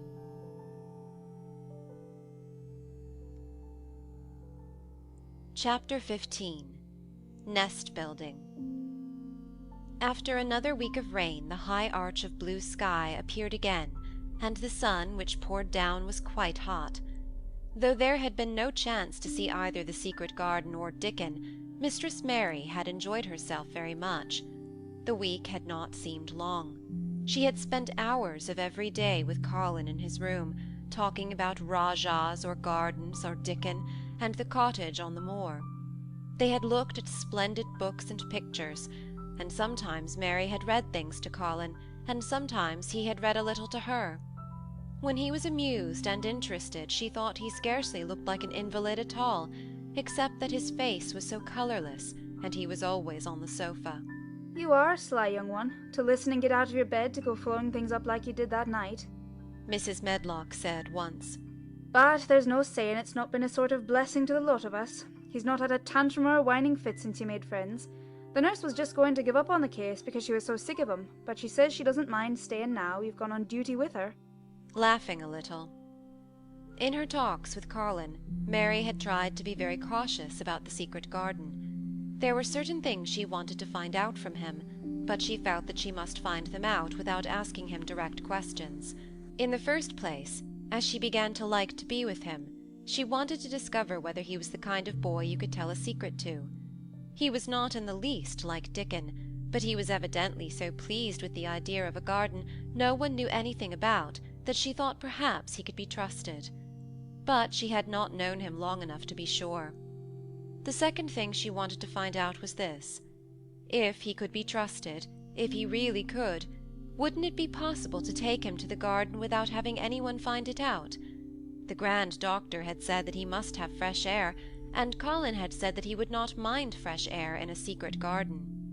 Perhaps if he had a great deal of fresh air, and knew Dickon and the robin and saw things growing, he might not think so much about dying.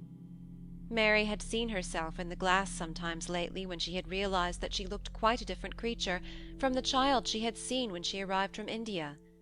This child looked nicer. Even Martha had seen a change in her. "T' air from the moor has done thee good already," she had said. "Thou'rt not nigh so yellow, and thou'rt nigh so scrawny. Even the hair doesn't slump down on the head so flat. It's got some life in it, so as it sticks out a bit." It's like me, said Mary. It's growing stronger and fatter. I'm sure there's more of it. It looks it, for sure, said Martha, ruffling it up a little around her face. Thou'rt not half so ugly as when it's that way, and there's a bit of red in the cheeks. If gardens and fresh air had been good for her, perhaps they would be good for Colin. But then if he hated people to look at him, perhaps he would not like to see Dickon. Why does it make you angry when you are looked at? She inquired one day. I always hated it, he answered. Even when I was very little. Then when they took me to the seaside, and I used to lie in my carriage, everybody used to stare, and ladies would stop and talk to my nurse, and then they would begin to whisper, and I knew then they were saying I shouldn't live to grow up. Then sometimes the ladies would pat my cheeks and say, "Poor child." Once when a lady did that, I screamed out loud and bit her hand. She was so frightened she ran away. She thought you had gone mad like a dog, said Mary, not at all admiringly. I don't care what she thought, said Colin, frowning. I wonder why you didn't scream and bite me when I came into your room, said Mary. Then she began to smile slowly. I thought you were a ghost, or a dream, he said. You can't bite a ghost or a dream, and if you scream, they don't care. Would you hate it if a boy looked at you? Mary asked uncertainly. He lay back on his cushion and paused thoughtfully. There's one boy, he said quite slowly, as if he were thinking over every word. There's one boy I believe I shouldn't mind. It's that boy who knows where the foxes live. Dickon. I'm sure you wouldn't mind him, said Mary. The birds don't, and other animals, he said, still thinking it over. Perhaps that's why I shouldn't. He's a sort of animal charmer, and I am a boy animal. Then he laughed, and she laughed too. In fact, it ended in their both laughing a great deal and finding the idea of a boy animal hiding in his hole very funny indeed. What Mary felt afterward was that she need not fear about Dickon. On that first morning when the sky was blue again, Mary wakened very early. The sun was pouring in slanting rays through the blinds, and there was something so joyous in the sight of it that she jumped out of bed and ran to the window. She drew up the blinds and opened the window itself with a great waft of fresh scented air blew in upon her. The moor was blue, and the whole world looked as if something magic had happened to it. There were tender little fluting sounds here and there and everywhere, as if scores of birds were beginning to tune up for a concert. Mary put her hand out of the window and held it in the sun. It's warm, warm, she said. It will make the green points push up and up and up, and it will make the bulbs and roots work and struggle with all their might under the earth. She kneeled down and leaned out of the window as far as she could, breathing big breaths and sniffing the air, until she laughed because she remembered what Dickon's mother had said about the end of his nose quivering like a rabbit's. It must be very early, she said. The little clouds are all pink, and I've never seen the sky look like this. No one is up. I don't even hear the stable boys. A sudden thought made her scramble to her feet. I can't wait. I'm going to see the garden. She had learned to dress herself by this time, and she put on her clothes in 5 minutes. She knew a small side door which she could unbolt herself, and she flew downstairs in her stocking feet and put on her shoes in the hall. She unchained and unbolted and unlocked, and when the door was open, she sprang across the step with one bound, and there she was standing on the grass, which seemed to have turned green, and with the sun pouring down on her and warm sweet wafts about her, and the fluting and twittering and singing coming from every bush and tree. She clasped her hands for pure joy, and looked up in the sky, and it was so blue and pink and pearly and white, and flooded with springtime light, that she felt as if she must flute and sing aloud herself, and knew that thrushes and robins and skylarks could not possibly help it. She ran around the shrubs and paths towards the secret garden. "It is all different already," she said. "The grass is greener, and things are sticking up everywhere, and things are uncurling and green buds of leaves are showing. This afternoon I am sure Dickon will come." The long warm rain had done strange things to the herbaceous beds which bordered the walk by the lower wall. There were things sprouting and pushing out from the roots of clumps of plants, and there were actually here and there glimpses of royal purple and yellow unfurling among the stems of crocuses. 6 months before, Mistress Mary would not have seen how the world was waking up, but now she missed nothing. When she had reached the place where the door hid itself under the ivy, she was startled by a curious loud sound. It was the caw, caw of a crow, and it came from the top of the wall. And when she looked up, there sat a big, glossy-plumaged blue-black bird, looking down at her very wisely indeed. She had never seen a crow so close before, and he made her a little nervous, but the next moment he spread his wings and flapped away across the garden. She hoped he was not going to stay inside, and she pushed the door open, wondering if he would. When she got fairly into the garden, she saw that he probably did intend to stay, because he had alighted on a dwarf apple tree, and under the apple tree was lying a little reddish animal with a bushy tail, and both of them were watching the stooping body and rust-red head of Dickon, who was kneeling on the grass working hard. Mary flew across the grass to him. "Oh, Dickon! Dickon!" she cried out. "How could you get here so early? How could you? The sun has only just got up."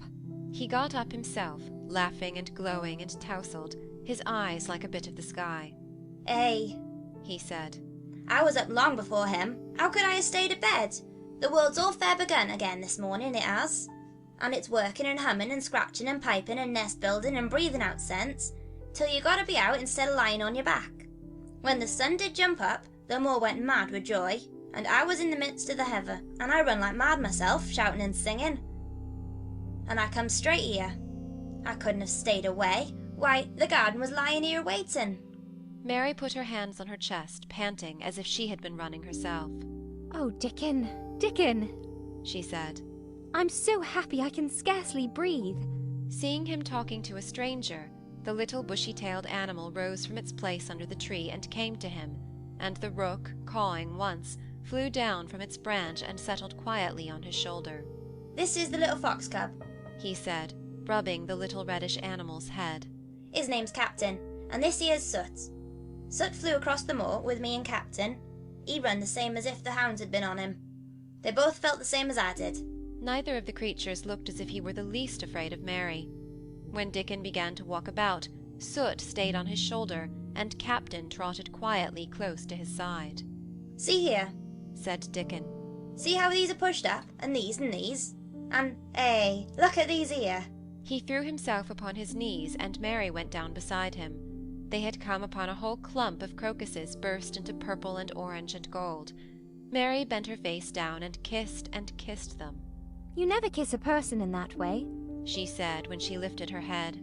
"Flowers are so different." He looked puzzled, but smiled. He said. "I've kissed Mother many a time that way when I came in from the moor on a day of roaming, and she stood at the door in the sun, looking so glad and comfortable." They ran from one part of the garden to another, and found so many wonders that they were obliged to remind themselves that they must whisper or speak low. He showed her swelling leaf buds on rose branches which had seemed dead. He showed her 10,000 new green points pushing through the mold. They put their eager young noses close to the earth and sniffed its warmed springtime breathing. They dug and pulled and laughed low with rapture until Mistress Mary's hair was as tumbled as Dickon's, and her cheeks were almost as poppy red as his. There was every joy on earth in the secret garden that morning, and in the midst of them came a delight more delightful than all, because it was more wonderful. Swiftly something flew across the wall and darted through the trees to a close-grown corner, a little flare of red-breasted bird with something hanging from its beak. Dickon stood quite still and put his hand on Mary, almost as if they had suddenly found themselves laughing in a church. We munnot stir, he whispered in broad Yorkshire. We munnot scarce breathe. I knowed he was mate hunting when I seed him last. It's Ben Weatherstaff's robin. He's building his nest.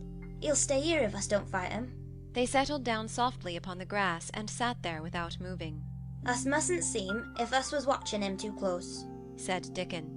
He'd be out with us for good if he got the notion us was interfering now. He'd be a good bit different till all this is over.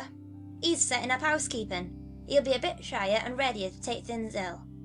He's got no time for visiting and gossiping. Us must keep still a bit and try and look as if us was grass and trees and bushes. Then when he's got used to seeing us, I'll chirp a bit and he'll know us'll not be in his way. Mistress Mary was not at all sure that she knew, as Dickon seemed to, how to try to look like grass and trees and bushes. But he had said the queer thing as if it were the simplest and most natural thing in the world, and she felt it must be quite easy to him. And indeed she watched him for a few minutes carefully, wondering if it was possible for him to quietly turn green and put out branches and leaves. But he only sat wonderfully still, and when he spoke dropped his voice to such a softness that it was curious that she could hear him, but she could. It's part of the springtime nest building is, he said. I'll warrant it's been going on in the same way ever since the world began. They've got their way of thinking and doing things, and a body better not meddle. You can lose a friend in springtime easier than any other season if you're too curious. If we talk about him, I can't help looking at him, Mary said as softly as possible. We must talk of something else. There is something I want to tell you. He'll like it better if us talk to someone else, said Dickon. What is it thou's got to tell me? Well, do you know about Colin? She whispered. He turned his head to look at her. What does thou know about him? He asked. I've seen him. I have been to talk to him every day this week. He wants me to come. He says I'm making him forget about being ill and dying, answered Mary. Dickon looked actually relieved as soon as the surprise died away from his round face. I'm glad of that, he exclaimed. Right down I'm glad. It makes me easy. I knowed I mustn't say nothing about him, and I don't like having to hide things. Don't you like hiding the garden? Said Mary. I'll never tell about that, he answered. But I says to Mother, Mother, I says, I got a secret to keep. It's not a bad un, thou knows that. It's no worse than hiding where a bird's nest is. Thou doesn't mind it, does thou? Mary always wanted to hear about Mother. What did she say? She asked, not at all afraid to hear. Dickon grinned sweet-temperedly. It was just like her what she said, he answered. She gave my head a bit of a rub and laughed and said, lad, thou can keep all the secrets thou likes. I knowed thee 12 year. How did you know about Colin? Asked Mary. Everybody as knowed about Mr. Craven knowed there was a little lad as was like to be a cripple, and they knowed Mr. Craven didn't like him to be talked about. Folk is sorry for Mr. Craven because Mrs. Craven was such a beautiful lady and they were so fond of her. Mrs. Medlock stops in our cottage whenever she goes to Thwaite, and she doesn't mind talking to Mother before us children, because she knows us has been brought up to be trusty. How did thou find out about him? Martha was in fine trouble the last time she came home. She says thou heard him fretting, and thou was asking questions, and she didn't know what to say. Mary told him her story about the midnight wuthering of the wind which had wakened her, and about the faint, far-off sounds of the complaining voice which had led her down the dark corridors with her candle, and had ended with her opening of the door of the dimly lighted room with the carven four-posted bed in the corner. When she described the small ivory-white face and the strange black-rimmed eyes, Dickon shook his head. Him's just like his mother's eyes. Only yours were always laughing, they say, he said. They say as Mr. Craven can't bear to see him when he's awake. His eyes is so like his mother's, and yet so different on his miserable bit of face. Do you think he wants to die? Whispered Mary. No, but he wishes he'd never been born. Mother says that's the worst thing on earth for a child. Them as is not wanted scarce ever thrives. Mr. Craven, he'd buy anything as money could buy for the poor lad, but he'd like to forget he was on earth. For one thing, he's afraid he'll look at him some day and find he's growed hunchback. Colin's so afraid of it himself that he won't sit up, said Mary. He says he's always thinking that if he should feel a lump coming, he should go crazy and scream himself to death. Hey, you oughtn't to lie about thinking things like that, said Dickon. No lad could get well as thought them sort of things. The fox was lying on the grass close by him, looking up to ask for a pat now and then, and Dickon bent down and rubbed his neck softly and thought a few minutes in silence. Presently he lifted his head and looked round the garden. When first we got here, he said, it seemed like everything was grey. And now look around and tell me that doesn't see a difference. Mary looked and caught her breath a little. Why? She cried. The grey wall is changing. It is as if a green mist were creeping over it. It's almost like a green gauze veil. Aye, said Dickon. And it'll be greener and greener till all the grey's gone. Can thou guess what I was thinking? I know it was something nice, said Mary eagerly. I believe it was something about Colin. I was thinking that if he was out here, he wouldn't be watching for lumps growing on his back. He'd be watching for the buds to break in the rose bushes, and he'd likely be healthier, explained Dickon. I was wondering if us could ever get him in the humour, coming out here and lie under the tree under his carriage. I've been wondering that myself. I've thought of it almost every time I've talked to him, said Mary. I've wondered if he could keep a secret, and I've wondered if we could bring him here without anyone seeing us. I thought perhaps you could push his carriage. The doctor said he must have fresh air, and if he wants us to take him out, no one dare disobey him. He won't go out for other people, and perhaps they will be glad if he will go out with us. He could order the gardeners to keep away so they wouldn't find out. Dickon was thinking very hard as he scratched Captain's back. It'll be good for him, I'll warrant, he said. Us not be thinking he'd be better never been born. Us to be just 2 children watching a garden grow, and he'd be another. 2 lads and a little lass just looking on at the springtime. I warrant it'll be better than doctor stuff. He's been lying in his room so long, and he's always been so afraid of his back that it has made him queer, said Mary. He knows a good many things out of books, but he doesn't know anything else. He says he has been too ill to notice things, and he hates going out of doors, and hates gardens and gardeners. But he likes to hear about this garden because it is a secret. I daren't tell him much, but he said he wanted to see it. Us have him out here sometime for sure, said Dickon. I could push his carriage well enough. Has thou noticed how the robin and his mate has been working while we've been sitting here? Look at him perch on that branch, wondering where it'd be best to put that twig he's got in his beak. He made one of his low whistling calls, and the robin turned his head and looked at him inquiringly, still holding his twig. Dickon spoke to him as Ben Weatherstaff did, but Dickon's tone was one of friendly advice. Wherever thou puts it, he said, it'll be all right. Thou knew how to build a nest before thou came out of that egg. Get on with you, lad, thou's got no time to lose. Oh, I do like to hear you talk to him, Mary said, laughing delightedly. Ben Weatherstaff scolds him and makes fun of him, and he hops about and looks as if he understood every word, and I know he likes it. Ben Weatherstaff says he is so conceited he would rather have stones thrown at him than not be noticed. Dickon laughed too, and went on talking. Thou knows us won't trouble thee, he said to the robin. Us is near being wild things ourselves. Us is nest building too, bless thee. Look out thou doesn't tell on us. And though the robin did not answer, because his beak was occupied, Mary knew that when he flew away with his twig to his own corner of the garden, the darkness of his dew-bright eye meant that he would not tell their secret for the world. End of chapter 15.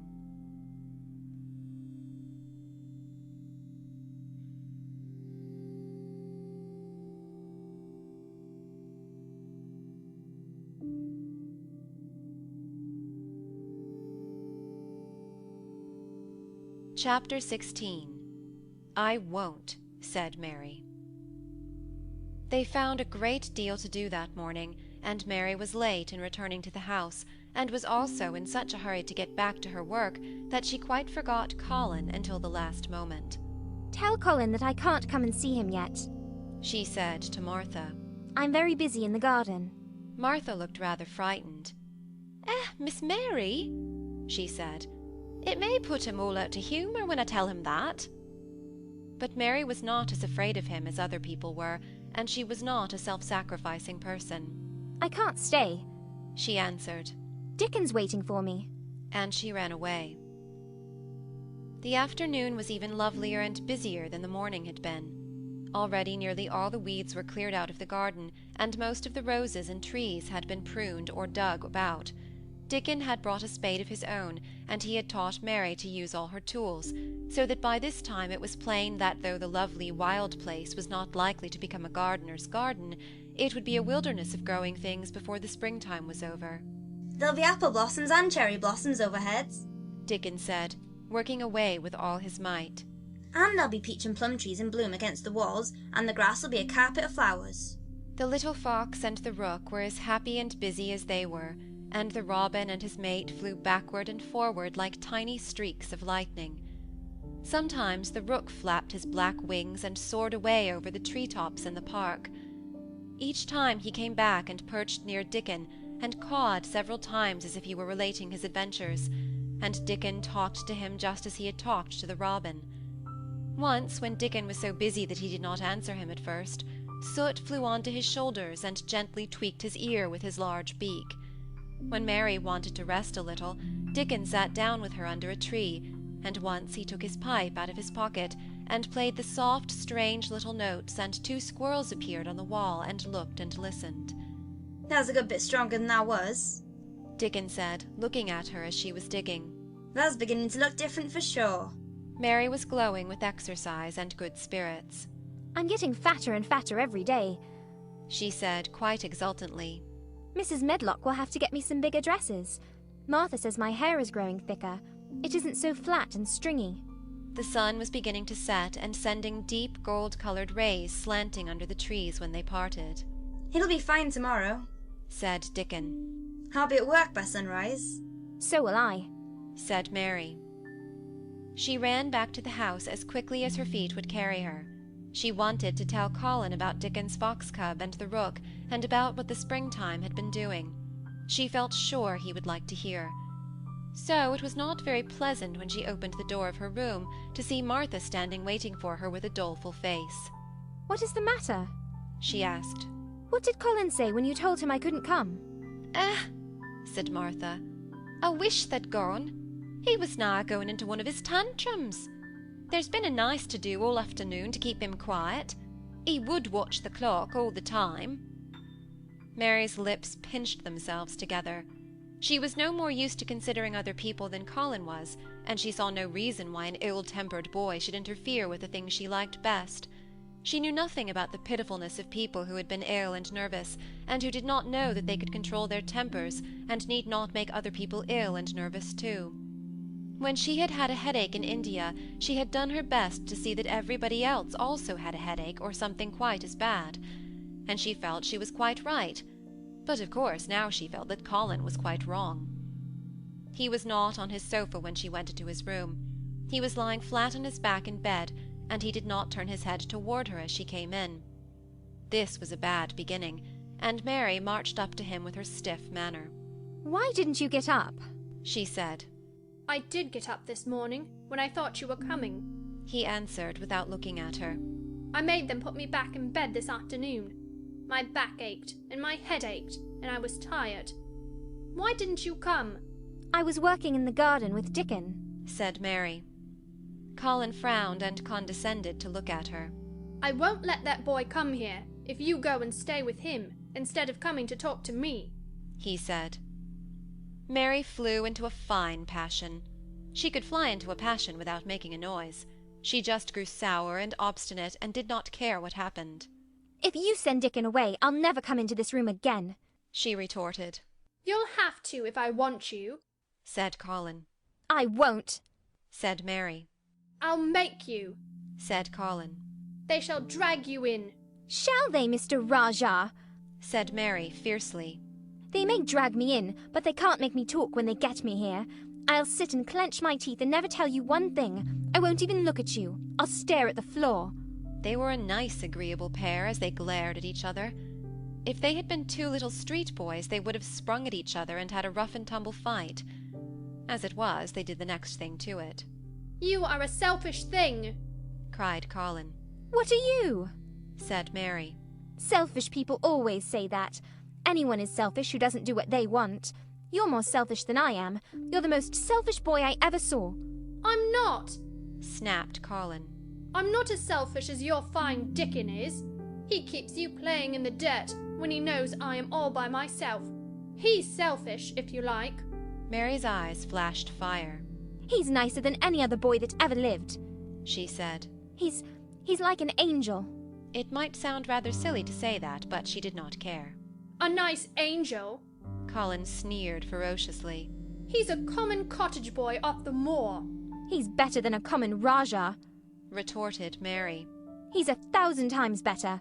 Because she was the stronger of the two, she was beginning to get the better of him. The truth was that he had never had a fight with anyone like himself in his life, and upon the whole it was rather good for him, though neither he nor Mary knew anything about that. He turned his head on his pillow and shut his eyes, and a big tear was squeezed out and ran down his cheek. He was beginning to feel pathetic and sorry for himself, not for anyone else. I'm not as selfish as you, because I'm always ill, and I'm sure there is a lump coming on my back, he said. And I'm going to die besides. You're not, contradicted Mary unsympathetically. He opened his eyes quite wide with indignation. He had never heard such a thing said before. He was at once furious and slightly pleased, if a person could be both at one time. I'm not, he cried. I am. You know I am. Everybody says so. I don't believe it, said Mary sourly. You just say that to make people sorry. I believe you're proud of it. I don't believe it. If you were a nice boy, it might be true, but you're too nasty. In spite of his invalid back, Colin sat up in bed in quite a healthy rage. Get out of the room, he shouted, and he caught hold of his pillow and threw it at her.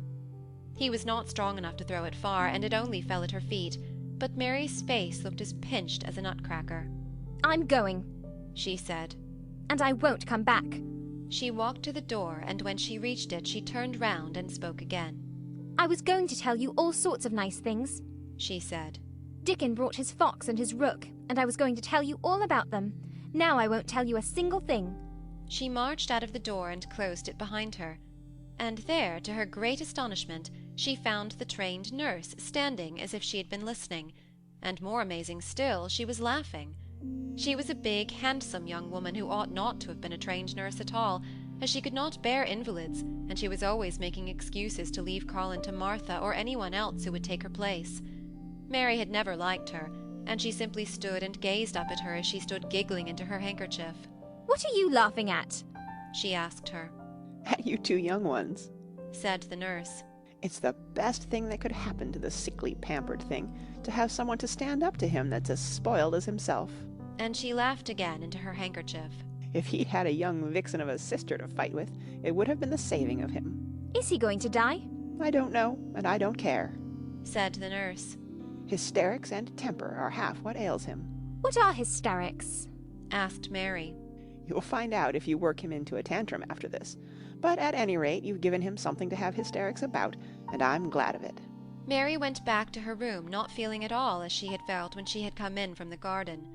She was cross and disappointed, but not at all sorry for Colin. She had looked forward to telling him a great many things, and she had meant to try to make up her mind whether it would be safe to trust him with the great secret.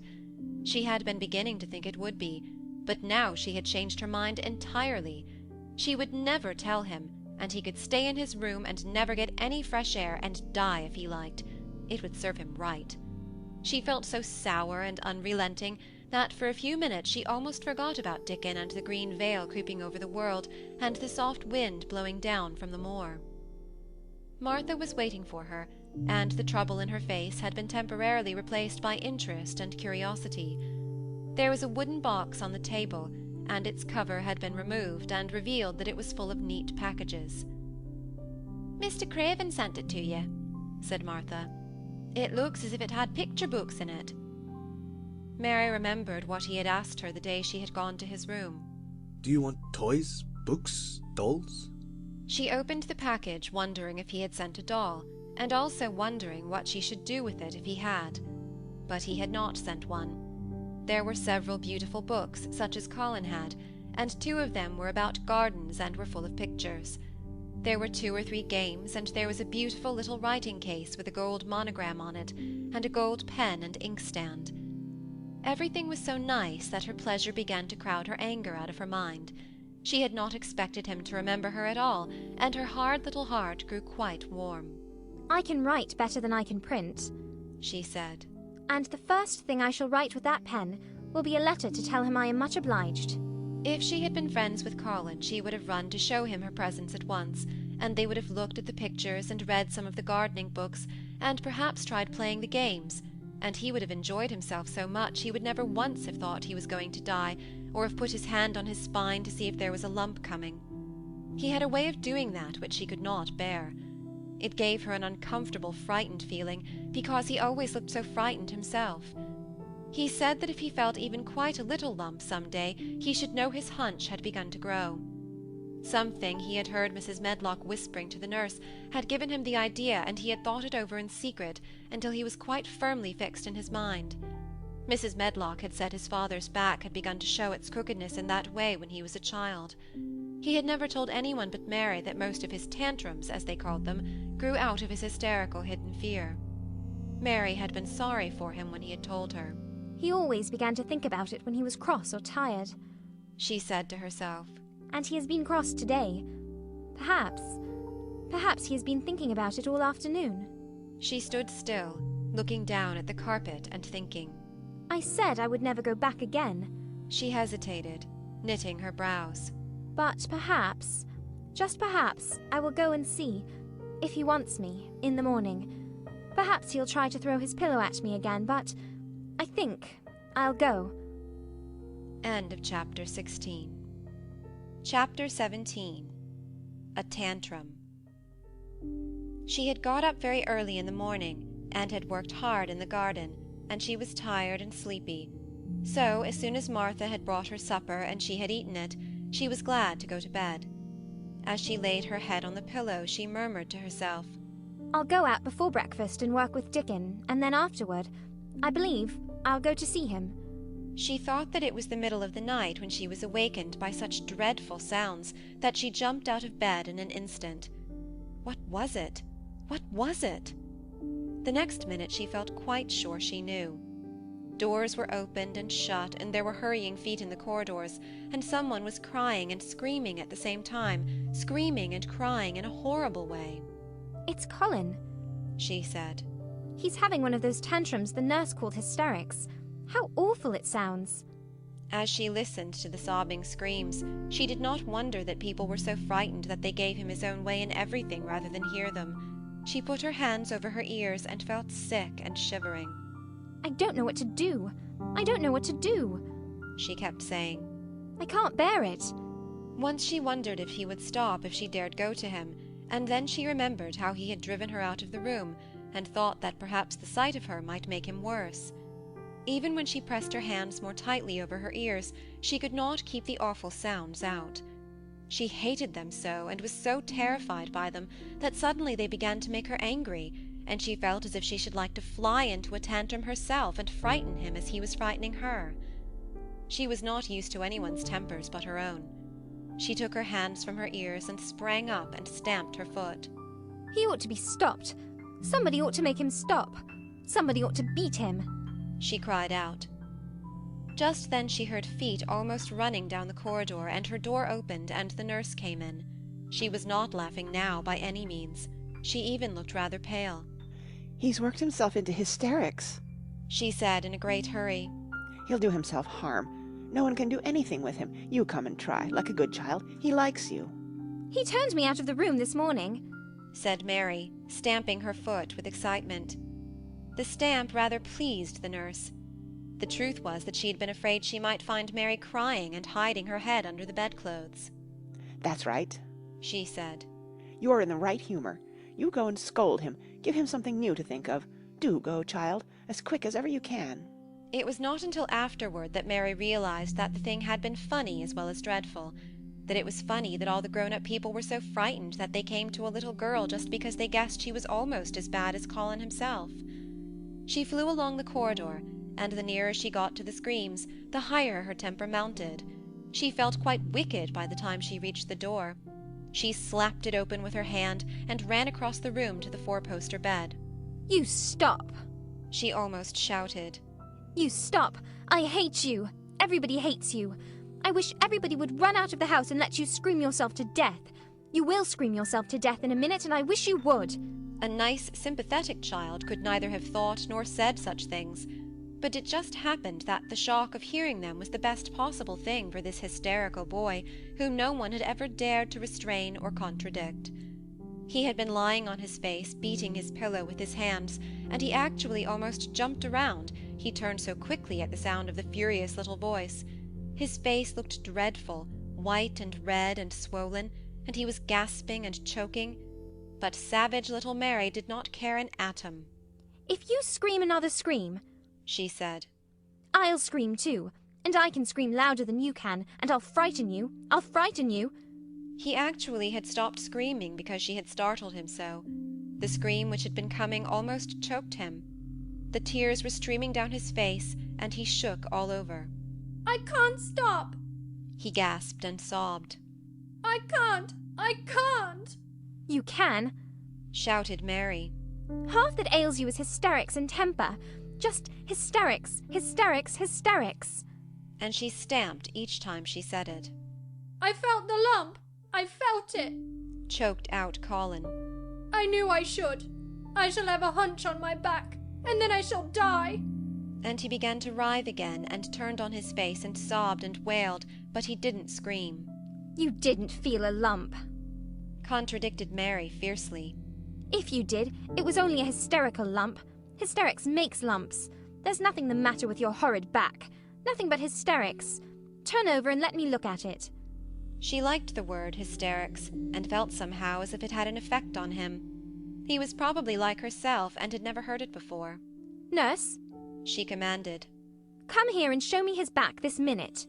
The nurse, Mrs. Medlock, and Martha had been standing huddled together near the door, staring at her, their mouths half open. All three had gasped with fright more than once. The nurse came forward as if she were half afraid. Colin was heaving with great breathless sobs. Perhaps he won't let me. She hesitated in a low voice. Colin heard her, however, and he gasped out between two sobs. Show her. She'll see then. It was a poor thin back to look at when it was bared. Every rib could be counted, and every joint of the spine, though Mistress Mary did not count them as she bent over and examined them with a solemn, savage little face. She looked so sour and old-fashioned that the nurse turned her head aside to hide the twitching of her mouth. There was just a minute's silence, for even Colin tried to hold his breath while Mary looked up and down his spine, and down and up, as intently as if she had been the great doctor from London. There's not a single lump there, she said at last. There's not a lump as big as a pin, except backbone lumps, and you can only feel them because you're thin. I've got backbone lumps myself, and they used to stick out as much as yours do, until I began to get fatter, and I'm not fat enough yet to hide them. There's not a lump as big as a pin. If you ever say there is again, I shall laugh. No one but Colin himself knew what effect those crossly spoken childish words had on him. If he had ever had anyone to talk to about his secret terrors, if he had ever dared to let himself ask questions, if he had had childish companions, and had not lain on his back in the huge closed house, breathing an atmosphere heavy with the fears of people who were most of them ignorant and tired of him, he would have found out that most of his fright and illness was created by himself. But he had lain and thought of himself and his aches and weariness for hours and days and months and years.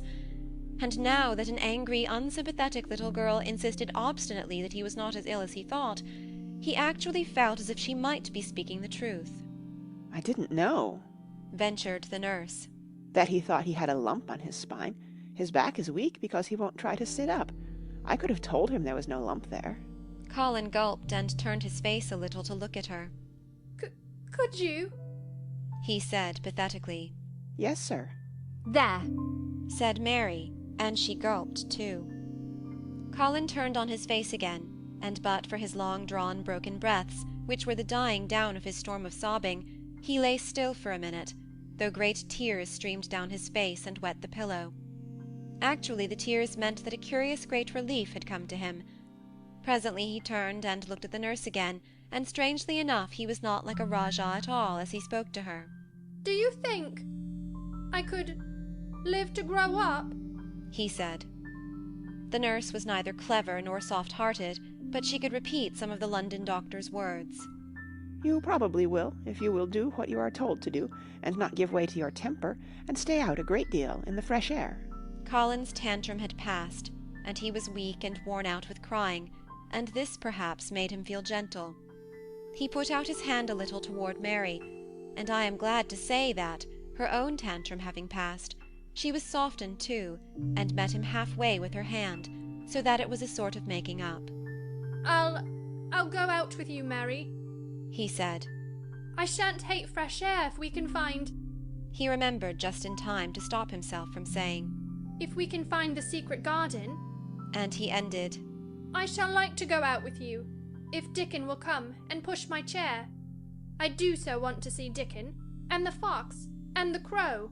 The nurse remade the tumbled bed, and shook and straightened the pillows. Then she made Colin a cup of beef tea, and gave a cup to Mary, who really was very glad to get it after her excitement. Mrs. Medlock and Martha gladly slipped away, and after everything was neat and calm and in order, the nurse looked as if she would very gladly slip away also. She was a healthy young woman who resented being robbed of her sleep, and she yawned quite openly as she looked at Mary, who had pushed her big footstool close to the four-poster bed and was holding Colin's hand. You must go back and get your sleep out, she said. He'll drop off after a while, if he's not too upset. Then I'll lie down myself in the next room. Would you like me to sing you that song I learned from my ayah? Mary whispered to Colin. His hand pulled hers gently, and he turned his tired eyes on her appealingly. Oh, yes, he answered. It's such a soft song. I shall go to sleep in a minute. I will put him to sleep, Mary said to the yawning nurse. You can go if you like. Well, said the nurse with an attempt at reluctance. If he doesn't go to sleep in half an hour, you must call me. Very well, answered Mary. The nurse was out of the room in a minute, and as soon as she was gone, Colin pulled Mary's hand again. I almost told, he said. But I stopped myself in time. I won't talk, and I'll go to sleep. But you said you had a whole lot of nice things to tell me. Have you? Do you think you have found out anything at all about the way into the secret garden? Mary looked at his poor little tired face and swollen eyes, and her heart relented. Yes, she answered. I think I have, and if you will go to sleep, I will tell you tomorrow.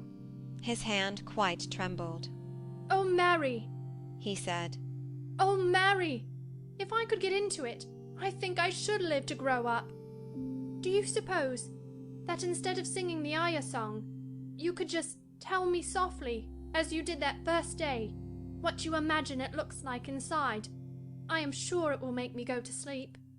Yes, answered Mary. Shut your eyes. He closed his eyes and lay quite still, and she held his hand and began to speak very slowly and in a very low voice.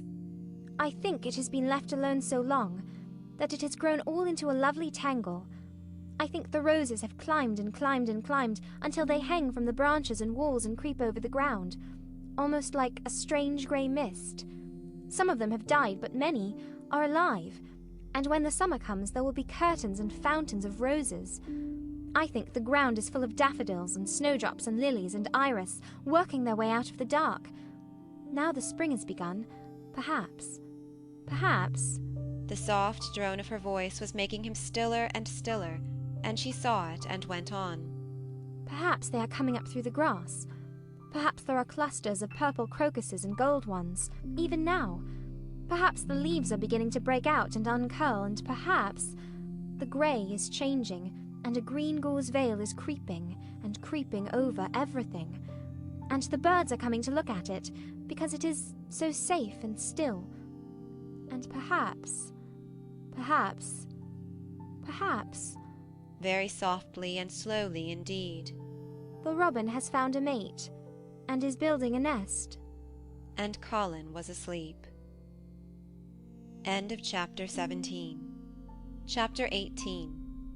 The Munnot waste no time. Of course Mary did not waken early the next morning. She slept late because she was tired, and when Martha brought her breakfast, she told her that though Colin was quite quiet, he was ill and feverish, as he always was after he had worn himself out with a fit of crying. Mary ate her breakfast slowly as she listened. "He says he wishes they would go, please, and see him as soon as they can," Martha said. "It's queer what a fancy he's took to thee. They did give it him last night for sure, didn't they? Nobody else would have dared to do it. Ah, poor lad, he's been so spoiled till salt won't save him. Mother says is the worst two things can happen to a child is to never have his own way, or always to have it. She doesn't know which is the worst. thou was in a fine temper thyself too. But he says to me when I went into his room, please ask Miss Mary if she'll please come and talk to me. Think o' him saying please. Will you go, miss? I'll run and see Dickon first, said Mary. No, I'll go and see Colin first and tell him. I know what I'll tell him. With a sudden inspiration. She had her hat on when she appeared in Colin's room, and for a second he looked disappointed. He was in bed. His face was pitifully white, and there were dark circles round his eyes. I'm glad you came, he said. My head aches, and I ache all over because I'm so tired. Are you going somewhere? Mary went and leaned against his bed. I won't be long, she said. I'm going to Dickon, but I'll come back. Colin, it's something about the garden. His whole face brightened, and a little colour came into it. Oh, is it? He cried out. I dreamed about it all night. I heard you say something about grey changing into green, and I dreamed I was standing in a place all filled with trembling little green leaves, and there were birds on nests everywhere, and they looked so soft and still. I'll lie and think about it until you come back. In 5 minutes Mary was with Dickon in their garden. The fox and the crow were with him again, and this time he had brought 2 tame squirrels. I came over on the pony this morning, he said. Hey, he's a good little chap, Jump is. I brought these 2 in my pockets. This here one's called Nut, and this other one's called Shell. When he said Nut, one squirrel leaped onto his right shoulder, and when he said Shell, the other one leaped onto his left shoulder. When they sat down on the grass with Captain curled at their feet, Soot solemnly leaning on a tree, and Nut and Shell nosing about close to them, it seemed to Mary that it would be scarcely bearable to leave such delightfulness. But when she began to tell her story, somehow the look in Dickon's funny face gradually changed her mind. She could see he felt sorrier for Colin than she did. He looked up at the sky and all about him. Just listen to them birds. The world seems full of them, all whistling and piping, he said. Look at them darting about and harking at them to call each other. Come springtime seems as if the world's calling. The leaves is uncurling so you can see 'em. And, my word, the nice smells there is about. And that poor lad's lying shut up and seeing so little that he gets on thinking about things and sets him screaming. Aye, my, we mun get him out here, we mun get him watching and listening and sniffling up the air, and get him just soaked through with sunshine. And we munnot lose no time about it. When he was very much interested, he often spoke quite broad Yorkshire, though at other times he tried to modify his dialect so that Mary could better understand. But she loved his broad Yorkshire, and had in fact been trying to learn to speak it herself, so she spoke a little now. Aye, that we mun, she said, which meant, yes, indeed, we must. I'll tell thee what us'll do first. She proceeded, and Dickon grinned, because when the little wench tried to twist her tongue into speaking Yorkshire, it amused him very much. He's took a greatly fancy to thee. He wants to see thee, and he wants to see Soot and Captain. When I go back to the house to talk to him, I'll ax him if they canna come and see him tomorrow morning, and bring the creatures with thee. And then, in a bit, when there's more leaves out, and happen a bud or 2, we'll get him to come out, and I shall push him in his chair, and we'll bring him here and show him everything. When she stopped, she was quite proud of herself. She had never made a long speech in Yorkshire before, and she had remembered very well. Thou mun talk a bit of Yorkshire like that to Mester Colin, Dickon chuckled. Thou'll make him laugh, and there's nowt as good for ill folk as laughing is. Mother says she believes as half an hour of good laugh every morning could cure a chap that was making ready for typhus fever. I'm going to talk Yorkshire to him this very day, said Mary, chuckling herself.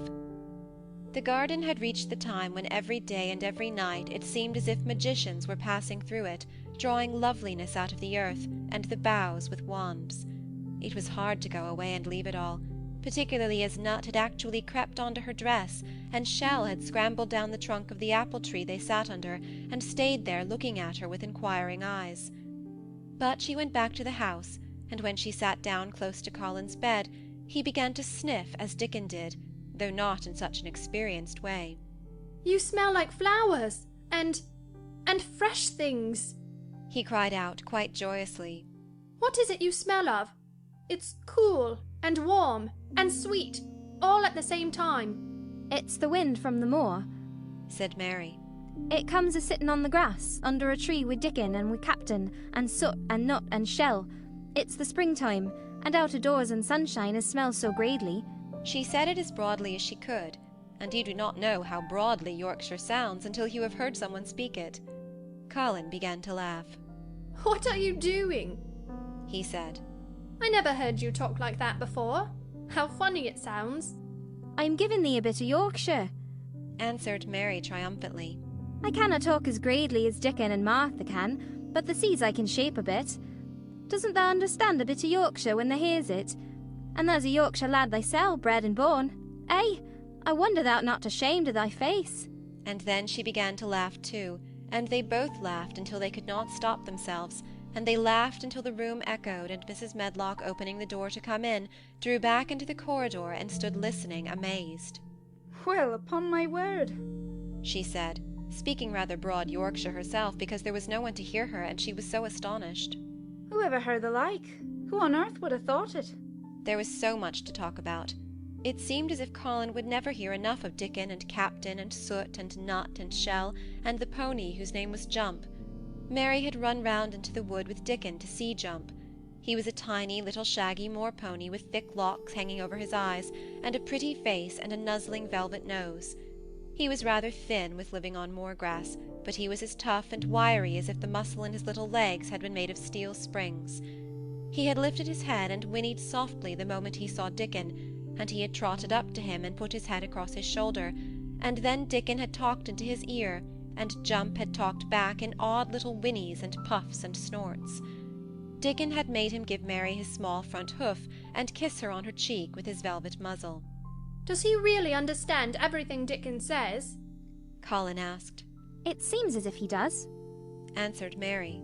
Dickon says anything will understand you're friends with it for sure, but you have to be friends for sure. Colin lay a little quiet, and his strange eyes seemed to be staring at the wall, but Mary saw he was thinking. I wish I was friends with things, he said at last. But I'm not. I never had anything to be friends with, and I can't bear people. Can't you bear me? asked Mary. Yes, I can, he answered. It's funny, but I even like you. Ben Weatherstaff said I was like him, said Mary.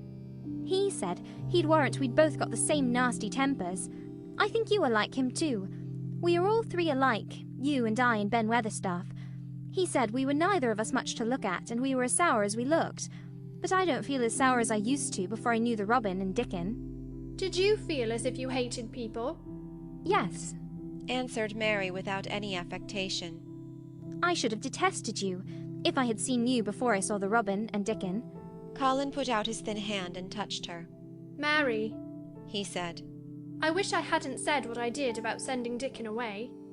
I hated you when you said he was like an angel, and I laughed at you, but perhaps he is. Well, it was rather funny to say it, she admitted frankly.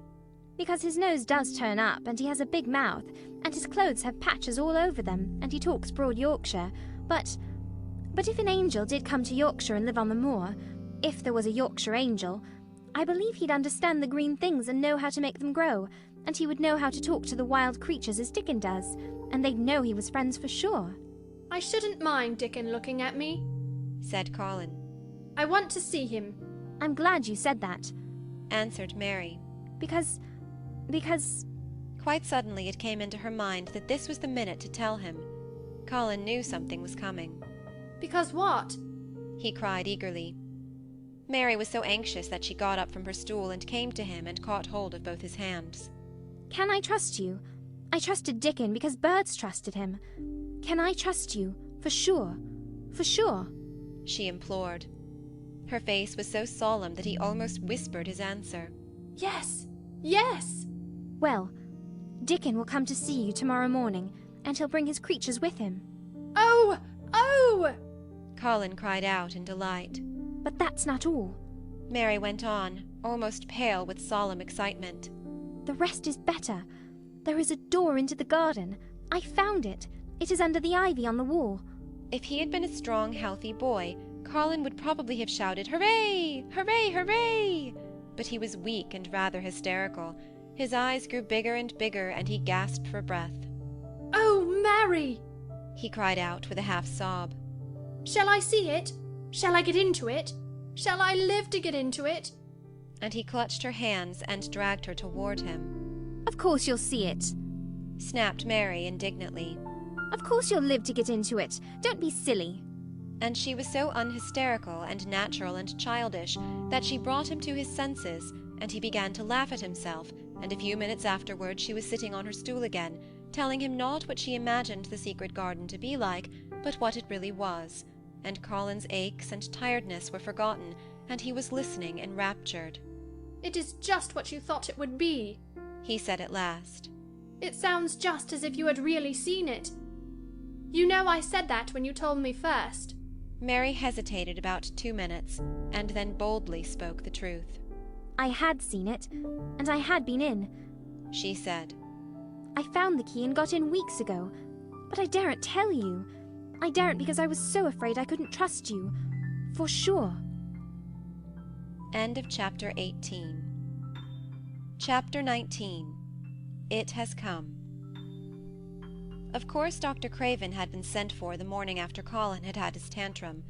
He was always sent for at once when such a thing occurred, and he always found, when he arrived, a white shaken boy lying on his bed, sulky and still, so hysterical that he was ready to break into fresh sobbing at the least word. In fact, Dr. Craven dreaded and detested the difficulties of these visits. On this occasion he was away from Misselthwaite Manor until afternoon. "How is he?" he asked Mrs. Medlock rather irritably when he arrived. "He will break a blood vessel in one of those fits some day. The boy is half insane with hysteria and self-indulgence."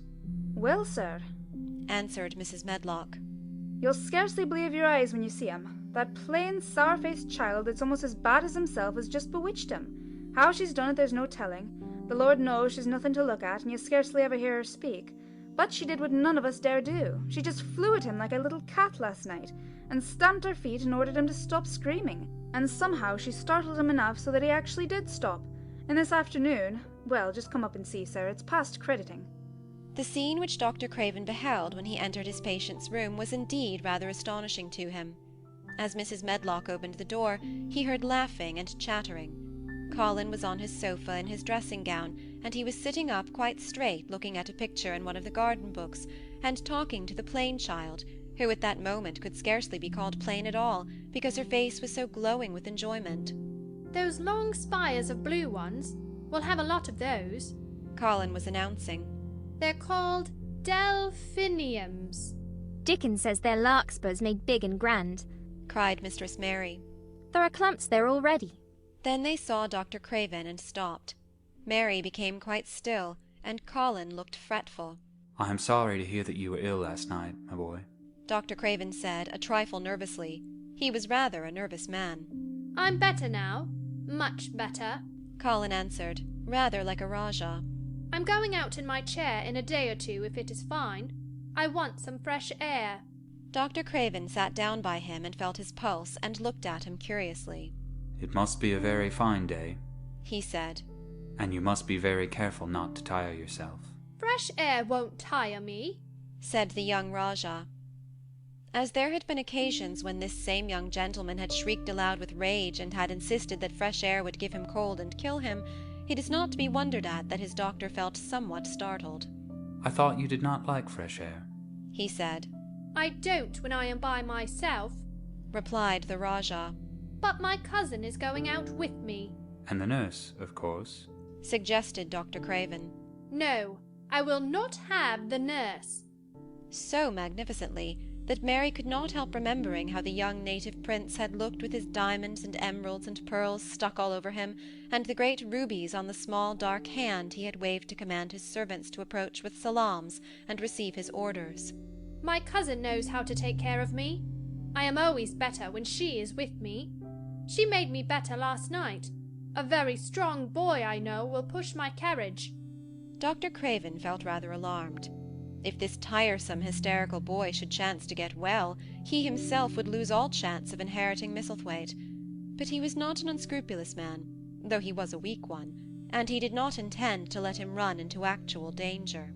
"He must be a strong boy and a steady boy," he said. "and I must know something about him. Who is he? What is his name?" It's Dickon. Mary spoke up suddenly. She felt somehow that everybody who knew the Moor must know Dickon. And she was right, too. She saw that in a moment Dr. Craven's serious face relaxed into a relieved smile. "Oh, Dickon," he said. "If it's Dickon, you will be safe enough. He's as strong as a Moor pony, is Dickon." And he's trusty, said Mary. He's the trustiest lad of Yorkshire. She had been talking Yorkshire to Colin, and she forgot herself. "Did Dickon teach you that?" asked Dr. Craven, laughing outright. I'm learning it as if it was French, said Mary rather coldly. It's like a native dialect in India. Very clever people try to learn them. I like it, and so does Colin. "Well, well," he said.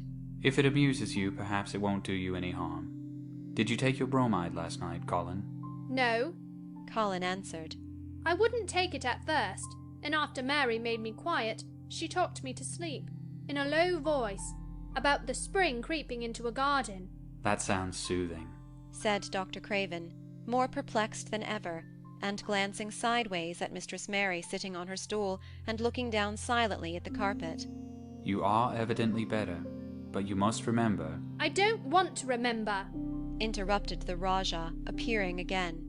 When I lie by myself and remember, I begin to have pains everywhere, and I think of things that make me begin to scream because I hate them so. If there was a doctor anywhere who could make you forget you were ill instead of remembering it, I would have him brought here." And he waved a thin hand, which ought really to have been covered with royal signet rings made of rubies. "It is because my cousin makes me forget that she makes me better." Dr. Craven had never made such a short stay after a tantrum. Usually he was obliged to remain a very long time and do a great many things. This afternoon he did not give any medicine or leave any new orders, and he was spared any disagreeable scenes. When he went downstairs he looked very thoughtful, and when he talked to Mrs. Medlock in the library, she felt that he was a much puzzled man. "Well, sir," she ventured. "could you have believed it?" "It is certainly a new state of affairs," said the doctor. "and there's no denying it's better than the old one." "I believe Susan Sowerby's right to do that," said Mrs. Medlock.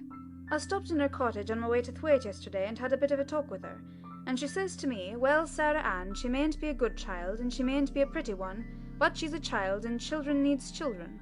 We went to school together, Susan Sowerby and me." "She's the best sick nurse I know," said Dr. Craven. "When I find her in a cottage, I know the chances are that I shall save my patient." Mrs. Medlock smiled. She was fond of Susan Sowerby. "She's got a way with her, has Susan," she went on quite volubly. "I've been thinking all morning of one thing she said yesterday.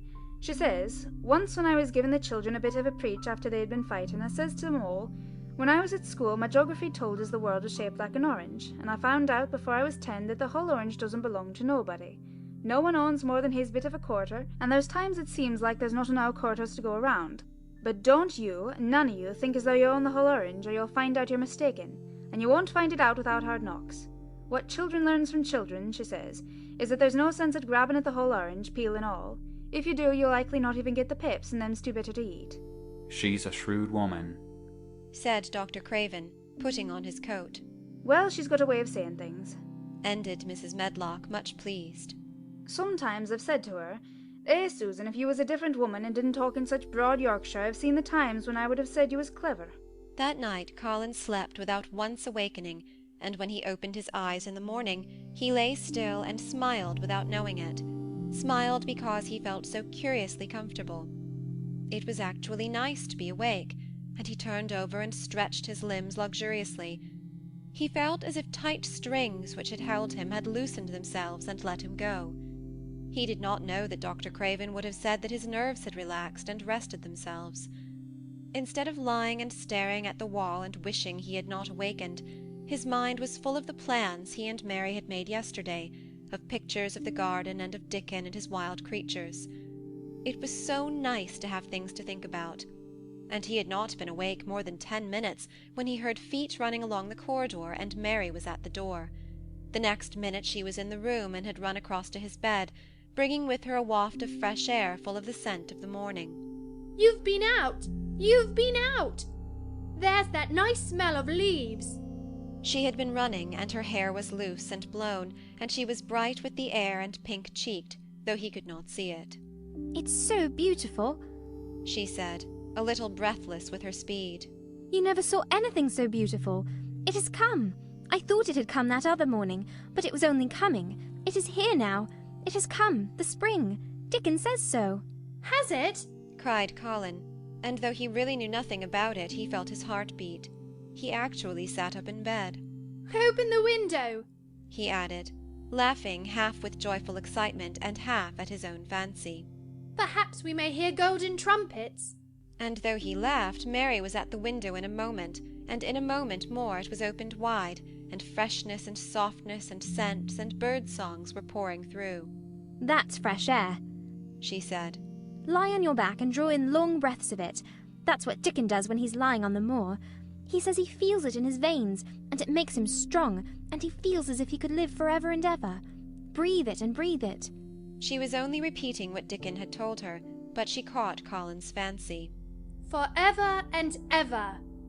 Does it make him feel like that? He said, and he did as she told him, drawing in long, deep breaths over and over again, until he felt that something quite new and delightful was happening to him. Mary was at his bedside again. Things are crowding up out of the earth, she ran on in a hurry. And there are flowers uncurling, and buds on everything, and the green veil has covered nearly all the grey, and the birds are in such a hurry about their nests, for fear they may be too late, that some of them are even fighting for places in the secret garden. And the rose bushes look as wick can be, and there are primroses in the lanes and woods, and the seeds we planted are up, and Dickon has brought the fox and the crow and the squirrels and a newborn lamb. And then she paused for breath. The newborn lamb Dickon had found 3 days before lying by its dead mother among the gorse bushes on the moor. It was not the first motherless lamb he had found, and he knew what to do with it. He had taken it to the cottage wrapped in his jacket, and he had let it lie near the fire, and had fed it with warm milk. It was a soft thing with a darling, silly baby face, and legs rather long for its body. Dickon had carried it over the moor in his arms, and its feeding bottle was in his pocket with a squirrel, and when Mary had sat under a tree with its limp warmness huddled on her lap, she had felt as if she were too full of strange joy to speak. A lamb, a lamb, a living lamb who lay on your lap like a baby. She was describing it with great joy, and Colin was listening and drawing in long breaths of air when the nurse entered. She started a little at the sight of the open window. She had sat stifling in the room many a warm day, because her patient was sure that open windows gave people cold. Are you sure you are not chilly, Master Colin? She inquired. No, was the answer. I am breathing long breaths of fresh air. It makes you strong. I'm going to get up to the sofa for breakfast. My cousin will have breakfast with me. The nurse went away, concealing a smile, to give the order for 2 breakfasts. She found the servants' hall a more amusing place than the invalid's chamber, and just now everybody wanted to hear the news from upstairs. There was a great deal of joking about the unpopular young recluse, who, as the cook said, had found his master and good for him. The servants' hall had been very tired of the Tantrums, and the butler, who was a man with a family, had more than once expressed his opinion that the invalid would be all the better for a good hiding. When Colin was on his sofa and the breakfast for 2 was put upon the table, he made an announcement to the nurse in his most Rajah-like manner.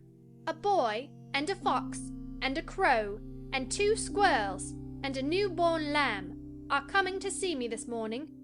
I want them brought upstairs as soon as they come, he said. You are not to begin playing with the animals in the servants' hall and keep them there. I want them here. The nurse gave a slight gasp and tried to conceal it with a cough. Yes, sir, she answered. I'll tell you what you can do, added Colin, waving his hand. You can tell Martha to bring them here. The boy is Martha's brother. His name is Dickon, and he is an animal charmer. I hope the animals won't bite, Master Colin, said the nurse. I told you he was a charmer, said Colin austerely. Charmers' animals never bite. There are snake charmers in India, said Mary. And they can put their snakes' heads in their mouths. Goodness, shuddered the nurse. They ate their breakfast with the morning air pouring in upon them. Colin's breakfast was a very good one, and Mary watched him with serious interest. You will begin to get fatter just as I did, she said. I never wanted my breakfast when I was in India, and now I always want it. I wanted mine this morning, said Colin. Perhaps it was the fresh air. When do you think Dickon will come? He was not long in coming. In about 10 minutes Mary held up her hand. Listen, she said. Did you hear a caw? Colin listened and heard it. The oddest sound in the world to hear inside a house. A hoarse caw, caw. Yes, he answered. That's soot, said Mary. Listen again. Do you hear a bleat? A tiny one? Oh, yes, said Colin, quite flushing. That's the newborn lamb, said Mary. He's coming. Dickon's moorland boots were thick and clumsy, and though he tried to walk quietly, they made a clumping sound as he walked through the long corridors. Mary and Colin heard him marching, until he passed through the tapestry door on to the soft carpet of Colin's own passage. "If you please, sir," announced Martha, opening the door. "If you please, sir, here's Dickon and his creatures." Dickon came in smiling his nicest wide smile. The newborn lamb was in his arms, and the little red fox trotted by his side. Nut sat on his left shoulder and Soot on his right, and Shell's head and paws peeped out of his coat pocket. Colin slowly sat up and stared, as he had stared when he first saw Mary, but this was a stare of wonder and delight. The truth was that in spite of all he had heard, he had not in the least understood what this boy would be like, and that his fox and his crow and his squirrels and his lamb were so near to him, and his friendliness, that they seemed almost to be part of himself. Colin had never talked to a boy in his life, and he was so overwhelmed by his own pleasure and curiosity that he did not even think of speaking. But Dickon did not feel the least shy or awkward. He had not felt embarrassed because the crow had not known his language, and had only stared and had not spoken to him the first time they met. Creatures were always like that until they found out about you. He walked over to Colin's sofa and put the newborn lamb quietly on his lap, and immediately the little creature turned to the warm velvet dressing-gown and began to nuzzle into its folds and butt its tight-curled head with soft impatience against his side. Of course, no boy could have helped speaking then. "What is it doing?" cried Colin. "What does it want?" "It wants its mother," said Dickon, smiling more and more.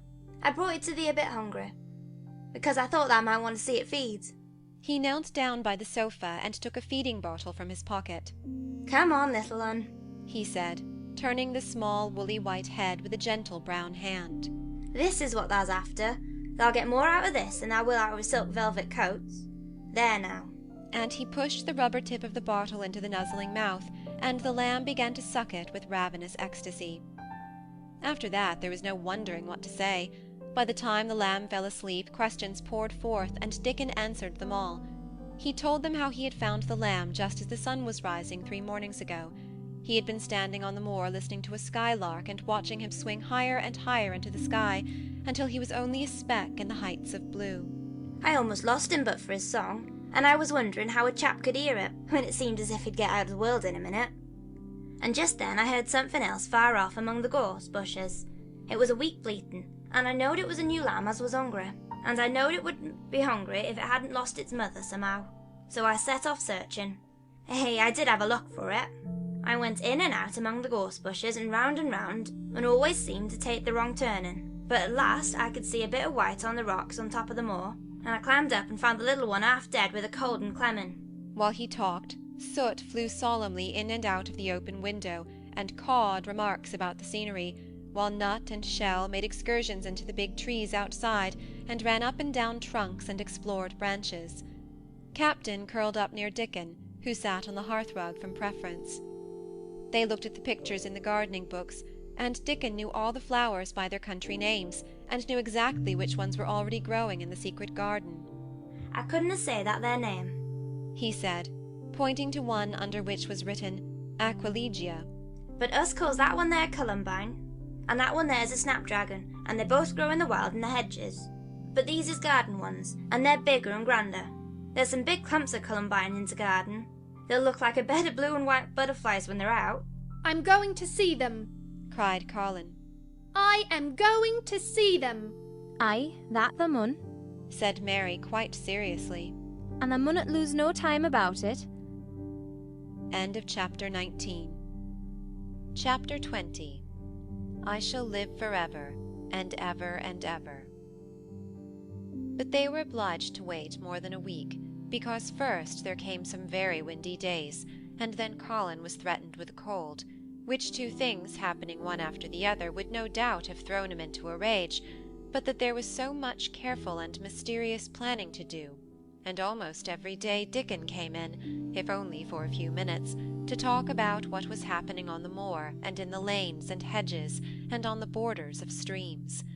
The things he had to tell about otters and badgers and water-rats' houses, not to mention birds' nests and field mice and their burrows, were enough to make you almost tremble with excitement when you heard all the intimate details from an animal charmer, and realized with what thrilling eagerness and anxiety the whole busy world was working. "They're same as us," said Dickon. "only they have to build their homes every year, and it keeps them so busy they fair scuffle to get them done." The most absorbing thing, however, was the preparations to be made before Colin could be transported with sufficient secrecy to the garden. No one must see the chair-carriage and Dickon and Mary after they turned a certain corner of the shrubbery and entered upon the walk outside the ivied walls. As each day passed, Colin had become more and more fixed in his feeling that the mystery surrounding the garden was one of its greatest charms. Nothing must spoil that. No one must ever suspect that they had a secret. People must think that he was simply going out with Mary and Dickon because he liked them and did not object to their looking at him. They had long and quite delightful talks about their route. They would go up this path and down that one and cross the others and go round among the fountain flower beds as if they were looking at the bedding out plants the head gardener, Mr. Roach, had been having arranged. That would seem such a rational thing to do that no one would think it at all mysterious. They would turn into the shrubbery walks and lose themselves until they came to the long walls. It was almost as serious and elaborately thought out as the plans of march made by the generals in great times of war. Rumours of the new and curious things which were occurring in the invalids' apartments had of course filtered through the servants' hall into the stable yards and out among the gardeners. But notwithstanding, Mr. Roach was startled one day when he received orders from Master Colin's room to the effect that he must report himself in the apartment no outsider had ever seen, as the invalid himself desired to speak to him. "Well, well," he said to himself as he hurriedly changed his coat. "What's to do now? His Royal Highness that wasn't to be looked at calling up a man he's never set eyes on?" Mr. Roach was not without curiosity. He had never caught even a glimpse of the boy, and had heard a dozen exaggerated stories about his uncanny looks and ways and his insane tempers. The thing he had heard oftenest was that he might die at any moment, and there had been numerous fanciful descriptions of a humped back and helpless limbs, given by people who had never seen him. "Things are changing in this house, Mr. Roach," said Mrs. Medlock as she led him up the back staircase to the corridor on to which opened the hitherto mysterious chamber. "Let's hope they're changing for the better, Mrs. Medlock," he answered. "They couldn't well change for the worse," she continued. "And queer as it all is, there's them that finds their duties made a lot easier to stand up under. Don't you be surprised, Mr. Roach, if you find yourself in the middle of a menagerie, and Martha Sowerby's Dickon more at home than you or me could ever be." There really was a sort of magic about Dickon, as Mary always privately believed. When Mr. Roach heard his name he smiled quite leniently. "He'd be at home in Buckingham Palace or at the bottom of a coal mine," he said. "And yet it's not impudence either. He's just fine, is that lad." It was perhaps well he had been prepared, or he might have been startled. When the bedroom door was opened, a large crow, which seemed quite at home perched on the high back of a carven chair, announced the entrance of a visitor by saying "Caw! Caw!" quite loudly. In spite of Mrs. Medlock's warning, Mr. Roach only just escaped being sufficiently undignified to jump backward. The young Rajah was neither in bed nor on his sofa. He was sitting in an armchair, and a young lamb was standing by him, shaking its tail in a feeding-lamb fashion as Dickon knelt giving it milk from its bottle. A squirrel was perched on Dickon's bent back, attentively nibbling a nut. The little girl from India was sitting on a big footstool looking on. Here is Mr. Roach, Master Colin, said Mrs. Medlock. The young Rajah turned and looked his servitor over. At least that was what the head gardener felt happened. "Oh, you are Roach, are you?" he said. "I sent for you to give you some very important orders." Very good, sir, answered Roach, wondering if he was to receive instructions to fell all the oaks in the park or to transform the orchards into water gardens. "I am going out in my chair this afternoon," said Colin. "If the fresh air agrees with me, I may go out every day. When I go, none of the gardeners are to be anywhere near the long walk by the garden walls. No one is to be there. I shall go out about 2 o'clock, and everyone must keep away until I send word that they may go back to their work."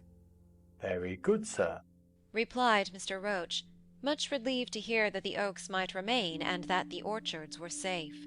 "Mary," said Colin, turning to her, "what is that thing you say in India when you have finished talking and want people to go?" You say, "You have my permission to go," answered Mary. The Rajah waved his hand. "You have my permission to go, Roach," he said. "But remember, this is very important." "Caw, caw," remarked the crow hoarsely, but not impolitely. very good, sir, thank you, sir, said Mr. Roach, and Mrs. Medlock took him out of the room. Outside in the corridor, being a rather good-natured man, he smiled until he almost laughed. my word, he said. He's got a fine lordly way with him, hasn't he? You'd think he was a whole royal family rolled into one, prince consort and all. Yeah, protested Mrs. Medlock. We've had to let him trample all over every one of us since he had feet, and he thinks that's what folks was born for. Perhaps he'll grow out of it, if he lives, suggested Mr. Roach. Well, there's one thing for sure, said Mrs. Medlock. If he does live and that Indian child stays here, I warrant she teaches him that the whole orange does not belong to him, as Susan Sowerby says, and he'll be likely to find out the size of his own quarter. Inside the room, Colin was leaning back on his cushions. "It's all safe now," he said. "And this afternoon I shall see it. This afternoon I shall be in it." Dickon went back to the garden with his creatures, and Mary stayed with Colin. She did not think he looked tired, but he was very quiet before their lunch came, and he was quiet while they were eating it.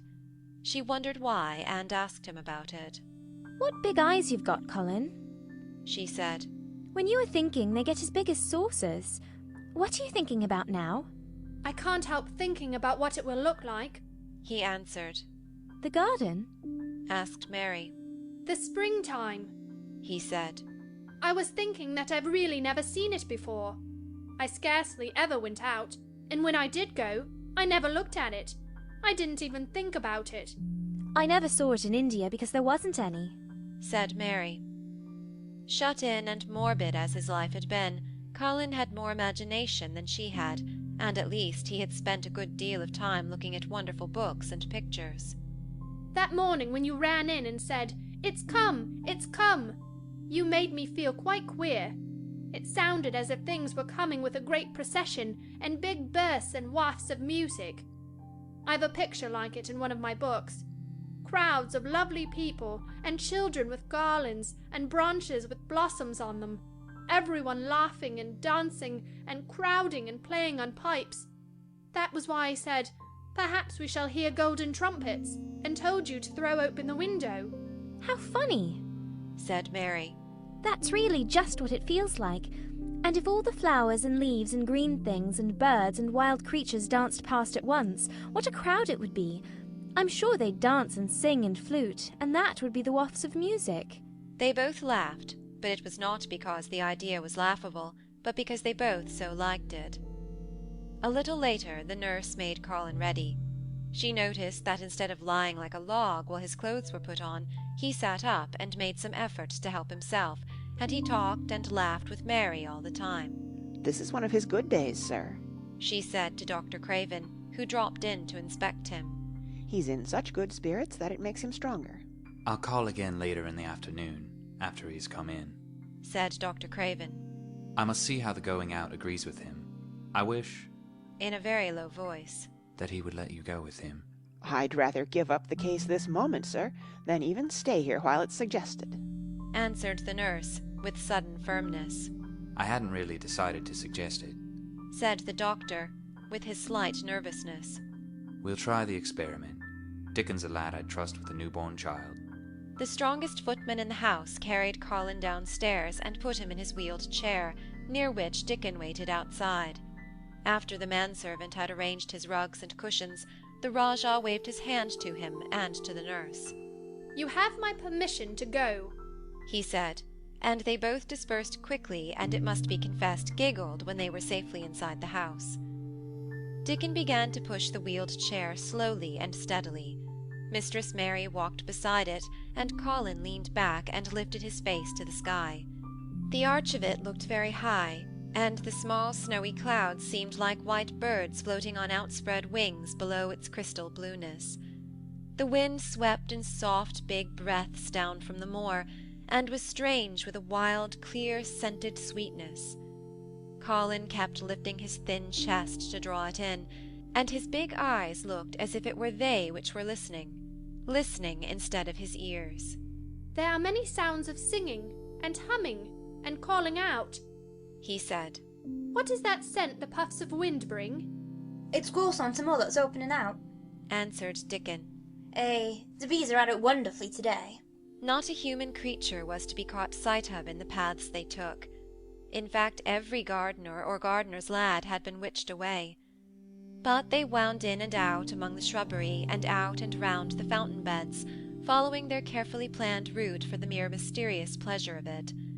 But when at last they turned into the long walk by the ivied walls, the excited sense of an approaching thrill made them, for some curious reason they could not have explained, begin to speak in whispers. "This is it," breathed Mary. "This is where I used to walk up and down and wonder and wonder." "Is it?" cried Colin, and his eyes began to search the ivy with eager curiousness. "But I can see nothing," he whispered. "There is no door." "That's what I thought," said Mary. Then there was a lovely breathless silence, and the chair wheeled on. "That is the garden where Ben Weatherstaff works," said Mary. "Is it?" said Colin. A few more yards, and Mary whispered again. "This is where the robin flew over the wall," she said. "Is it?" cried Colin.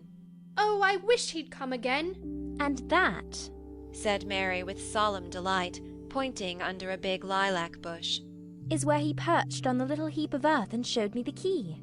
Then Colin sat up. "Where? Where? There?" he cried, and his eyes were as big as the wolf's in Red Riding Hood, when Red Riding Hood felt called upon to remark on them. Dickon stood still, and the wheeled chair stopped. "And this," said Mary, stepping on to the bed close to the ivy, "is where I went to talk to him when he chirped at me from the top of the wall. And this is the ivy the wind blew back." And she took hold of the hanging green curtain. "Oh, is it? Is it?" gasped Colin. "And here is the handle, and here is the door. Dickon, push him in quickly." And Dickon did it with one strong, steady, splendid push.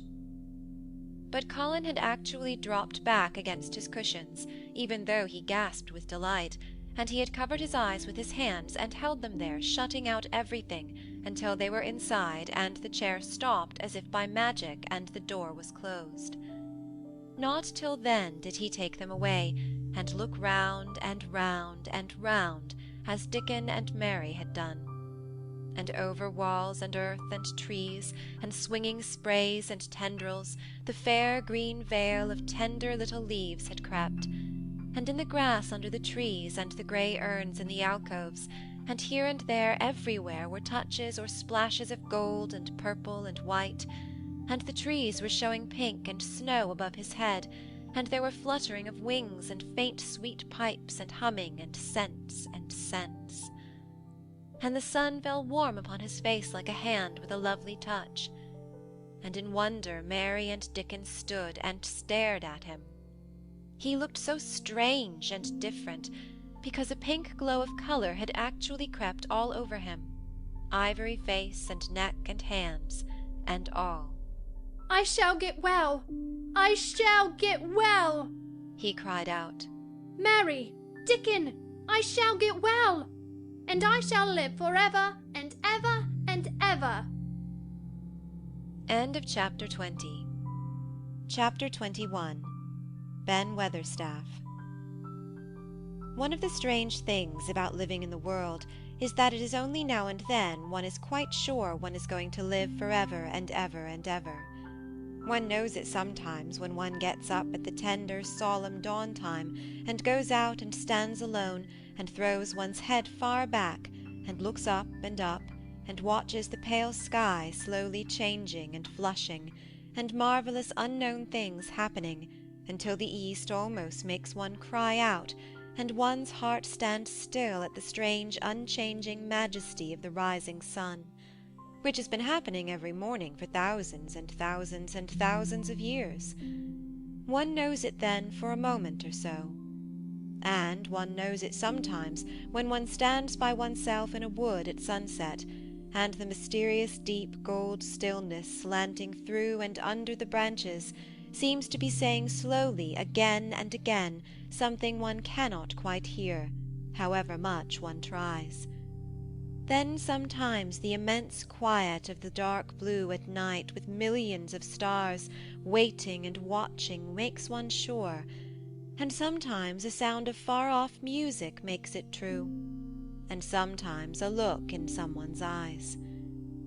And it was like that with Colin when he first saw and heard and felt the springtime inside the 4 high walls of a hidden garden. That afternoon the whole world seemed to devote itself to being perfect and radiantly beautiful and kind to one boy. Perhaps out of pure heavenly goodness the spring came and crowned everything it possibly could into that one place. More than once Dickon paused in what he was doing, and stood still with a sort of growing wonder in his eyes, shaking his head softly. It is gaidily," he said. "I'm 12 going on 13, and there's a lot of afternoons in 13 years, but it seems to me like I never seed one as gaidily as this year." "Aye, it is a gradely one," said Mary, and she sighed for mere joy. "I'll warrant it's the gradeliest one as ever was in this world." "Does thou think," said Colin with dreamy carefulness, "as happen it was made like this, all o' purpose, for me?" "My word," cried Mary admiringly. "That there is a bit of good Yorkshire. That's shapen first rate, that thou art." And delight reigned. They drew the chair under the plum tree, which was snow white with blossoms and musical with bees. It was like a king's canopy, a fairy king's. There were flowering cherry trees near, and apple trees whose buds were pink and white, and here and there one had burst wide open. Between the blossoming branches of the canopy bits of blue sky looked down like wonderful eyes. Mary and Dickon worked a little here and there, and Colin watched them. They brought him things to look at, buds which were opening, buds which were tight closed, bits of twig whose leaves were just showing green, the feather of a woodpecker which had dropped on the grass, the empty shell of some bird early hatched. Dickon pushed the chair slowly round and round the garden, stopping every other moment to let him look at wonders springing out of the earth or trailing down from trees. It was like being taken in state round the country of a magic king and queen, and shown all the mysterious riches it contained. "I wonder if we shall see the robin," said Colin. "They'll see him often enow after a bit," answered Dickon. "When the eggs hatch and out the little chap hops, he'll be kept so busy he'll make his head swim. They'll see him flying backwards and forwards, and carrying worms nigh as big as himself, and that much noise going in the nest, when he gets there in fair flusters, him so as scarce knows which big mouth drops the first piece in, and gaping beaks and squawks on every side. Mother says that when she sees the work a robin has to keep him gaping beaks filled, she feels like she's a lady and nothing to do. She says she's seen the little chaps, when it seems like the sweat must be dropping off them, though folks can't see it." This made them giggle so delightedly that they were obliged to cover their mouths with their hands, remembering that they must not be heard. Colin had been instructed as to the law of whispers and low voices several days before. He liked the mysteriousness of it, and did his best, but in the midst of excited enjoyment it is rather difficult never to laugh above a whisper. Every moment of the afternoon was full of new things, and every hour the sunshine grew more golden. The wheeled chair had been drawn back under the canopy, and Dickon had sat down on the grass, and had just drawn out his pipe, when Colin saw something he had not had time to notice before. "That's a very old tree over there, isn't it?" he said. Dickon looked across the grass at the tree, and Mary looked, and there was a brief moment of stillness. "Yes," answered Dickon after it, and his low voice had a very gentle sound. Mary gazed at the tree and thought. "The branches are quite grey, and there's not a single leaf anywhere." Colin went on. "It's quite dead, isn't it?" "Aye," admitted Dickon. "but them roses has climbed all over it, and it'll near hide every bit of dead wood when they're full of leaves and flowers. It won't look dead then. It'll be the prettiest thing of all." Mary still gazed at the tree and thought. "It looks as if a big branch had been broken off," said Colin.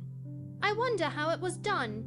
"It's been done many a year," answered Dickon. "Aye," with a sudden relieved start, and laying his hand on Colin. "Look at that robin. There he is. He's been foraging for his mate." Colin was almost too late, but just caught the sight of him, the flash of red-breasted bird with something in his beak.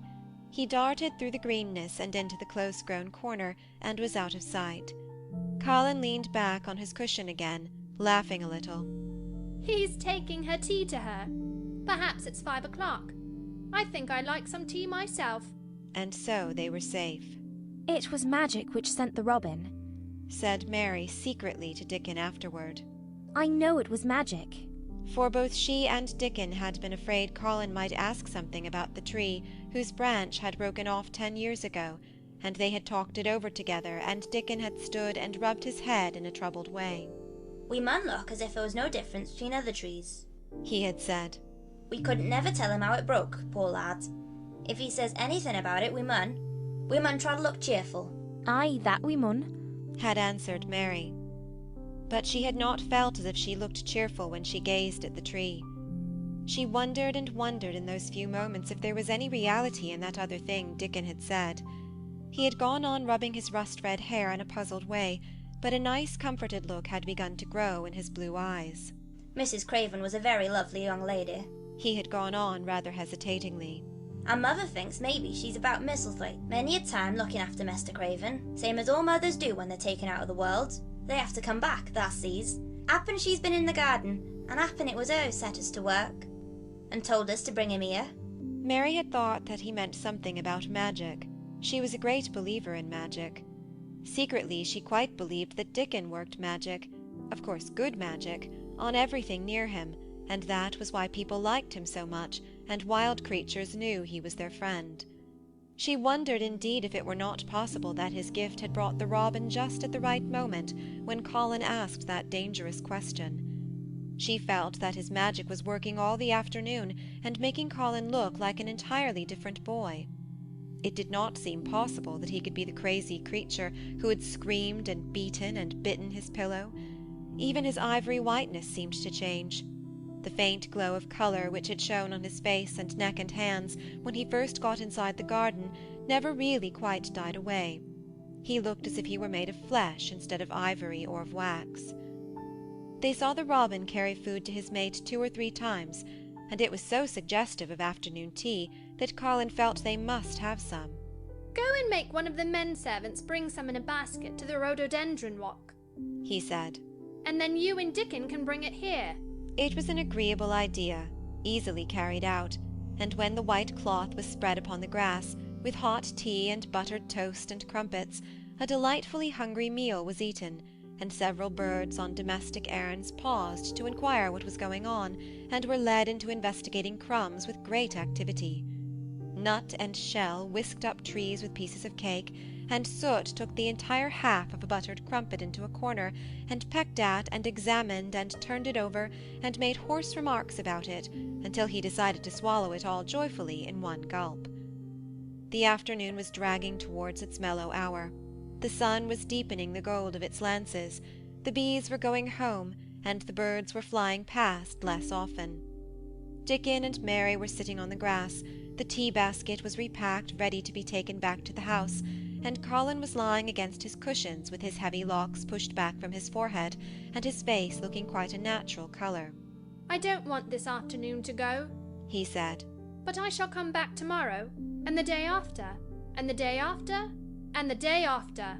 "You'll get plenty of fresh air, won't you?" said Mary. "I'm going to get nothing else," he answered. "I've seen the spring now, and I'm going to see the summer.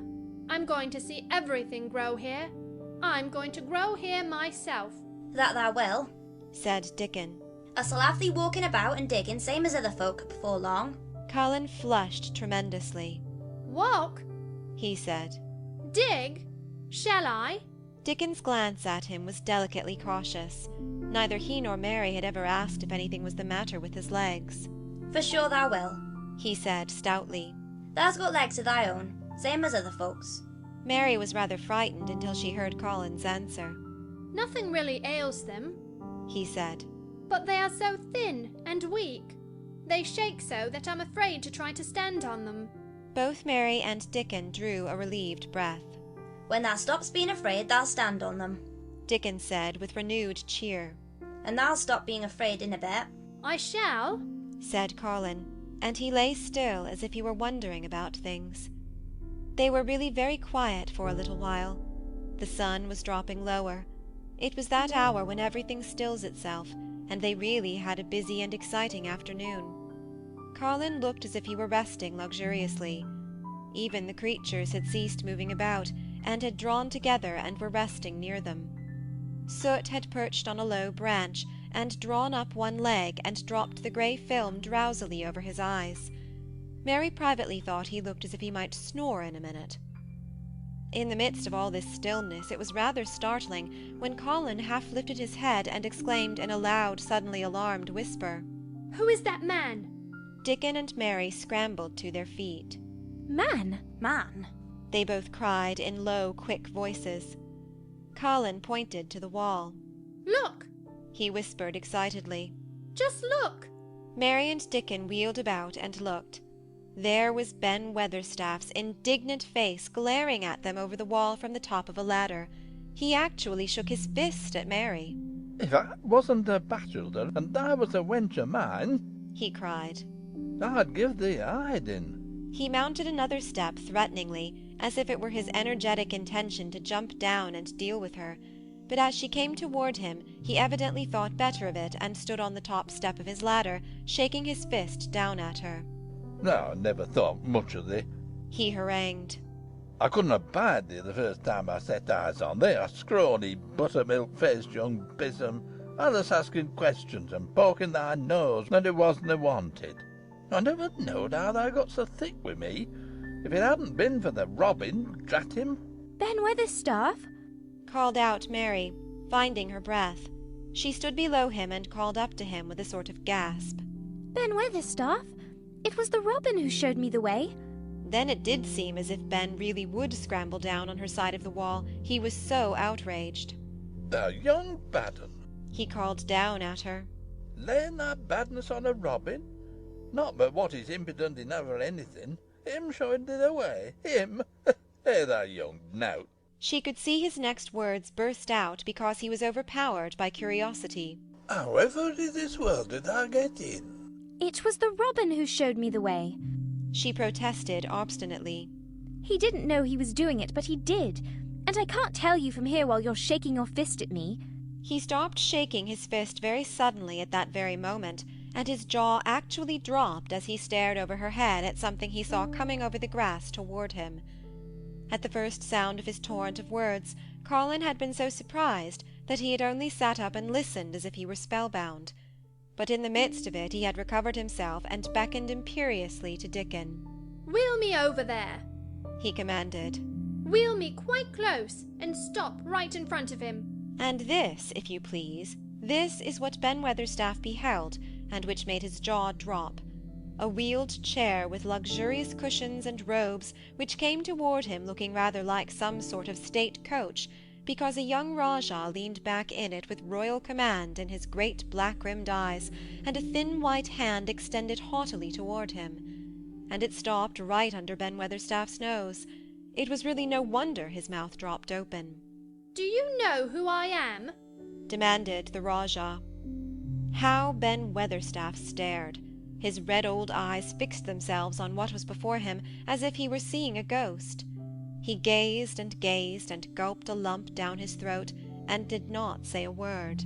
"Do you know who I am?" demanded Colin, still more imperiously. "Answer!"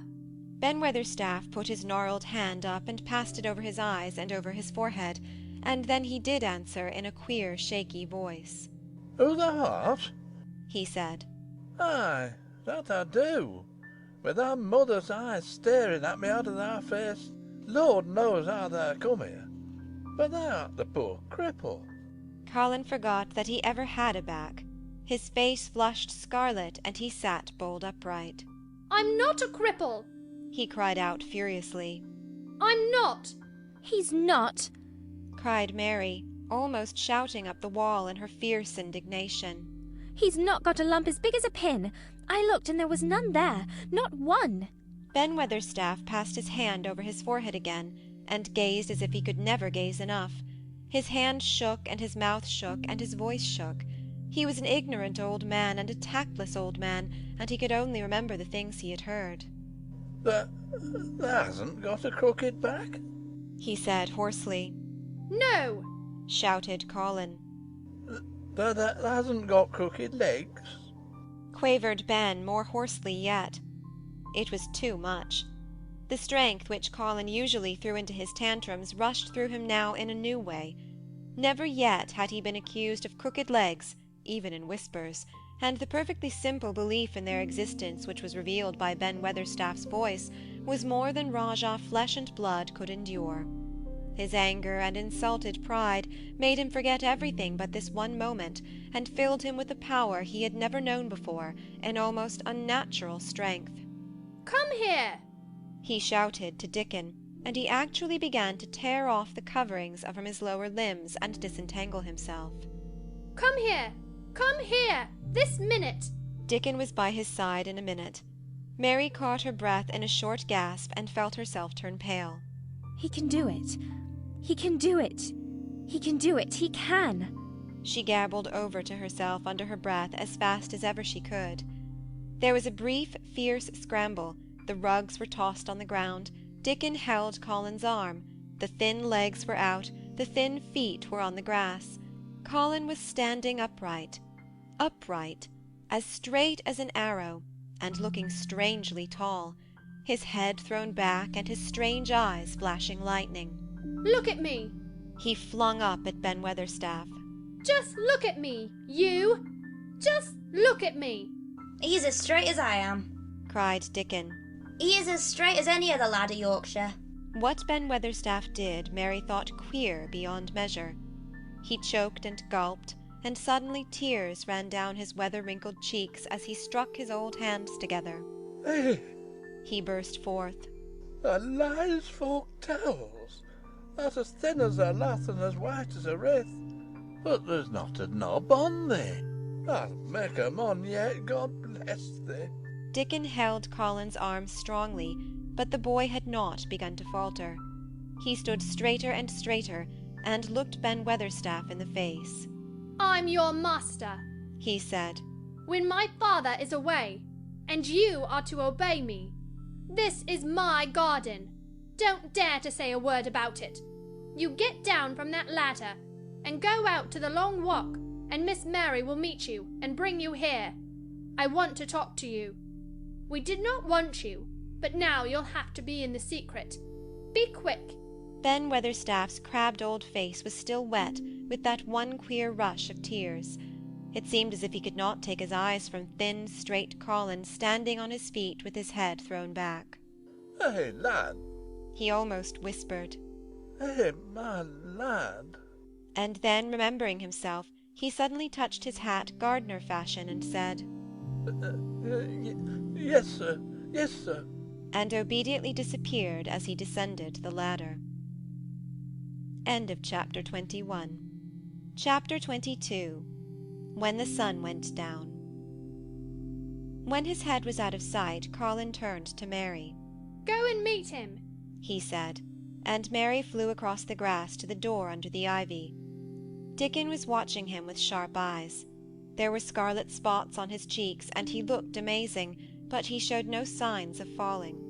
"I can stand," he said, and his head was still held up, and he said it quite grandly. "I told thee thou could do it as soon as thou stopped being afraid," answered Dickon. "And thou stopped." "Yes, I've stopped," said Colin. Then suddenly he remembered something Mary had said. "Are you making magic?" he asked sharply. Dickon's curly mouth spread in a cheerful grin. "Thou's doing the magic thyself," he said. "It's the same magic as these here work out of turf." And he touched with his thick boot a clump of crocuses in the grass. Colin looked down at them. "Aye," he said slowly. "There couldna be bigger magic than that there. There couldna be." He drew himself up straighter than ever. "I'm going to walk to that tree," he said, pointing to one a few feet away from him. "I'm going to be standing when Weatherstaff comes here. I can rest against the tree if I like.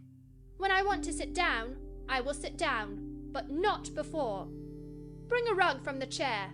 He walked to the tree, and though Dickon held his arm, he was wonderfully steady. When he stood against the tree trunk, it was not too plain that he supported himself against it, and he still held himself so straight that he looked tall. When Ben Weatherstaff came through the door in the wall, he saw him standing there, and he heard Mary muttering something under her breath. "What art saying?"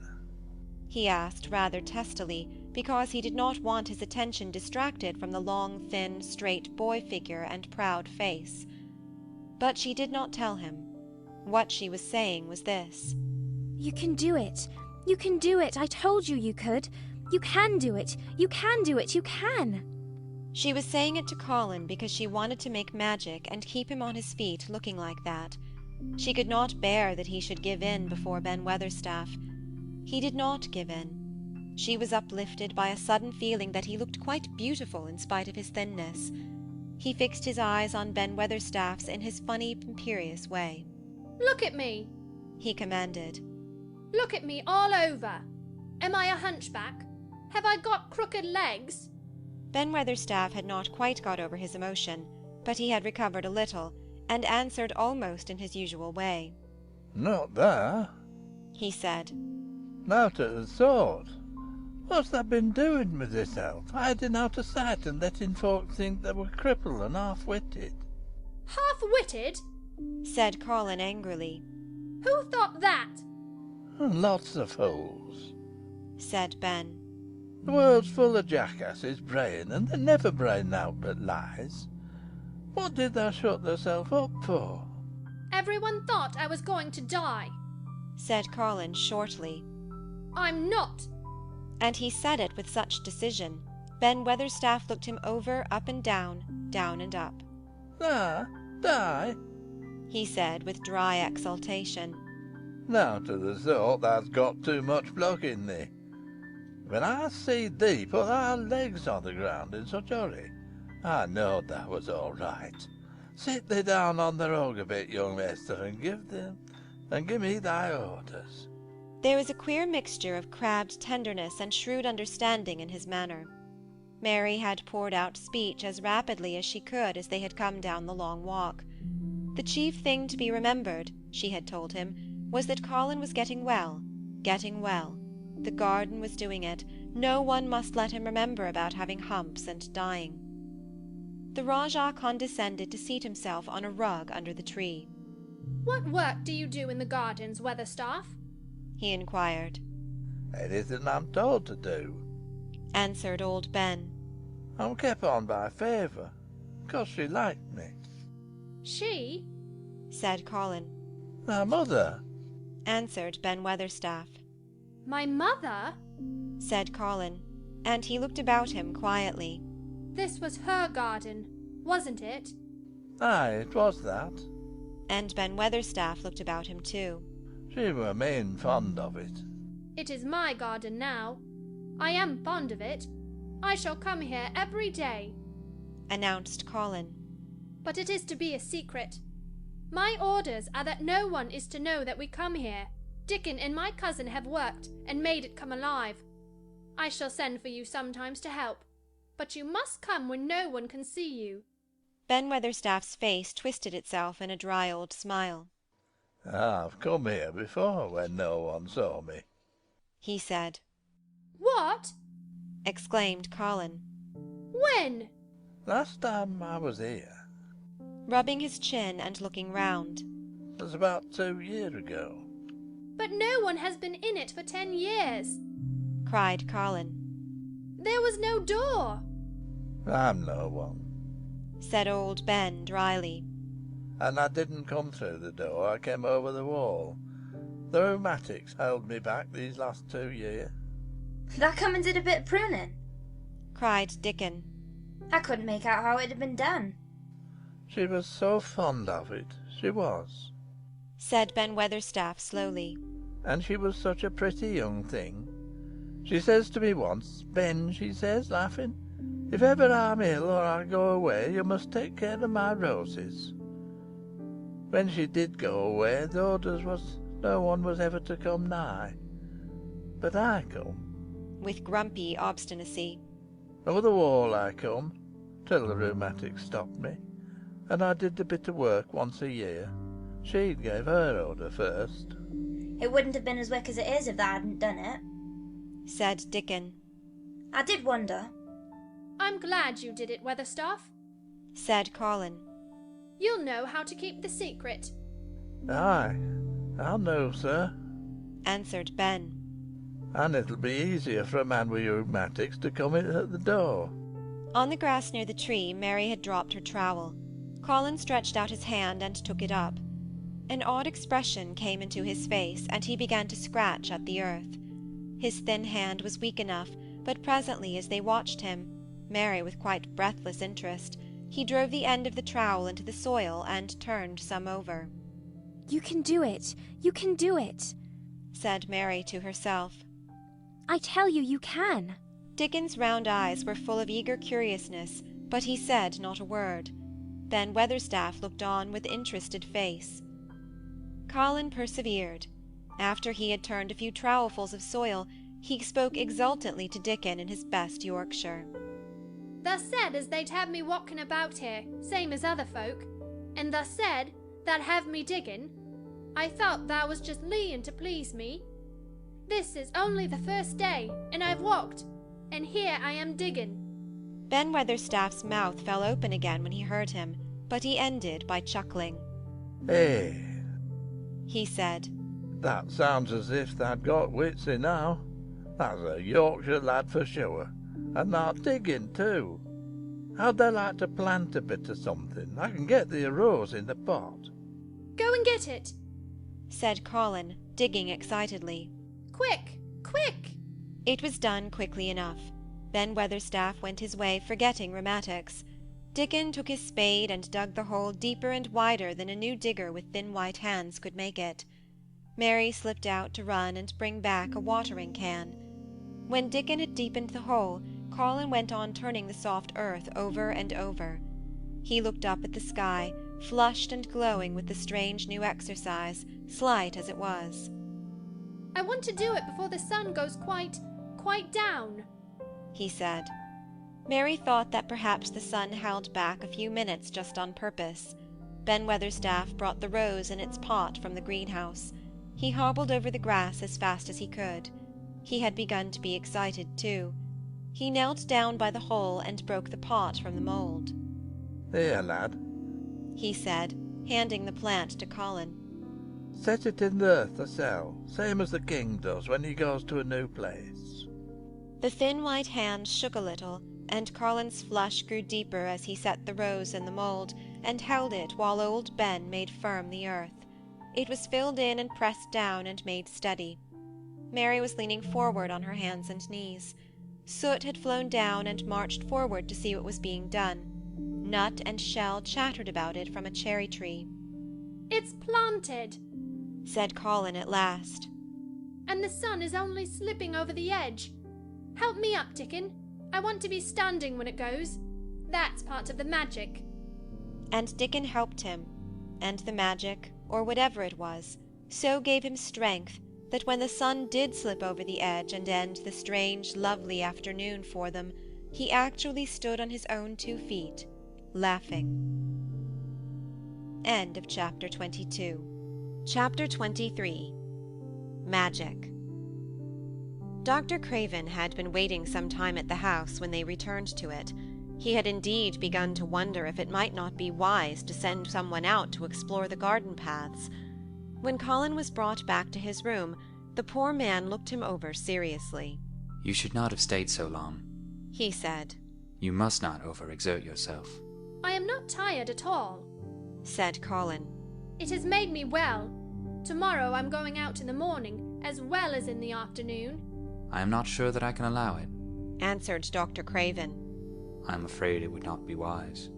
It would not be wise to try to stop me, said Colin quite seriously. I am going. Even Mary had found out that one of Colin's chief peculiarities was that he did not know in the least what a rude little brute he was with his way of ordering people about. He had lived on a sort of desert island all his life, and as he had been the king of it, he had made his own manners and had had no one to compare himself with. Mary had indeed been rather like him herself, and since she had been at Misselthwaite, had gradually discovered that her own manners had not been of the kind which is usual or popular. Having made this discovery, she naturally thought it of enough interest to communicate to Colin. So she sat and looked at him curiously for a few minutes after Dr. Craven had gone. She wanted to make him ask her why she was doing it, and of course she did.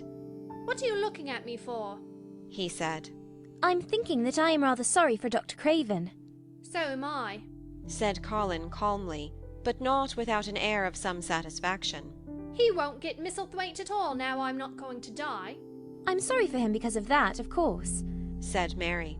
But I was thinking just then that it must have been very horrid to have had to be polite for 10 years to a boy who was always rude. I would never have done it. Am I rude? Colin inquired undisturbedly. If you had been his own boy, and he had been a slapping sort of man, said Mary, he would have slapped you. But he daren't, said Colin. No, he daren't, answered Mistress Mary, thinking the thing out quite without prejudice. Nobody ever dared to do anything you didn't like, because you were going to die and things like that. You were such a poor thing. But, announced Colin stubbornly, I am not going to be a poor thing. I won't let people think I'm one.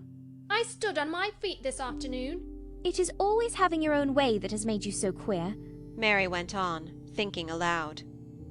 Colin turned his head, frowning. Am I queer? He demanded. Yes, answered Mary. Very. But you needn't be cross, she added impartially. Because so am I queer, and so is Ben Weatherstaff. But I am not as queer as I was before I began to like people and before I found the garden.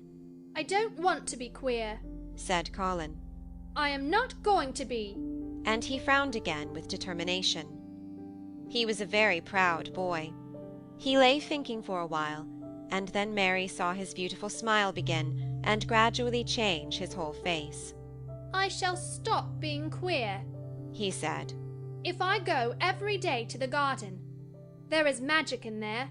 Good magic, you know, Mary. I am sure there is. So am I, said Mary. Even if it isn't real magic, Colin said, we can pretend it is. Something is there. Something. It's magic, said Mary. But not black. It's as white as snow.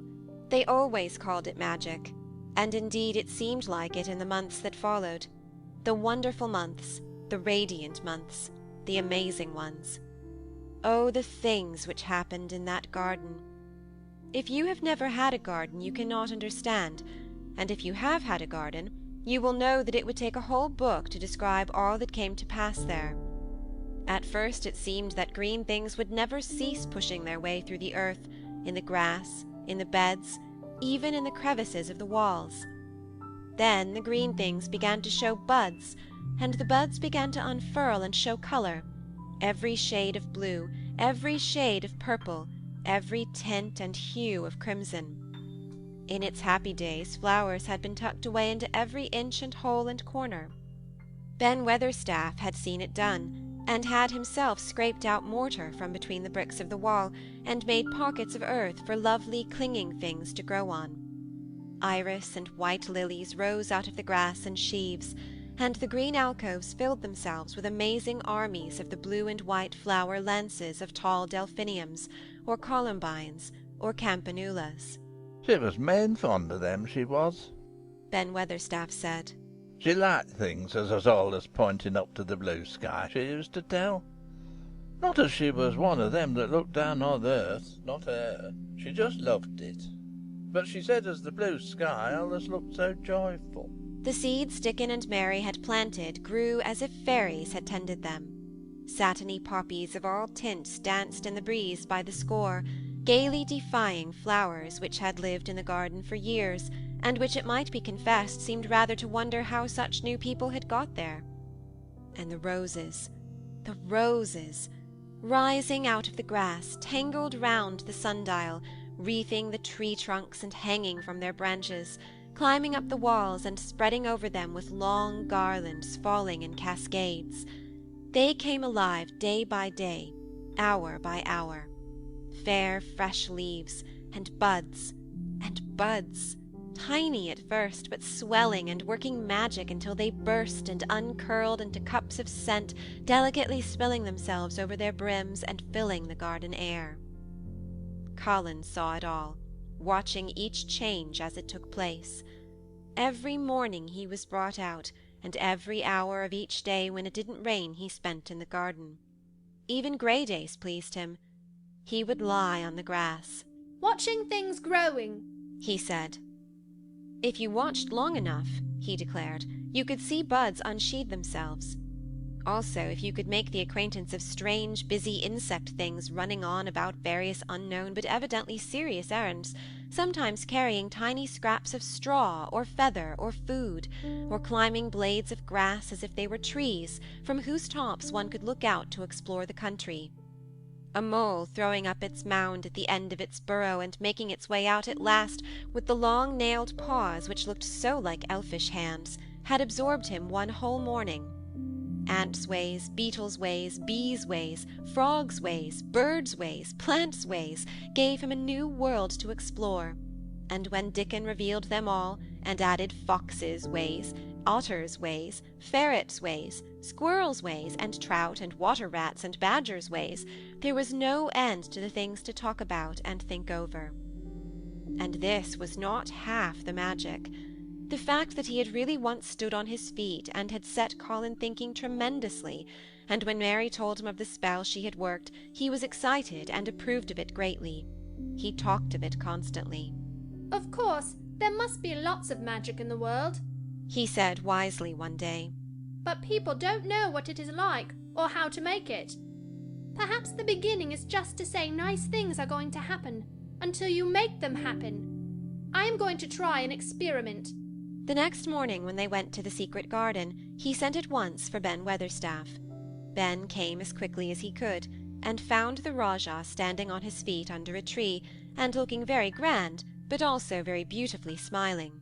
"Good morning, Ben Weatherstaff," he said. "I want you and Dickon and Miss Mary to stand in a row and listen to me, because I'm going to tell you something very important." "Aye, aye, sir," answered Ben Weatherstaff, touching his forehead. One of the long-concealed charms of Ben Weatherstaff was that in his boyhood he had once run away to sea and had made voyages, so he could reply like a sailor. "I am going to try a scientific experiment," explained the Rajah. "When I grow up, I am going to make great scientific discoveries, and I'm going to begin now with this experiment." "Aye, aye, sir," said Ben Weatherstaff promptly, though this was the first time he had heard of great scientific discoveries. It was the first time Mary had heard of them either, but even at this stage she had begun to realize that, queer as he was, Colin had read about a great many singular things, and was somehow a very convincing sort of boy. When he held up his head and fixed his strange eyes on you, it seemed as if you believed him almost in spite of yourself, though he was only 10 years old, going on 11. At this moment he was especially convincing, because he suddenly felt the fascination of actually making a sort of speech like a grown-up person. "The great scientific discoveries I am going to make," he went on, "will be about magic.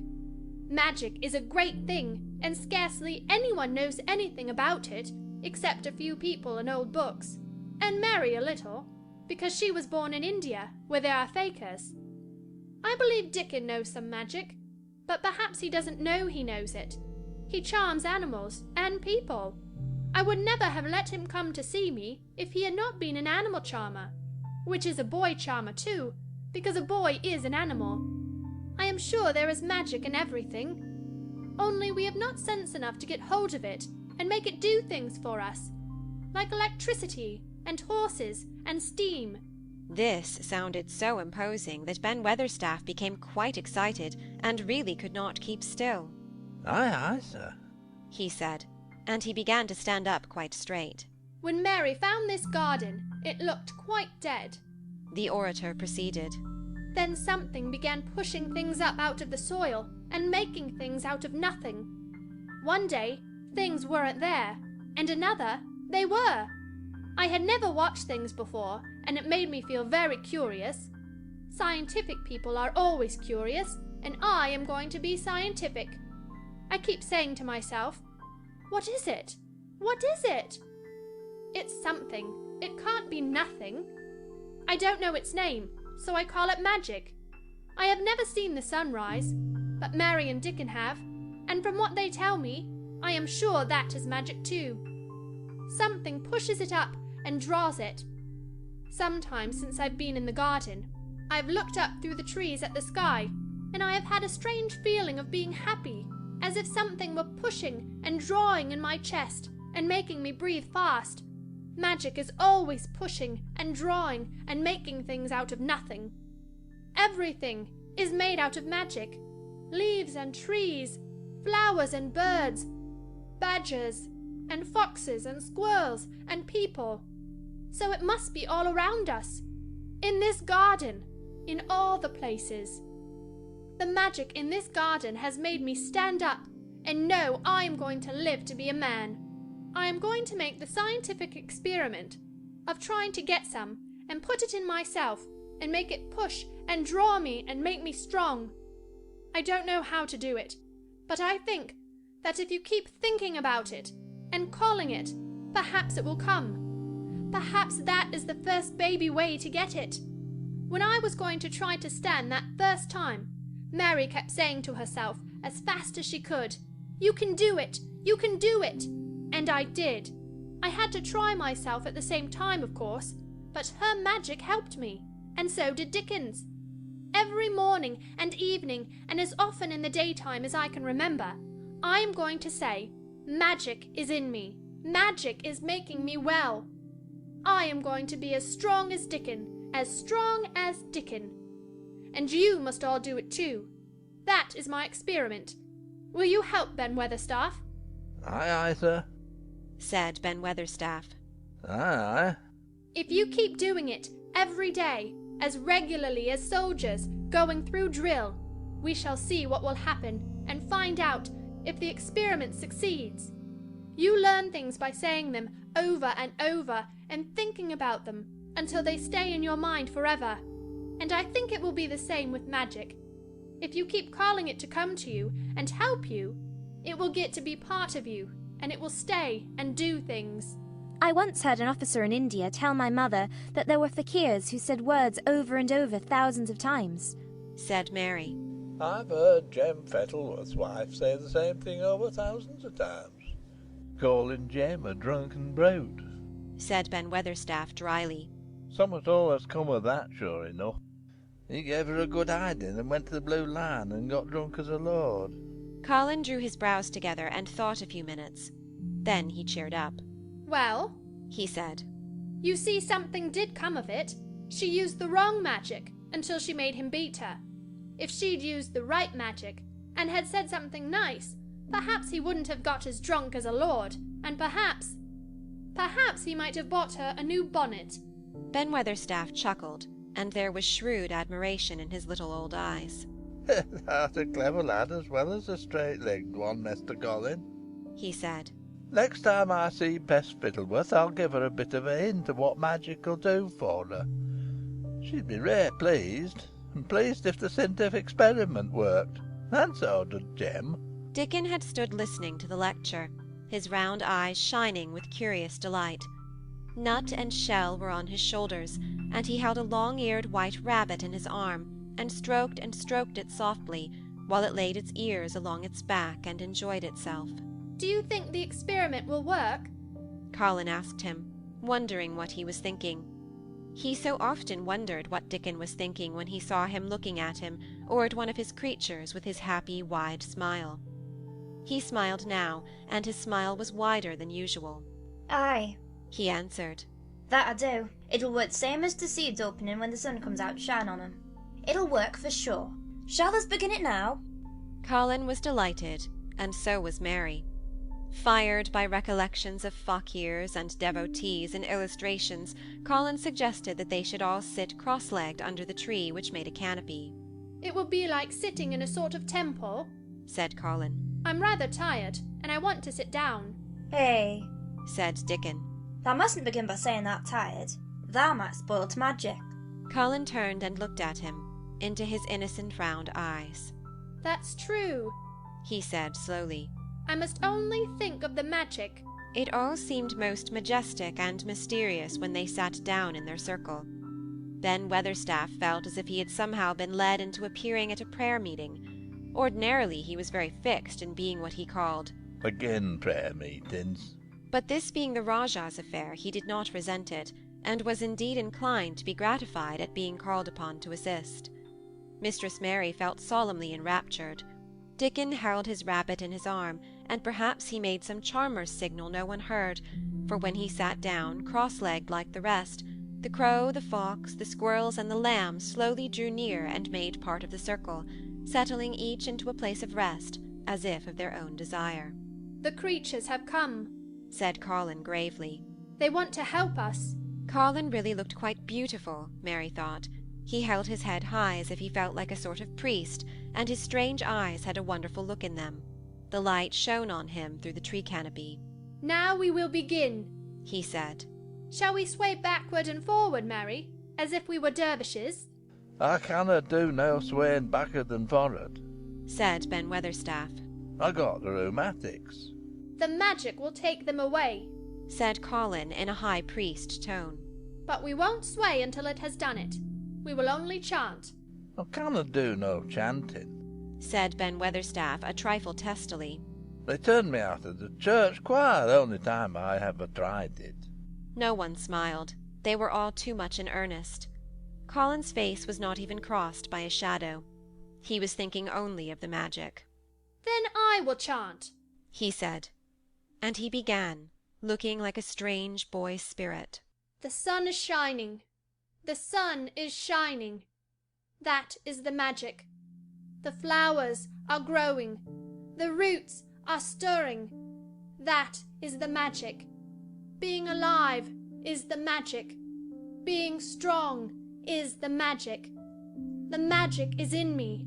The magic is in me. It is in me. It is in me. It's in every one of us. It's in Ben Weatherstaff's back. Magic. Magic. Come and help. He said it a great many times. Not 1,000 times, but quite a goodly number. Mary listened entranced. She felt as if it were at once queer and beautiful, and she wanted him to go on and on.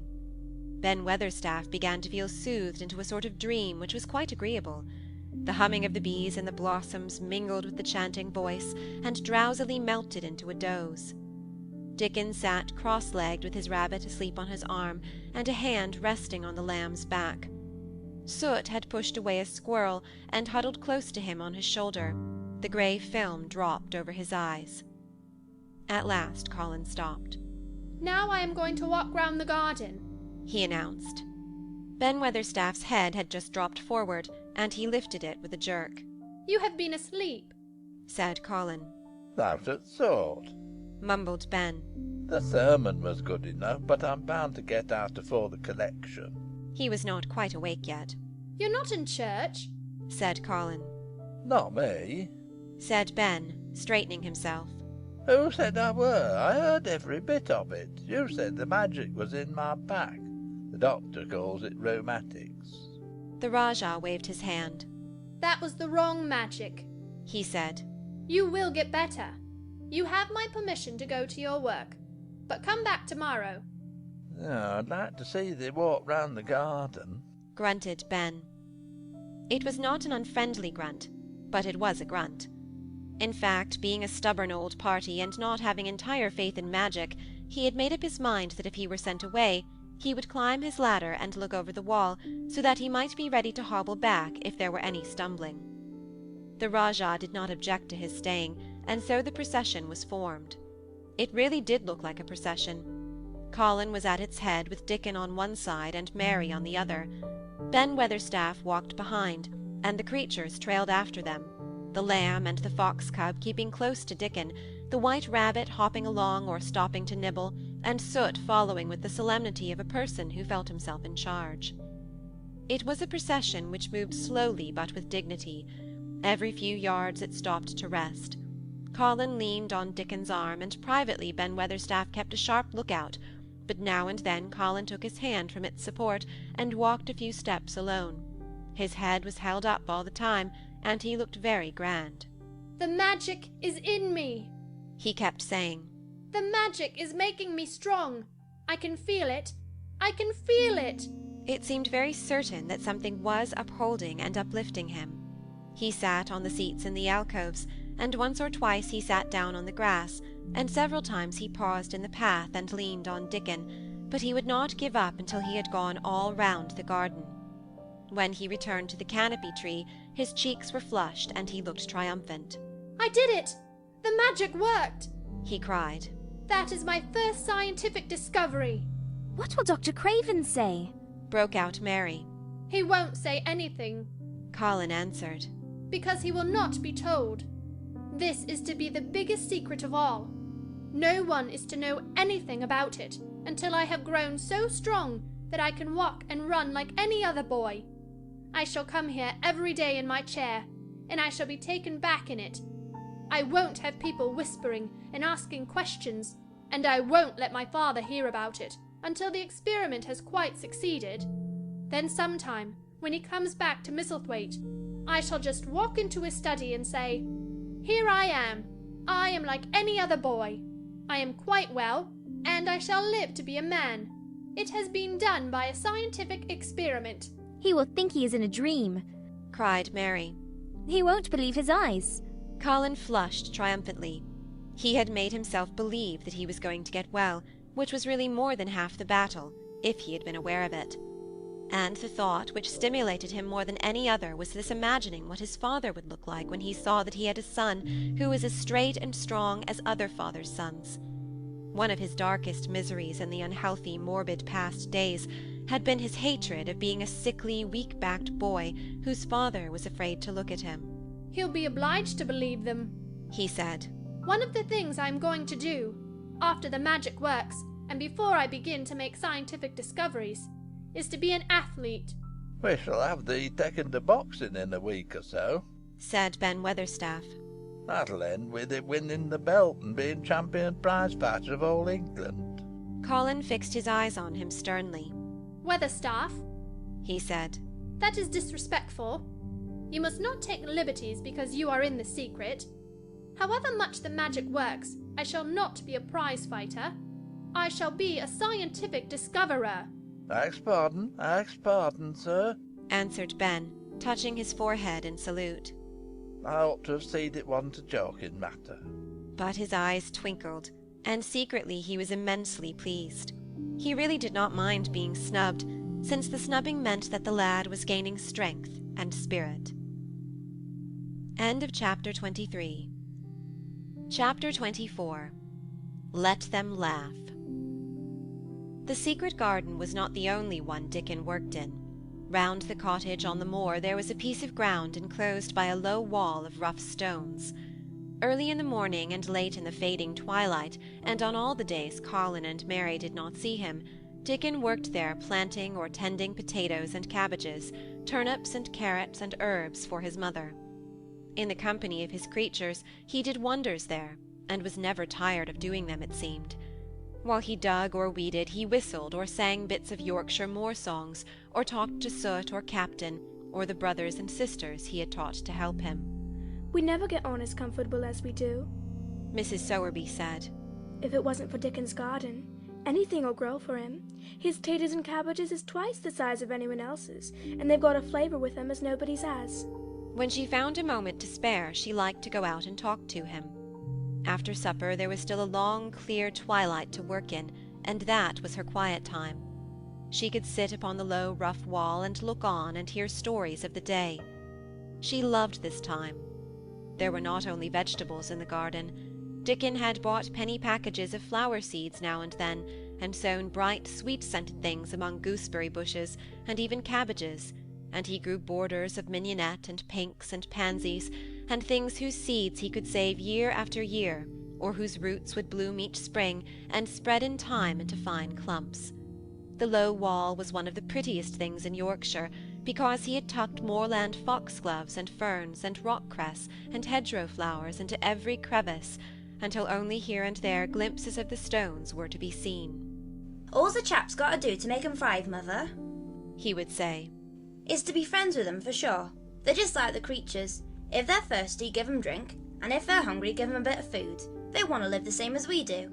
If they died, I should feel as if I'd been a bad lad, and somehow treated them heartless." It was in these twilight hours that Mrs. Sowerby heard of all that happened at Misselthwaite Manor. At first she was only told that Master Colin had taken a fancy to going out into the grounds with Miss Mary, and that it was doing him good. But it was not long before it was agreed between the two children that Dickon's mother might come into the secret. Somehow it was not doubted that she was safe for sure. So one beautiful still evening Dickon told the whole story, with all the thrilling details of the buried key and the robin and the grey haze, which had seemed like deadness, and the secret Mistress Mary had planned never to reveal.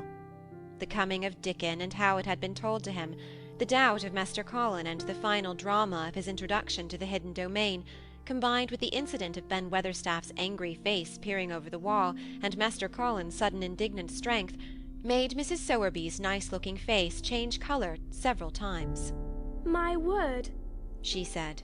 "It was a good thing that little lass came to the manor. It's been the making of her and the saving of him, standing on his feet, and us all thinking it was a poor half-witted lad with not a straight bone in him." She asked a great many questions, and her blue eyes were full of deep thinking. "What do they make of it at the manor, him being so well and cheerful and never complaining?" she inquired. "They don't know what to make of it," answered Dickon. "Every day as comes round his face looks different. It's filling out and doesn't look so sharp, and the waxy colour is going, but he has to do his bit of complaining," with a highly entertained grin. "What for, in mercy's name?" asked Mrs. Sowerby. Dickon chuckled. "He does it to keep him from guessing what's happening. If the doctors knew he'd find out he could stand on his feet, he'd likely to write and tell Mr. Craven. Master Colin's saving the secret to tell himself. He's going to practice his magic on his legs every day till his father comes back, and he's going to march into his room and show him he's as straight as other lads. But him and Miss Mary think it's best plan to do a bit of groaning and fretting now, and then to throw folks off to sense." Mrs. Sowerby was laughing a low, comfortable laugh long before he had finished his last sentence. "Eh," she said. "That pair's enjoying theirselves, I'll warrant. They'll get a good bit of acting out of it, and there's nothing children likes as much as play-acting. Let's hear what they do, Dickon lad." Dickon stopped weeding and sat up on his heels to tell her. His eyes were twinkling with fun.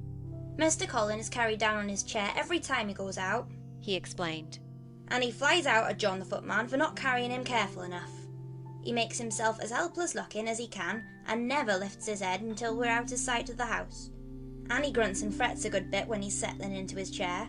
Him and Miss Mary both got to enjoy it, and when he groans and complains, she says, 'Poor Colin, does it hurt that much? Are you so weak as that, poor Colin?' But the trouble is that sometimes they can scarce keep off bursting into laughter. When we get safe into the garden, they laugh till there's no breath left to laugh with, and they have to stuff their faces into Mr. Colin's cushions, to keep the gardeners from hearing, if any of them's about." "The more they laugh, the better for 'em," said Mrs. Sowerby, still laughing herself. Good healthy child laughing's better than pills any day of the year. That pair'll plump up for sure. They're plumping up, said Dickon. They're that hungry they don't know how to get enough to eat without making talk. Master Colin says that if he keeps sending for more food, they won't believe he's an invalid at all. Miss Mary says she'll let him eat her share. He says if she goes hungry, she'll go thin, and they mun both get fat at once. Mrs. Sowerby laughed so heartily at the revelation of this difficulty that she quite rocked backward and forward in her blue cloak, and Dickon laughed with her. I'll tell thee what, lad, Mrs. Sowerby said when she could speak. I've thought of a way to help 'em. When thou goes to 'em in the mornings, thou shalt take a pail of good new milk, and I'll bake 'em a crusty cottage loaf, or some buns with currants in 'em, same as you children like. Nothing's so good as fresh milk and bread. Then they could take off the edge of their hunger while they were in the garden, and the fine food they get indoors 'ud polish off the corners. Hey, mother, said Dickon admiringly. What a wonder that! Thou always sees the way out of things. They was quite in a pother yesterday. They didn't see how they was to manage without ordering up more food. They felt that empty inside. They're two young uns growing fast, and health's coming back to both of 'em. Children like that feels like young wolves, and food's flesh and blood to 'em, said Mrs. Sowerby. Then she smiled Dickon's own curving smile. Ay, but they're enjoying theirselves for sure, she said. She was quite right, the comfortable, wonderful mother creature, and she had never been more so than when she said their play-acting would be their joy. Colin and Mary found it one of their most thrilling sources of entertainment. The idea of protecting themselves from suspicion had been unconsciously suggested to them, first by the puzzled nurse, and then by Dr. Craven himself. Your appetite is improving very much, Master Colin, the nurse had said one day. You used to eat nothing, and so many things disagreed with you. Nothing disagrees with me now, replied Colin. And then, seeing the nurse looking at him curiously, he suddenly remembered that perhaps he ought not to appear too well just yet. At least, things don't so often disagree with me. It's the fresh air. Perhaps it is, said the nurse, still looking at him with a mystified expression. But I must talk to Dr. Craven about it. How she stared at you, said Mary when she went away. As if she thought there must be something to find out. I won't have her finding out things, said Colin. No one must begin to find out yet. When Dr. Craven came that morning, he seemed puzzled also. He asked a number of questions, to Colin's great annoyance. You stay out in the garden a great deal, he suggested. Where do you go? Colin put on his favourite air of dignified indifference to opinion. I will not let anyone know where I go, he answered. I go to a place I like. Everyone has orders to keep out of the way. I won't be watched and stared at. You know that. You seem to be out all day, but I do not think it has done you harm. I do not think so. The nurse says that you eat much more than you have ever done before. Perhaps, said Colin, prompted by a sudden inspiration. Perhaps it is an unnatural appetite. I do not think so, as your food seems to agree with you, said Dr. Craven. You are gaining flesh rapidly, and your colour is better. Perhaps I am bloated and feverish, said Colin, assuming a discouraging air of gloom. People who are not going to live are often different. Dr. Craven shook his head. He was holding Colin's wrist, and he pushed up his sleeve and felt his arm. You are not feverish, he said thoughtfully. And such flesh as you have gained is healthy. If you can keep this up, my boy, we need not talk of dying. Your father will be happy to hear of this remarkable improvement. I won't have him told, Colin broke forth fiercely. It will only disappoint him if I get worse again. And I may get worse this very night. I might have a raging fever. I feel as if I might be beginning to have one now. I won't have any letters written to my father. I won't. You are making me angry, and you know that is bad for me. I feel hot already. I hate being written about and being talked over as much as I hate being stared at. Hush, my boy, Dr. Craven soothed him. Nothing shall be written without your permission. You are too sensitive about things. You must not undo the good which has been done. He said no more about writing to Mr. Craven, and when he saw the nurse, he privately warned her that such a possibility must not be mentioned to the patient. The boy is extraordinarily better, he said. His advance seems almost abnormal. But of course he is doing now of his own free will what we could not make him do before. Still, he excites himself very easily, and nothing must be said to irritate him. Mary and Colin were much alarmed and talked together anxiously. From this time dated their plan of play-acting. I may be obliged to have a tantrum, said Colin regretfully. I don't want to have one, and I'm not miserable enough now to work myself into a big one. Perhaps I couldn't have one at all. That lump doesn't come in my throat now, and I keep thinking of nice things instead of horrible ones. But if they talk about writing to my father, I shall have to do something. He made up his mind to eat less, but unfortunately it was not possible to carry out this brilliant idea when he wakened each morning with an amazing appetite, and the table near his sofa was set with a breakfast of home-made bread and fresh butter, snow-white eggs, raspberry jam, and clotted cream. Mary always breakfasted with him, and when they found themselves at the table, particularly if there were delicate slices of sizzling ham sending forth tempting odours from under a hot silver cover, they would look into each other's eyes in desperation. I think we shall have to eat it all this morning, Mary, Colin always ended by saying. We can send away some of the lunch, and a great deal of the dinner. But they never found they could send away anything, and the highly polished condition of the empty plates returned to the pantry awakened much comment. I do wish, Colin would say also, I do wish the slices of ham were thicker, and one muffin each is not enough for anyone. It's enough for a person who's going to die, answered Mary when first she heard this. But it's not enough for a person who's going to live. I sometimes feel as if I could eat 3 when those nice fresh heather and gorse smells from the moor come pouring in at the open window. The morning that Dickon, after they had been enjoying themselves in the garden for about 2 hours, went behind a big rose bush and brought forth 2 tin pails and revealed that one was full of rich new milk with cream on the top of it, and that the other held cottage-made currant buns folded in a clean blue and white napkin, buns so carefully tucked in that they were still hot, there was a riot of suppressed joyfulness. What a wonderful thing for Mrs. Sowerby to think of! What a kind, clever woman she must be! How good the buns were, and what delicious fresh milk! Magic is in her, just as it is in Dickon, said Colin. It makes her think of ways to do things, nice things. She is a magic person. Tell her we are grateful, Dickon, extremely grateful. He was given to using rather grown-up phrases at times. He enjoyed them. He liked this so much that he improved upon it. Tell her she has been most bounteous, and our gratitude is extreme. And then, forgetting his grandeur, he fell to and stuffed himself with buns and drank milk out of the pail in copious draughts, in the manner of any hungry little boy who had been taking unusual exercise and breathing in moorland air, and whose breakfast was more than 2 hours behind him. This was the beginning of many agreeable incidents of the same kind. They actually awoke to the fact that as Mrs. Sowerby had 14 people to provide food for, she might not have enough to satisfy 2 extra appetites every day. So they asked her to let them lend some of their shillings to buy things. Dickon made the stimulating discovery that in the wood in the park outside the garden, where Mary had first found him piping to the wild creatures, there was a deep little hollow where you could build a sort of tiny oven with stones, and roast potatoes and eggs in it. Roasted eggs were a previously unknown luxury, and very hot potatoes with salt and fresh butter in them were fit for a woodland king, besides being deliciously satisfying.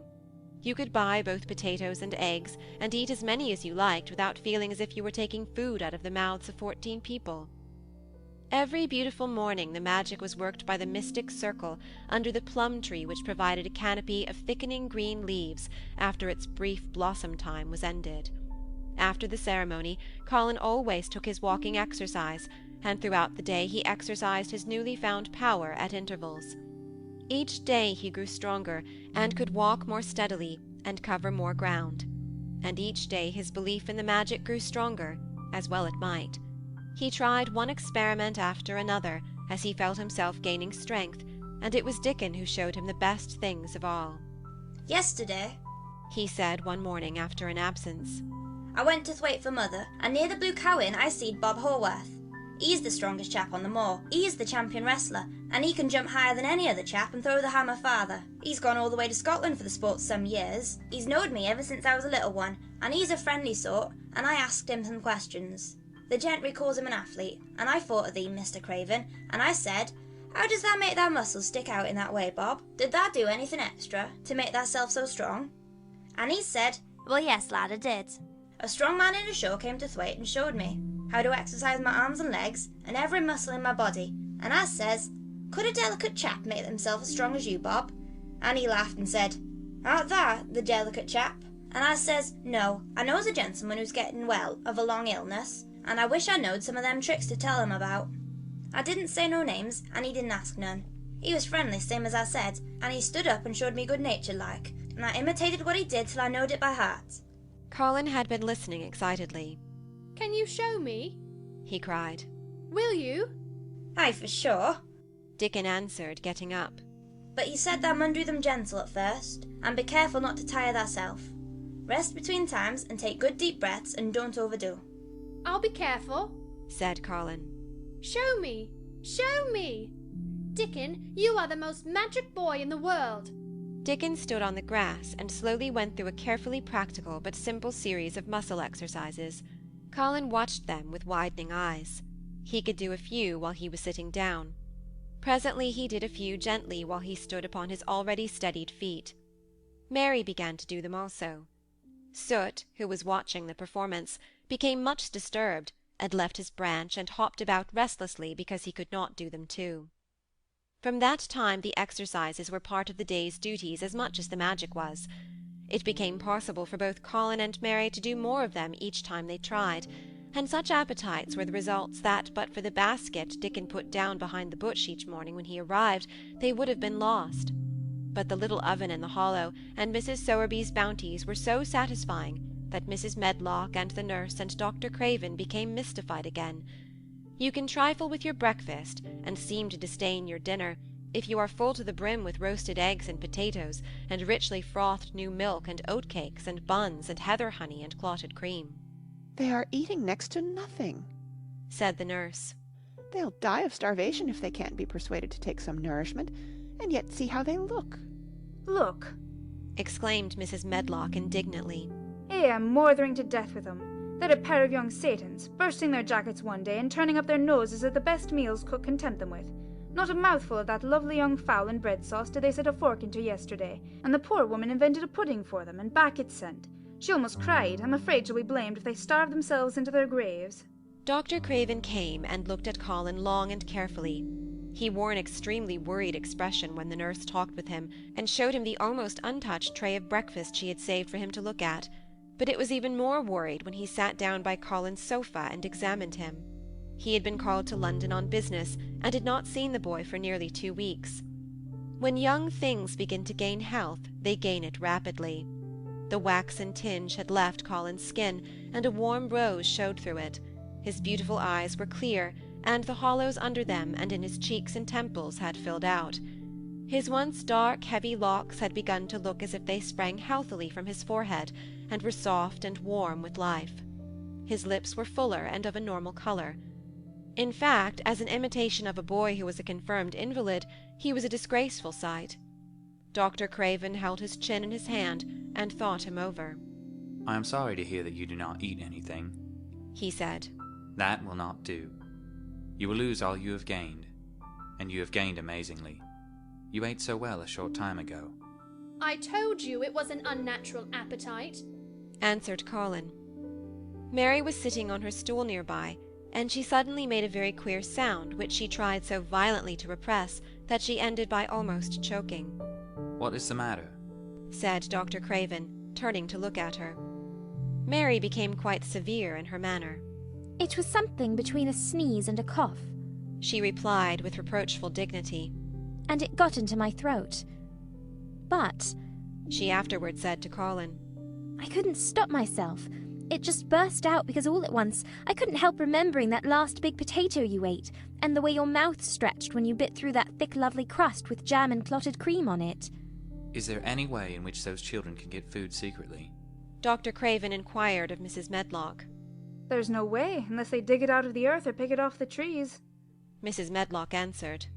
They stay out in the grounds all day and see no one but each other, and if they want anything different to eat from what's sent up to them, they need only ask for it. Well, said Dr. Craven, So long as going without food agrees with them, we need not disturb ourselves. The boy is a new creature. So is the girl, said Mrs. Medlock.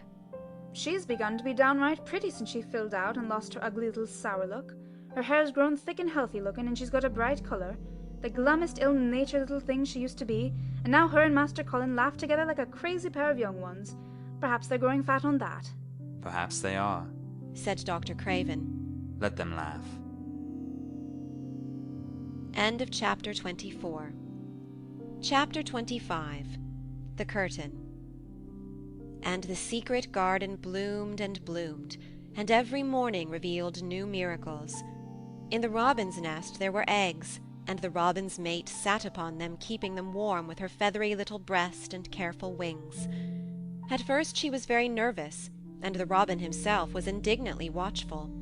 Even Dickon did not go near the close-grown corner in those days, but waited until, by the quiet working of some mysterious spell, he seemed to have conveyed to the soul of the little pair that in the garden there was nothing which was not quite like themselves, nothing which did not understand the wonderfulness of what was happening to them, the immense, tender, terrible, heart-breaking beauty and solemnity of eggs.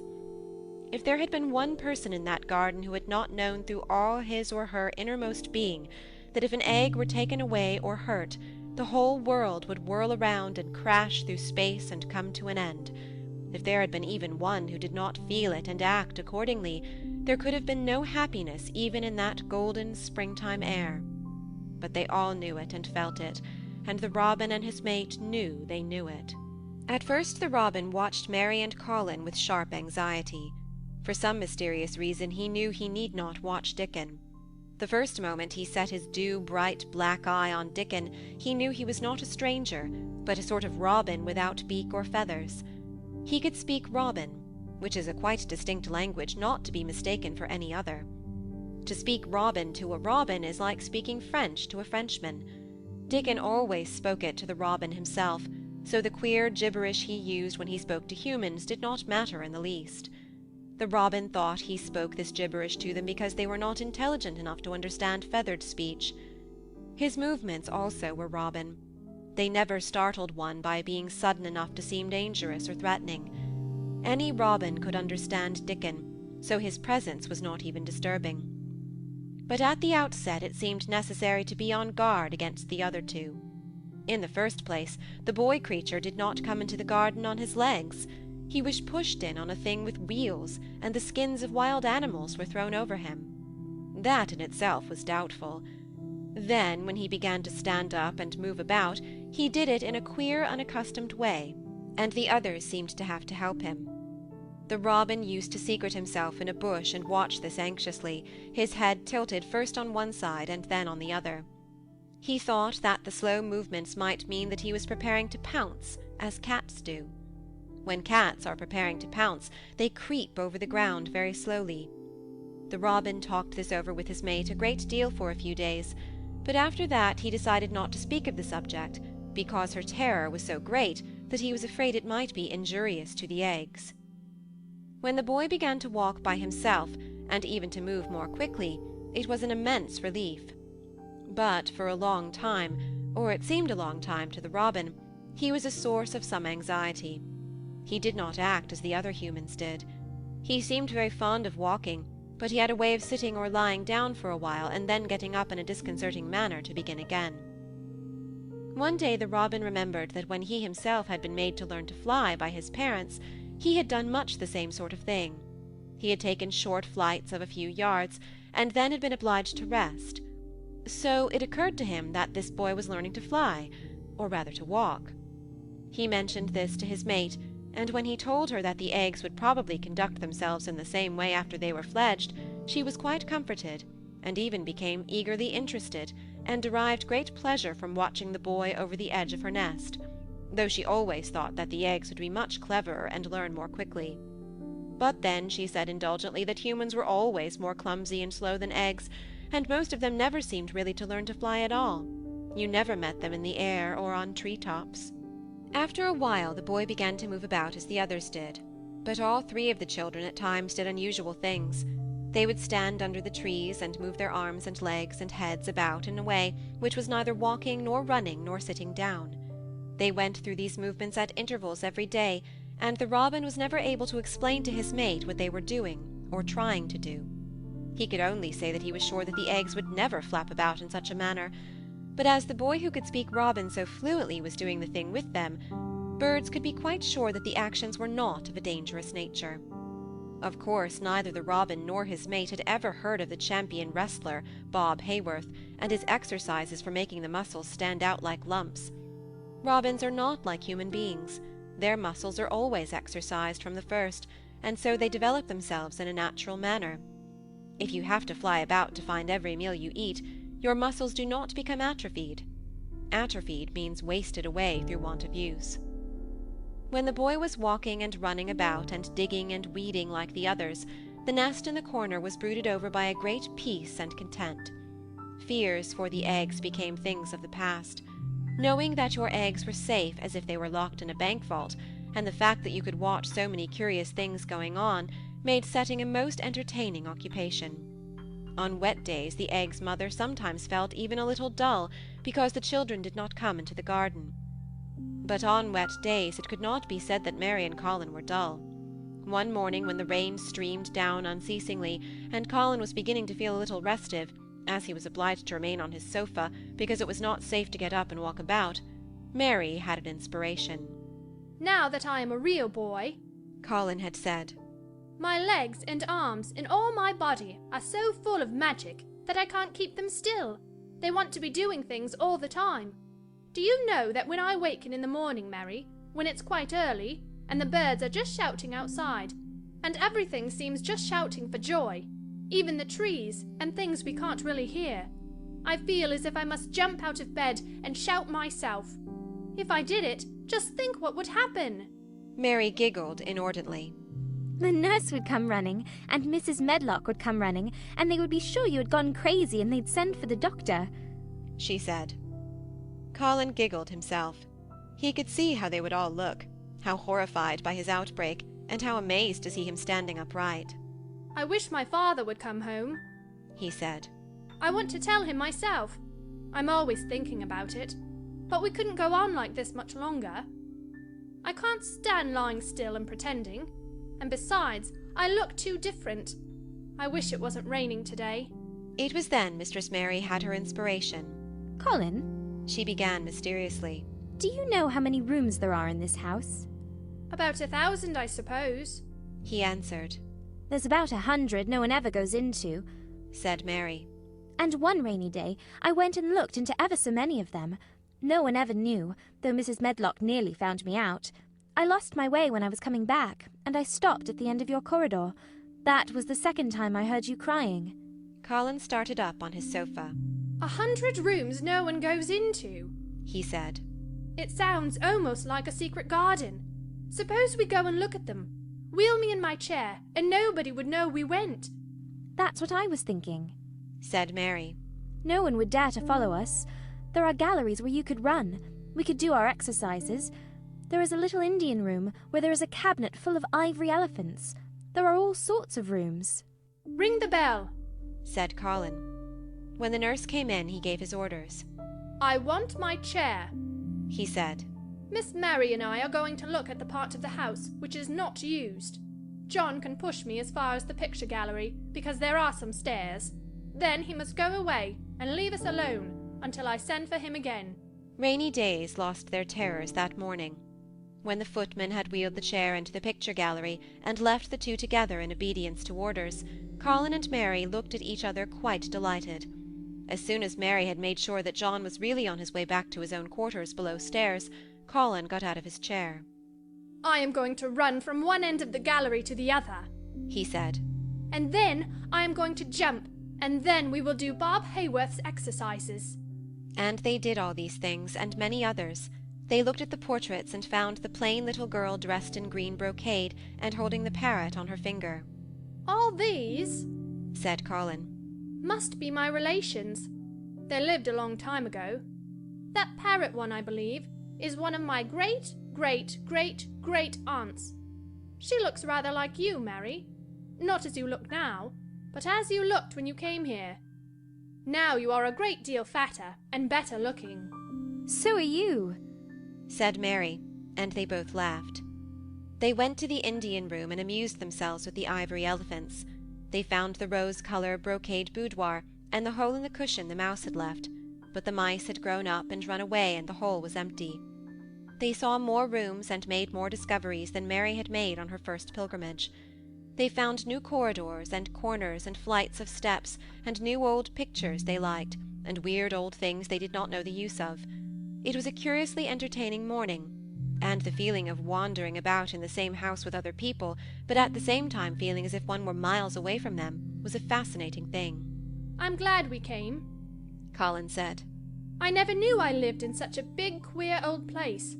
I like it. We will ramble about every rainy day. We shall always be finding new queer corners and things. That morning they had found among other things such good appetites that when they returned to Colin's room it was not possible to send the luncheon away untouched.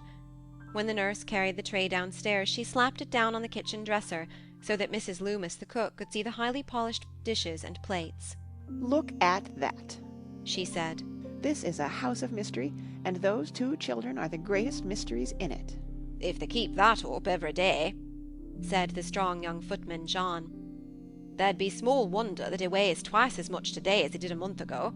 I should have to give up my place in time, for fear of doing my muscles an injury. That afternoon Mary noticed that something new had happened in Colin's room.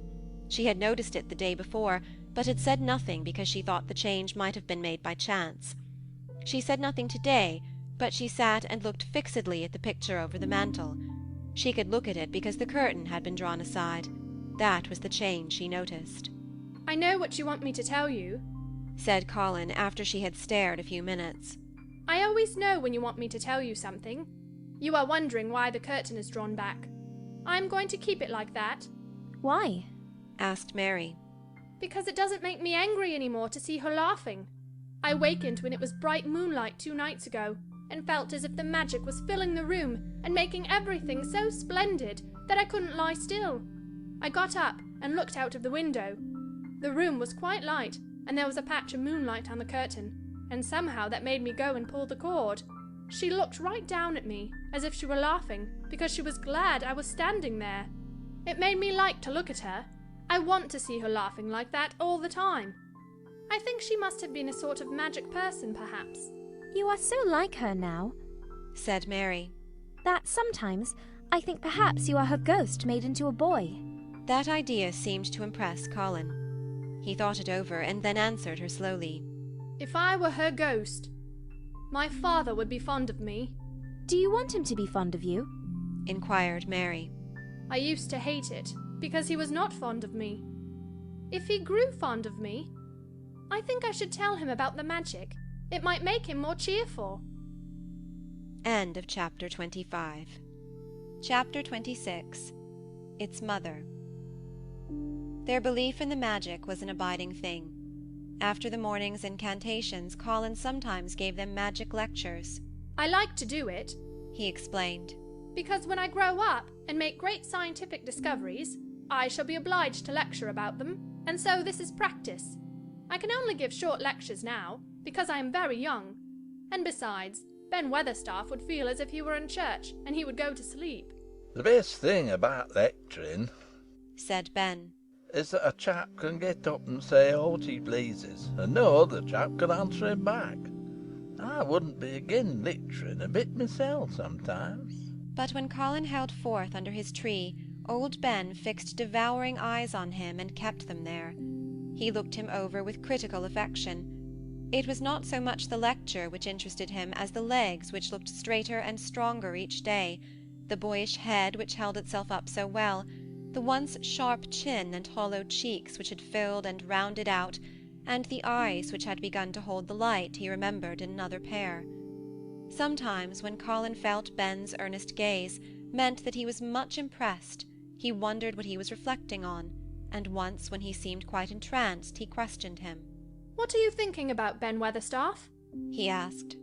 I was thinking, answered Ben, as I'd warrant thou's gone up £3 or £4 this week.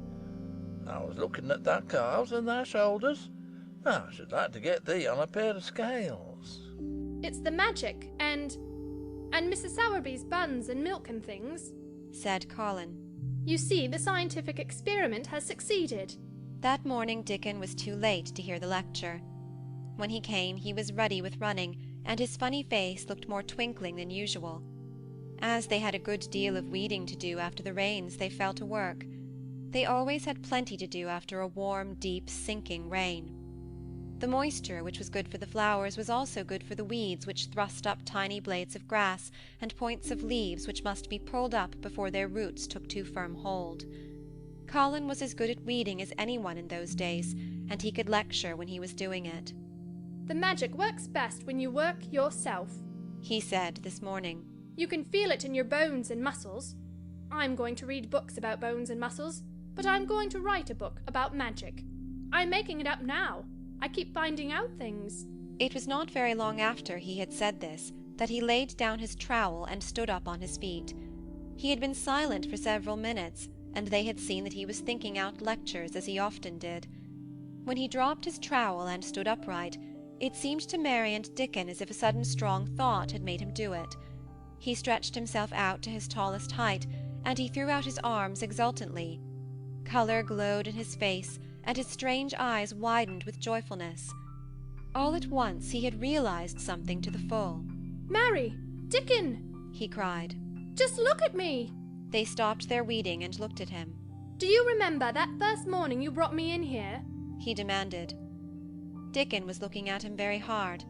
Being an animal charmer, he could see more things than most people could, and many of them were things he never talked about. He saw some of them now in this boy. Aye, that we do, he answered. Mary looked hard too, but she said nothing. Just this minute, said Colin.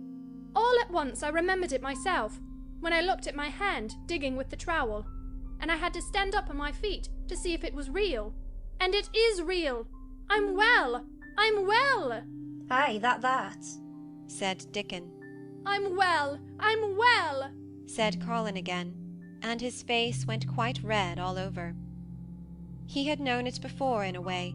He had hoped it and felt it and thought about it, but just at that minute something had rushed all through him, a sort of rapturous belief and realization, and it had been so strong that he could not help calling out, I shall live forever and ever and ever, he cried grandly. I shall find out thousands and thousands of things. I shall find out about people and creatures and everything that grows, like Dickon, and I shall never stop making magic. I'm well. I'm well. I feel as if I want to shout out something thankful, joyful. Ben Weatherstaff, who had been working near a rose bush, glanced round at him. They might sing the doxology, he suggested in his driest grunt. He had no opinion of the doxology, and he did not make the suggestion with any particular reverence. But Colin was an exploring mind, and he knew nothing about the doxology. What is that? he inquired. Dickon can sing it for thee, I'll warrant, replied Ben Weatherstaff. Dickon answered with his all-perceiving animal charmer's smile. We sing it at church, he said. Mother says she believes the skylarks sing it when they get up into morning. If she says that, it must be a nice song, Colin answered. I've never been in a church myself. I was always too ill. Sing it, Dickon. I want to hear it. Dickon was quite simple and unaffected about it. He understood what Colin felt better than Colin did himself. He understood by a sort of instinct so natural that he did not know it was understanding. He pulled off his cap and looked round, still smiling. Thou must take off thy cap, he said to Colin. And so mun thou, Ben. And thou must stand up, thou knows. Colin took off his cap, and the sun shone on and warmed his thick hair as he watched Dickon intently. Ben Weatherstaff scrambled up from his knees and bared his head too, with a sort of puzzled, half-resentful look on his old face, as if he didn't know exactly why he was doing this remarkable thing. Dickon stood out among the trees and rose-bushes and began to sing in quite a simple, matter-of-fact way, and in a nice, strong boy voice. Praise God, whom from all blessings flow. Praise him, all creatures here below. Praise him above, ye heavenly host. Praise Father, Son, and Holy Ghost. Amen. When he had finished, Ben Weatherstaff was standing quite still with his jaws set obstinately, but with a disturbed look in his eyes fixed on Colin.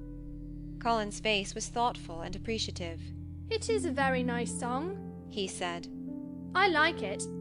Perhaps it means just what I mean when I want to shout out that I am thankful to the magic. He stopped and thought in a puzzled way. Perhaps they are both the same thing. How can we know the exact names of everything? Sing it again, Dickon. Let us try, Mary. I want to sing it too. It's my song. How does it begin? Praise God from whom all blessings flow. And they sang it again, and Mary and Colin lifted their voices as musically as they could, and Dickon swelled quite loud and beautiful. And at the second line Ben Weatherstaff raspingly cleared his throat, and at the third line he joined in with such vigour that it seemed almost savage, and when the Amen came to an end, Mary observed that the very same thing had happened to him which had happened when he found out that Colin was not a cripple. His chin was twitching, and he was staring and winking, and his leathery old cheeks were wet. I never seed no sense in the doxology afore, he said hoarsely. But I may change my mind i' time.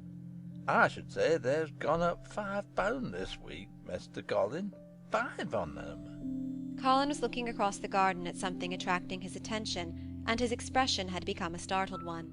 Who is coming in here? he said quickly. Who is it?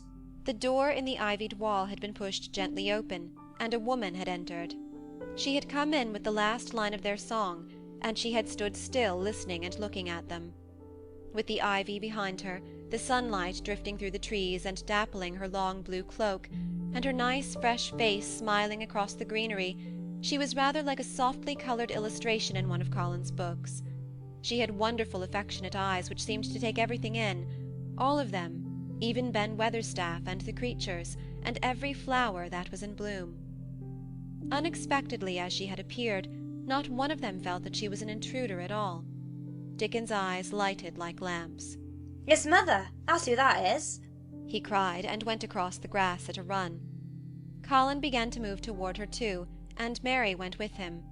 They both felt their pulses beat faster. It's Mother, Dickon said again when they met halfway. I know that I wanted to see her, and I told her where the door was hid.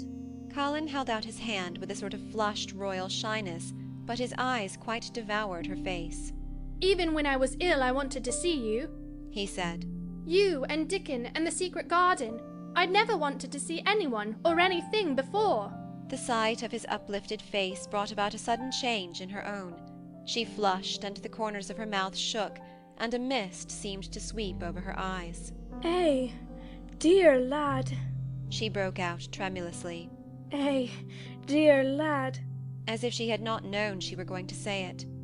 She did not say, Mr. Colin, but just, dear lad, quite suddenly.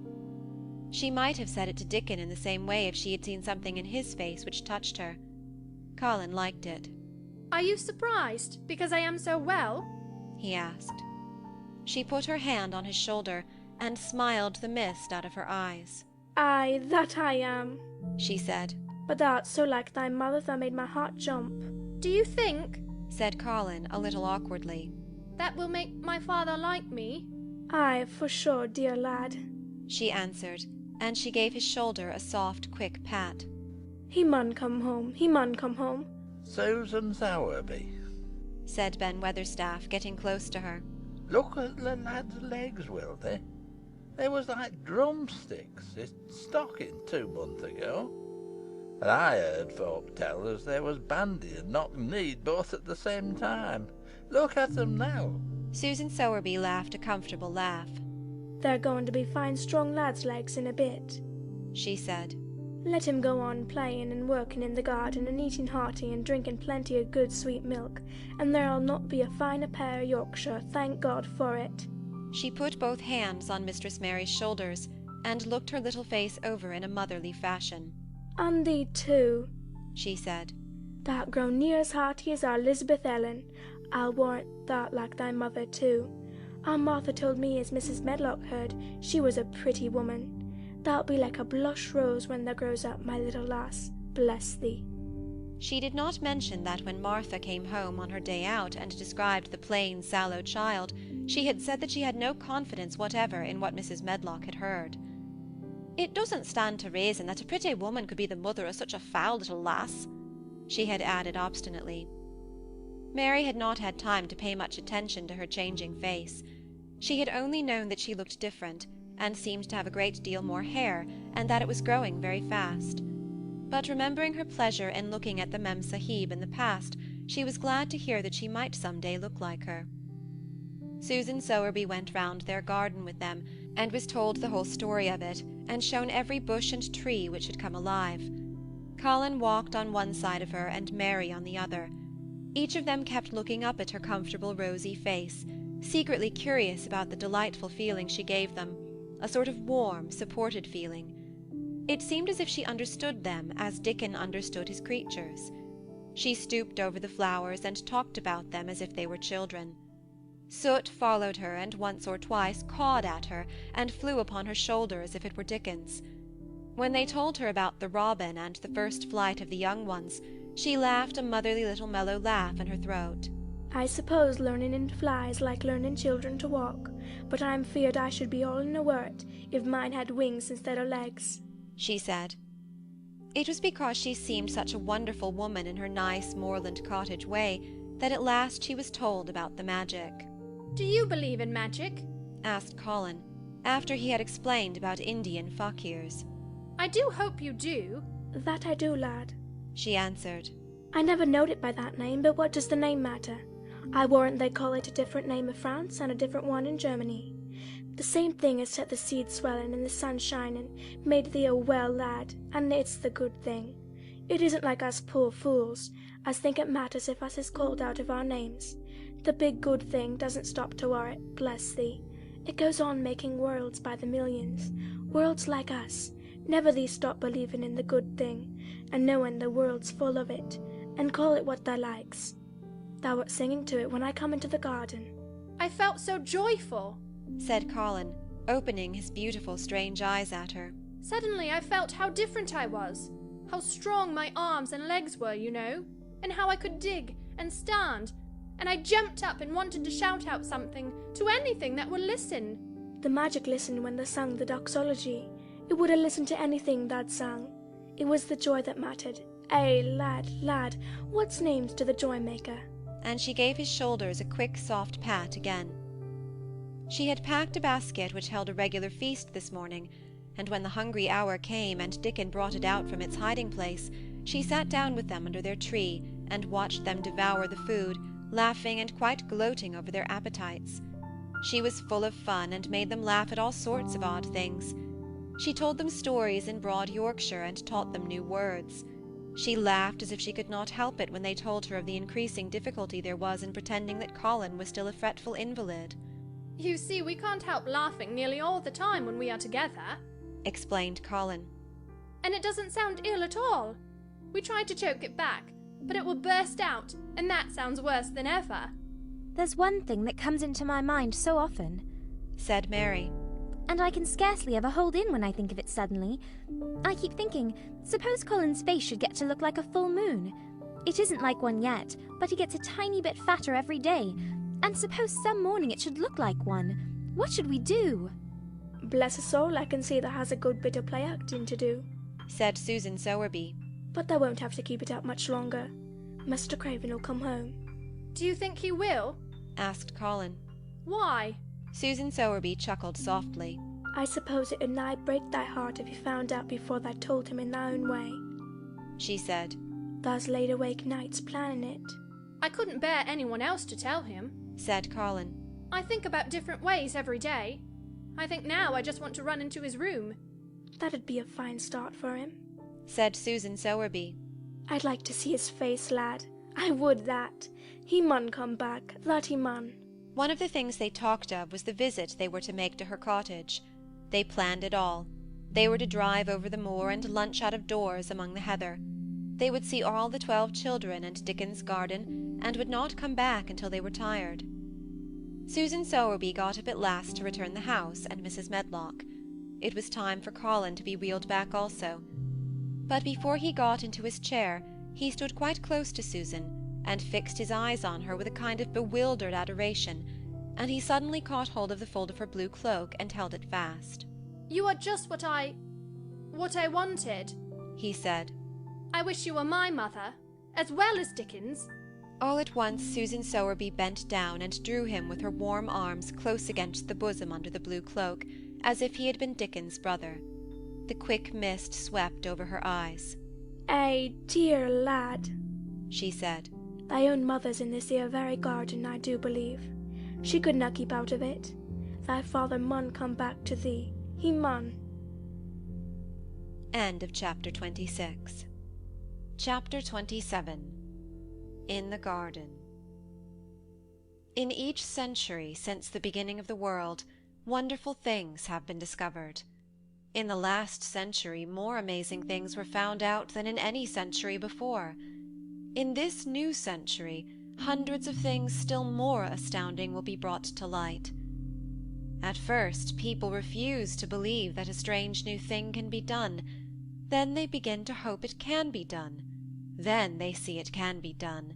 Then it is done, and all the world wonders why it was not done centuries ago. One of the new things people began to find out in the last century was that thoughts, just mere thoughts, are as powerful as electric batteries, as good for one as sunlight is, or as bad for one as poison. To let a sad thought or a bad one get into your mind is as dangerous as letting a scarlet fever germ get into your body. If you let it stay there after it has got in, you may never get over it as long as you live. So long as Mistress Mary's mind was full of disagreeable thoughts about her dislikes and sour opinions of people, and her determination not to be pleased by or interested in anything, she was a yellow-faced, sickly, bored, and wretched child. Circumstances, however, were very kind to her, though she was not at all aware of it. They began to push her about for her own good. When her mind gradually filled itself with robins and moorland cottages crowded with children, with queer, crabbed old gardeners and common little Yorkshire housemaids, with springtime and with secret gardens coming alive day by day, and also with a moor boy and his creatures, there was no room left for the disagreeable thoughts which affected her liver and her digestion and made her yellow and tired. So long as Colin shut himself up in his room and thought only of his fears and weakness and his detestation of people who looked at him, and reflected hourly on humps and early death, he was a hysterical, half-crazy little hypochondriac, who knew nothing of the sunshine and the spring, and also did not know that he could get well, and could stand upon his feet if he tried to do it. When new, beautiful thoughts began to push out the old, hideous ones, life began to come back to him. His blood ran healthily through his veins, and strength poured into him like a flood. His scientific experiment was quite practical and simple, and there was nothing weird about it at all. Much more surprising things can happen to anyone who, when a disagreeable or discouraged thought comes into his mind, just has the sense to remember in time and push it out by putting in an agreeable, determinedly courageous one. Two things cannot be in one place. Where you tend a rose, my lad, a thistle cannot grow. While the secret garden was coming alive, and 2 children were coming alive with it, there was a man wandering about certain far-away beautiful places in the Norwegian fjords and the valleys and mountains of Switzerland, and he was a man who for 10 years had kept his mind filled with dark and heartbroken thinking. He had not been courageous. He had never tried to put any other thoughts in the place of the dark ones. He had wandered by blue lakes and thought them. He had lain on mountain-sides with sheets of deep blue gentians blooming all about him, and flower-breaths filling all the air, and he had thought them.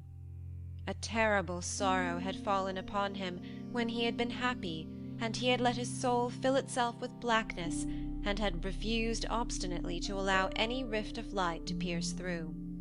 He had forgotten and deserted his home and his duties.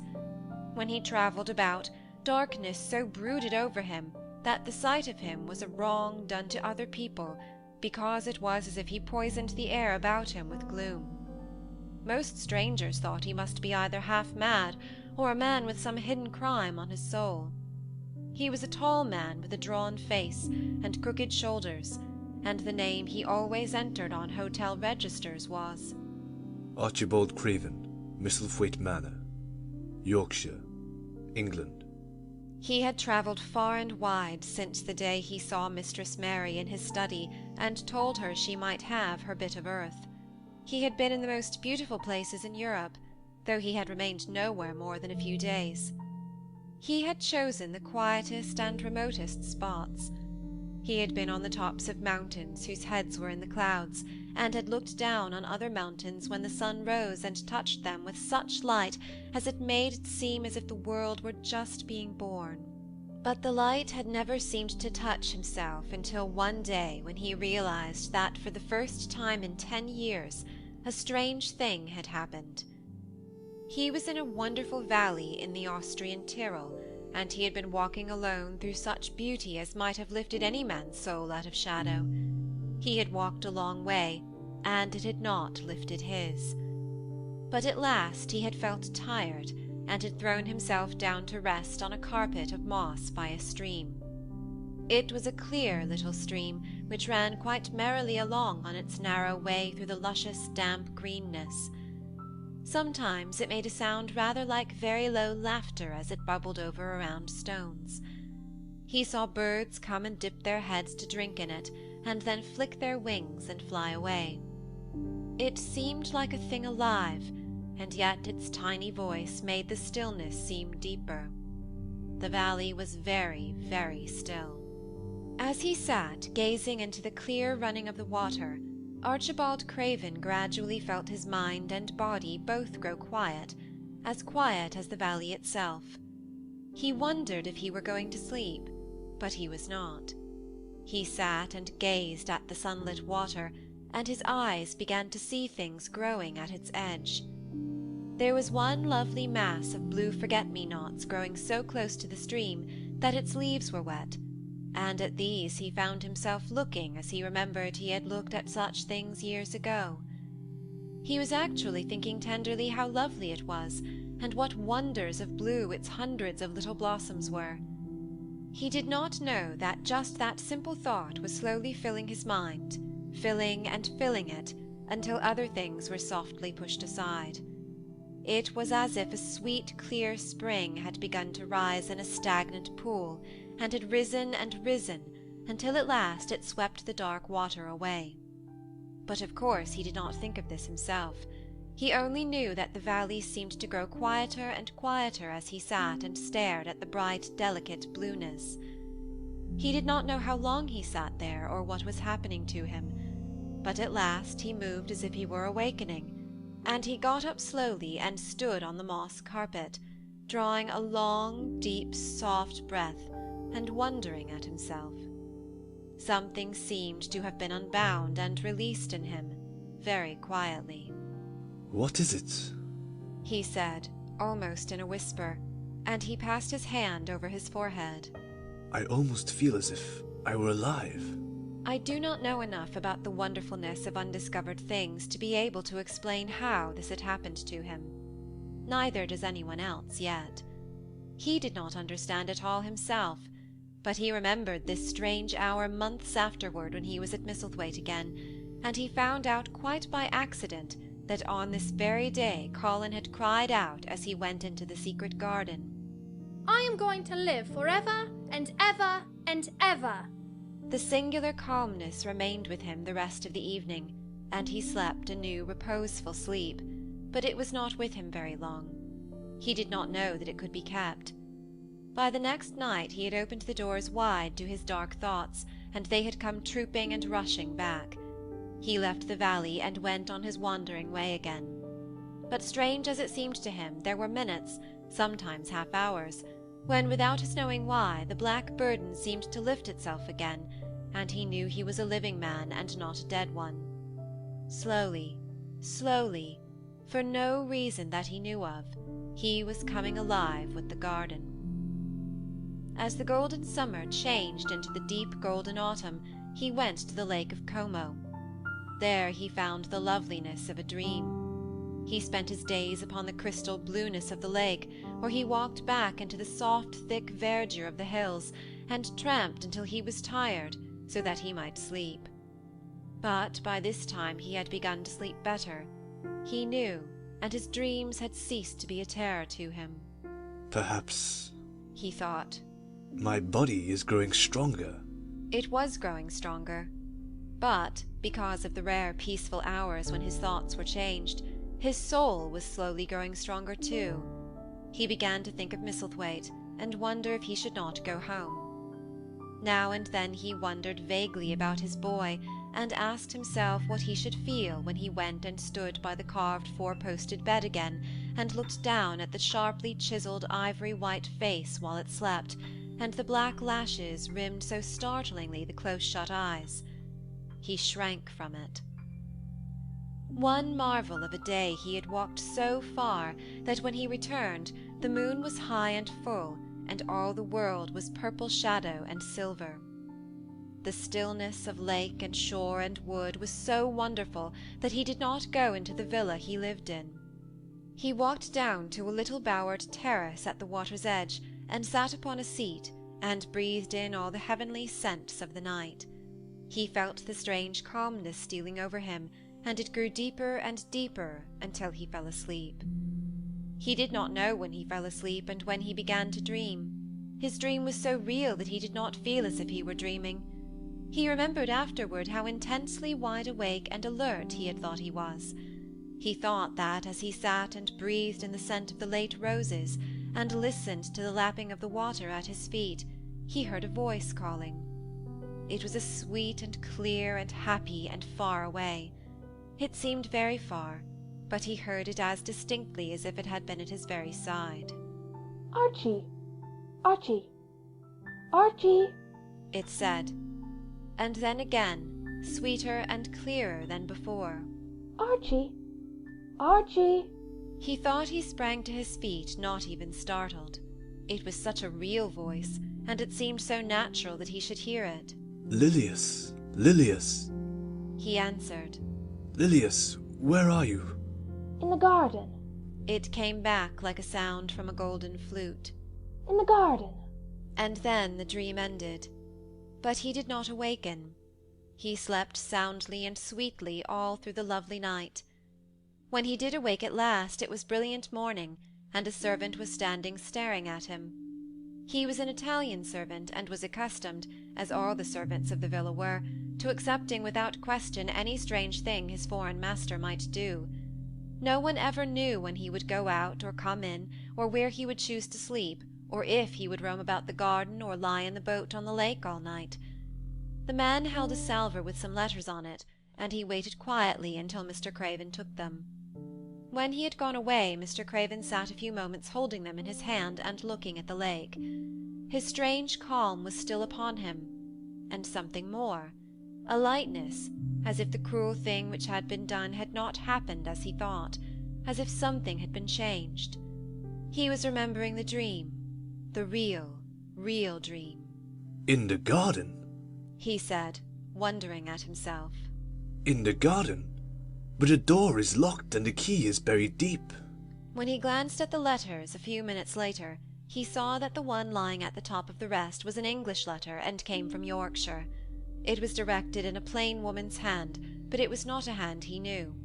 He opened it, scarcely thinking of the writer, but the first words attracted his attention at once. "Dear Sir, I am Susan Sowerby, that made bold to speak to you once on the moor. It was about Miss Mary I spoke. I will make bold to speak again. Please, sir, I would come home if I was you. I think you would be glad to come, and, if you will excuse me, sir, I think your lady would ask you to come if she was here. Your obedient servant, Susan Sowerby." Mr. Craven read the letter twice before he put it back in its envelope. He kept thinking about the dream. I will go back to Misselthwaite, he said. Yes, I'll go at once. And he went through the garden to the villa and ordered Pitcher to prepare for his return to England. In a few days he was in Yorkshire again, and on his long railroad journey he found himself thinking of his boy as he had never thought in all the 10 years past. During those years he had only wished to forget him. Now, though he did not intend to think about him, memories of him constantly drifted into his mind. He remembered the black days when he had raved like a madman because the child was alive and the mother was dead. He had refused to see it, and when he had gone to look at it, at last it had been such a weak, wretched thing that everyone had been sure it would die in a few days. But, to the surprise of those who took care of it, the days passed, and it lived, and then everyone believed it would be a deformed and crippled creature. He had not meant to be a bad father, but he had not felt like a father at all. He had supplied doctors and nurses and luxuries, but he had shrunk from the mere thought of the boy, and had buried himself in his own misery. The first time after a year's absence he returned to Misselthwaite, and the small, miserable-looking thing languidly and indifferently lifted to his face the great grey eyes with black lashes round them, so like, and yet so horribly unlike the happy eyes he had adored. He could not bear the sight of them, and turned away pale as death. After that he scarcely ever saw him except when he was asleep, and all he knew of him was that he was a confirmed invalid, with a vicious, hysterical, half-insane temper. He could only be kept from furies dangerous to himself by being given his own way in every detail. All this was not an uplifting thing to recall, but as the train whirled him through mountain passes and golden plains, the man who was coming alive began to think in a new way, and he thought long and steadily and deeply. Perhaps I have been all wrong for 10 years, he said to himself. 10 years is a long time. It may be too late to do anything. Quite too late. What have I been thinking of? Of course this was the wrong magic, to begin by saying, too late. Even Colin could have told him that. But he knew nothing of magic, either black or white. This he had yet to learn. He wondered if Susan Sowerby had taken courage and written to him only because the motherly creature had realized that the boy was much worse, was fatally ill. If he had not been under the spell of the curious calmness which had taken possession of him, he would have been more wretched than ever. But the calm had brought a sort of courage and hope with it. Instead of giving way to thoughts of the worst, he actually found he was trying to believe in better things. Could it be possible that she sees that I may be able to do him good and control him? He thought. I will go and see her on my way to Misselthwaite. But when, on his way across the moor, he stopped the carriage at the cottage, 7 or 8 children who were playing about gathered in a group, and bobbing 7 or 8 friendly and polite curtsies, told him that their mother had gone to the other side of the moor early in the morning to help a woman who had a new baby. Our Dickon, they volunteered, was over at the manor working in one of the gardens where he went several days each week. Mr. Craven looked over the collection of sturdy little bodies and round, red-cheeked faces, each one grinning in its own particular way, and he awoke to the fact that they were a healthy, likeable lot. He smiled at their friendly grins, and took a golden sovereign from his pocket, and gave it to our Elizabeth Ellen, who was the oldest. If you divide that into 8 parts, there will be half a crown for each of you, he said. Then, amidst grins and chuckles and bobbing of curtsies, he drove away, leaving ecstasy and nudging elbows and little jumps of joy behind. The drive across the wonderfulness of the moor was a soothing thing. Why did it seem to give him a sense of homecoming which he had been sure he could never feel again, that sense of the beauty of land and sky and purple bloom of distance, and a warming of the heart at drawing nearer to the great old house which had held those of his blood for 600 years? How he had driven away from it the last time, shuddering to think of its closed rooms and the boy lying in the 4-posted bed with the brocaded hangings. Was it possible that perhaps he might find him changed a little for the better, and that he might overcome his shrinking from him? How real that dream had been! How wonderful and clear the voice which called back to him. In the garden. In the garden. I will try to find a key, he said. I will try to open a door. I must, though I don't know why. When he arrived at the manor, the servants who received him with the usual ceremony noticed that he looked better, and that he did not go to the remote rooms where he usually lived, attended by Pitcher. He went into the library and sent for Mrs. Medlock. She came to him somewhat excited and curious and flustered. How is Master Colin, Medlock? He inquired. Well, sir, Mrs. Medlock answered. He's different in a manner of speaking. Worse? He suggested. Mrs. Medlock really was flushed. Well, you see, sir, she tried to explain. Neither Dr. Craven nor the nurse nor me can exactly make him out. Why is that? To tell the truth, sir, Master Colin might be better and he might be changing for the worse. His appetite, sir, is past understanding, and his ways... Has he become more peculiar? Her master asked, knitting his brows anxiously. That's it, sir. He's growing very peculiar. When you compare him to what he used to be. He used to eat nothing, and then suddenly he began to eat something enormous. And then he stopped again all at once, and his meals were sent back just as they used to be. You never knew, sir, perhaps, that the out of doors he would never let himself be taken. The things we've gone through to get him to go out in his chair would leave a body trembling like a leaf. He'd throw himself into such a state that Dr. Craven said he couldn't be responsible for forcing him.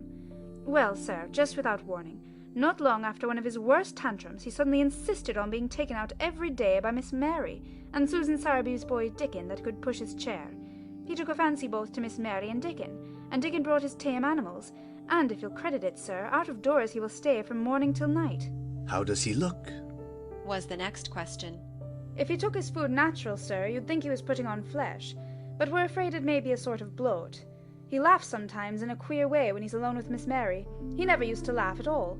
Dr. Craven is coming to see you at once, if you allow him. He was never as puzzled in his life. Where is Master Colin now? Mr. Craven asked.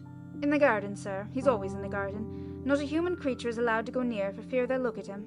Mr. Craven scarcely heard her last words. In the garden, he said. And after he had sent Mrs. Medlock away, he stood and repeated it again and again. In the garden! He had to make an effort to bring himself back to the place he was standing in, and when he felt he was on earth again, he turned and went out of the room. He took his way, as Mary had done, through the door in the shrubbery, and among the laurels and the fountain beds. The fountain was playing now, and was encircled by beds of brilliant autumn flowers. He crossed the lawn and turned into the long walk by the ivied walls. He did not walk quickly, but slowly, and his eyes were on the path. He felt as if he were being drawn back to the place he had so long forsaken, and he did not know why. As he drew near to it, his step became still more slow. He knew where the door was, even though the ivy hung thick over it, but he did not know exactly where it lay, that buried key. So he stopped and stood still, looking about him, and almost the moment after he had paused, he started and listened, asking himself if he were walking in a dream. The ivy hung thick over the door, the key was buried under the shrubs. No human being had passed that portal for 10 lonely years.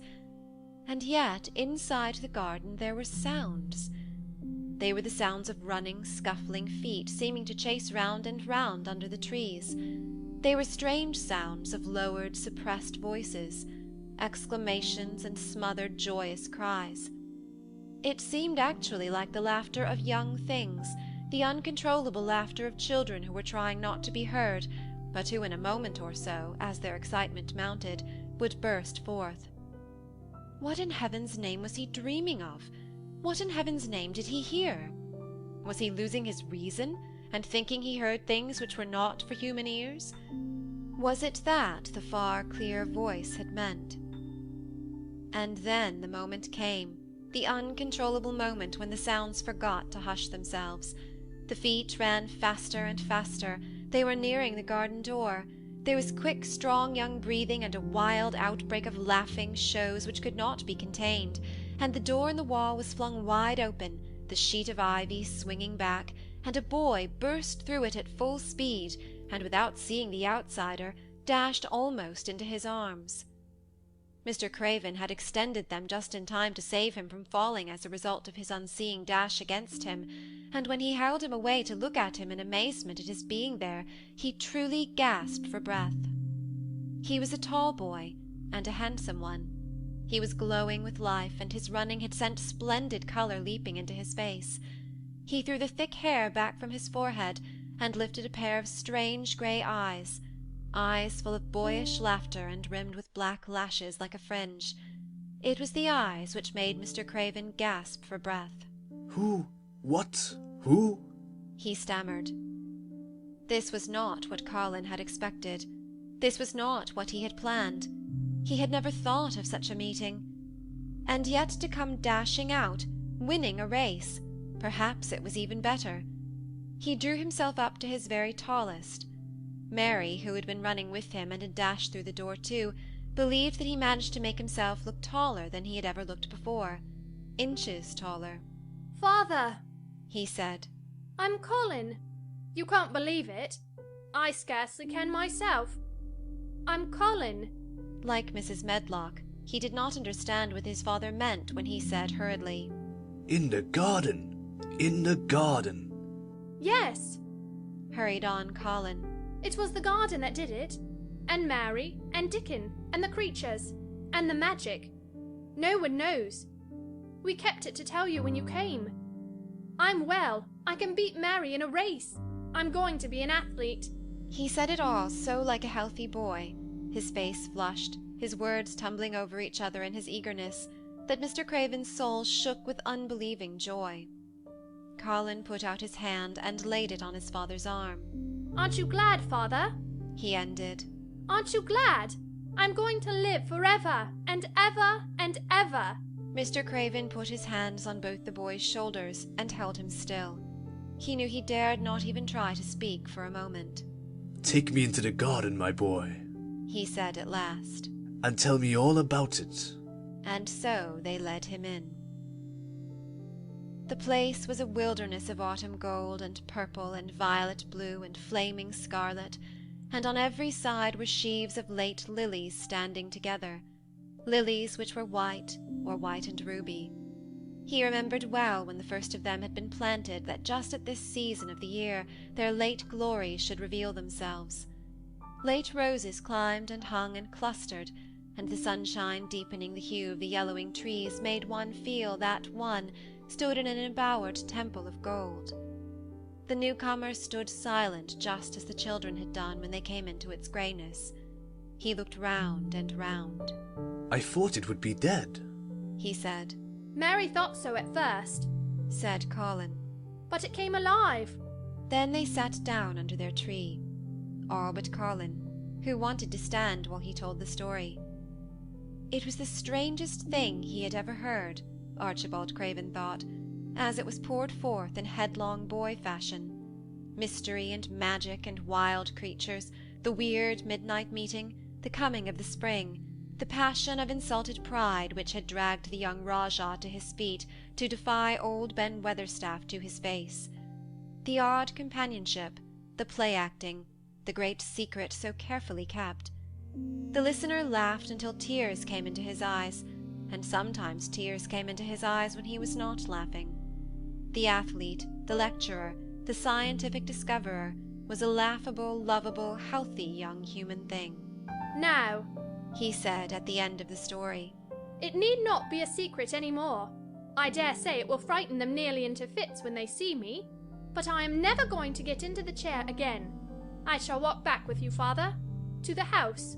Ben Weatherstaff's duties rarely took him away from the gardens, but on this occasion he made an excuse to carry some vegetables to the kitchen, and being invited into the servants' hall by Mrs. Medlock to drink a glass of beer, he was on the spot, as he had hoped to be, when the most dramatic event Misselthwaite Manor had ever seen during the present generation actually took place.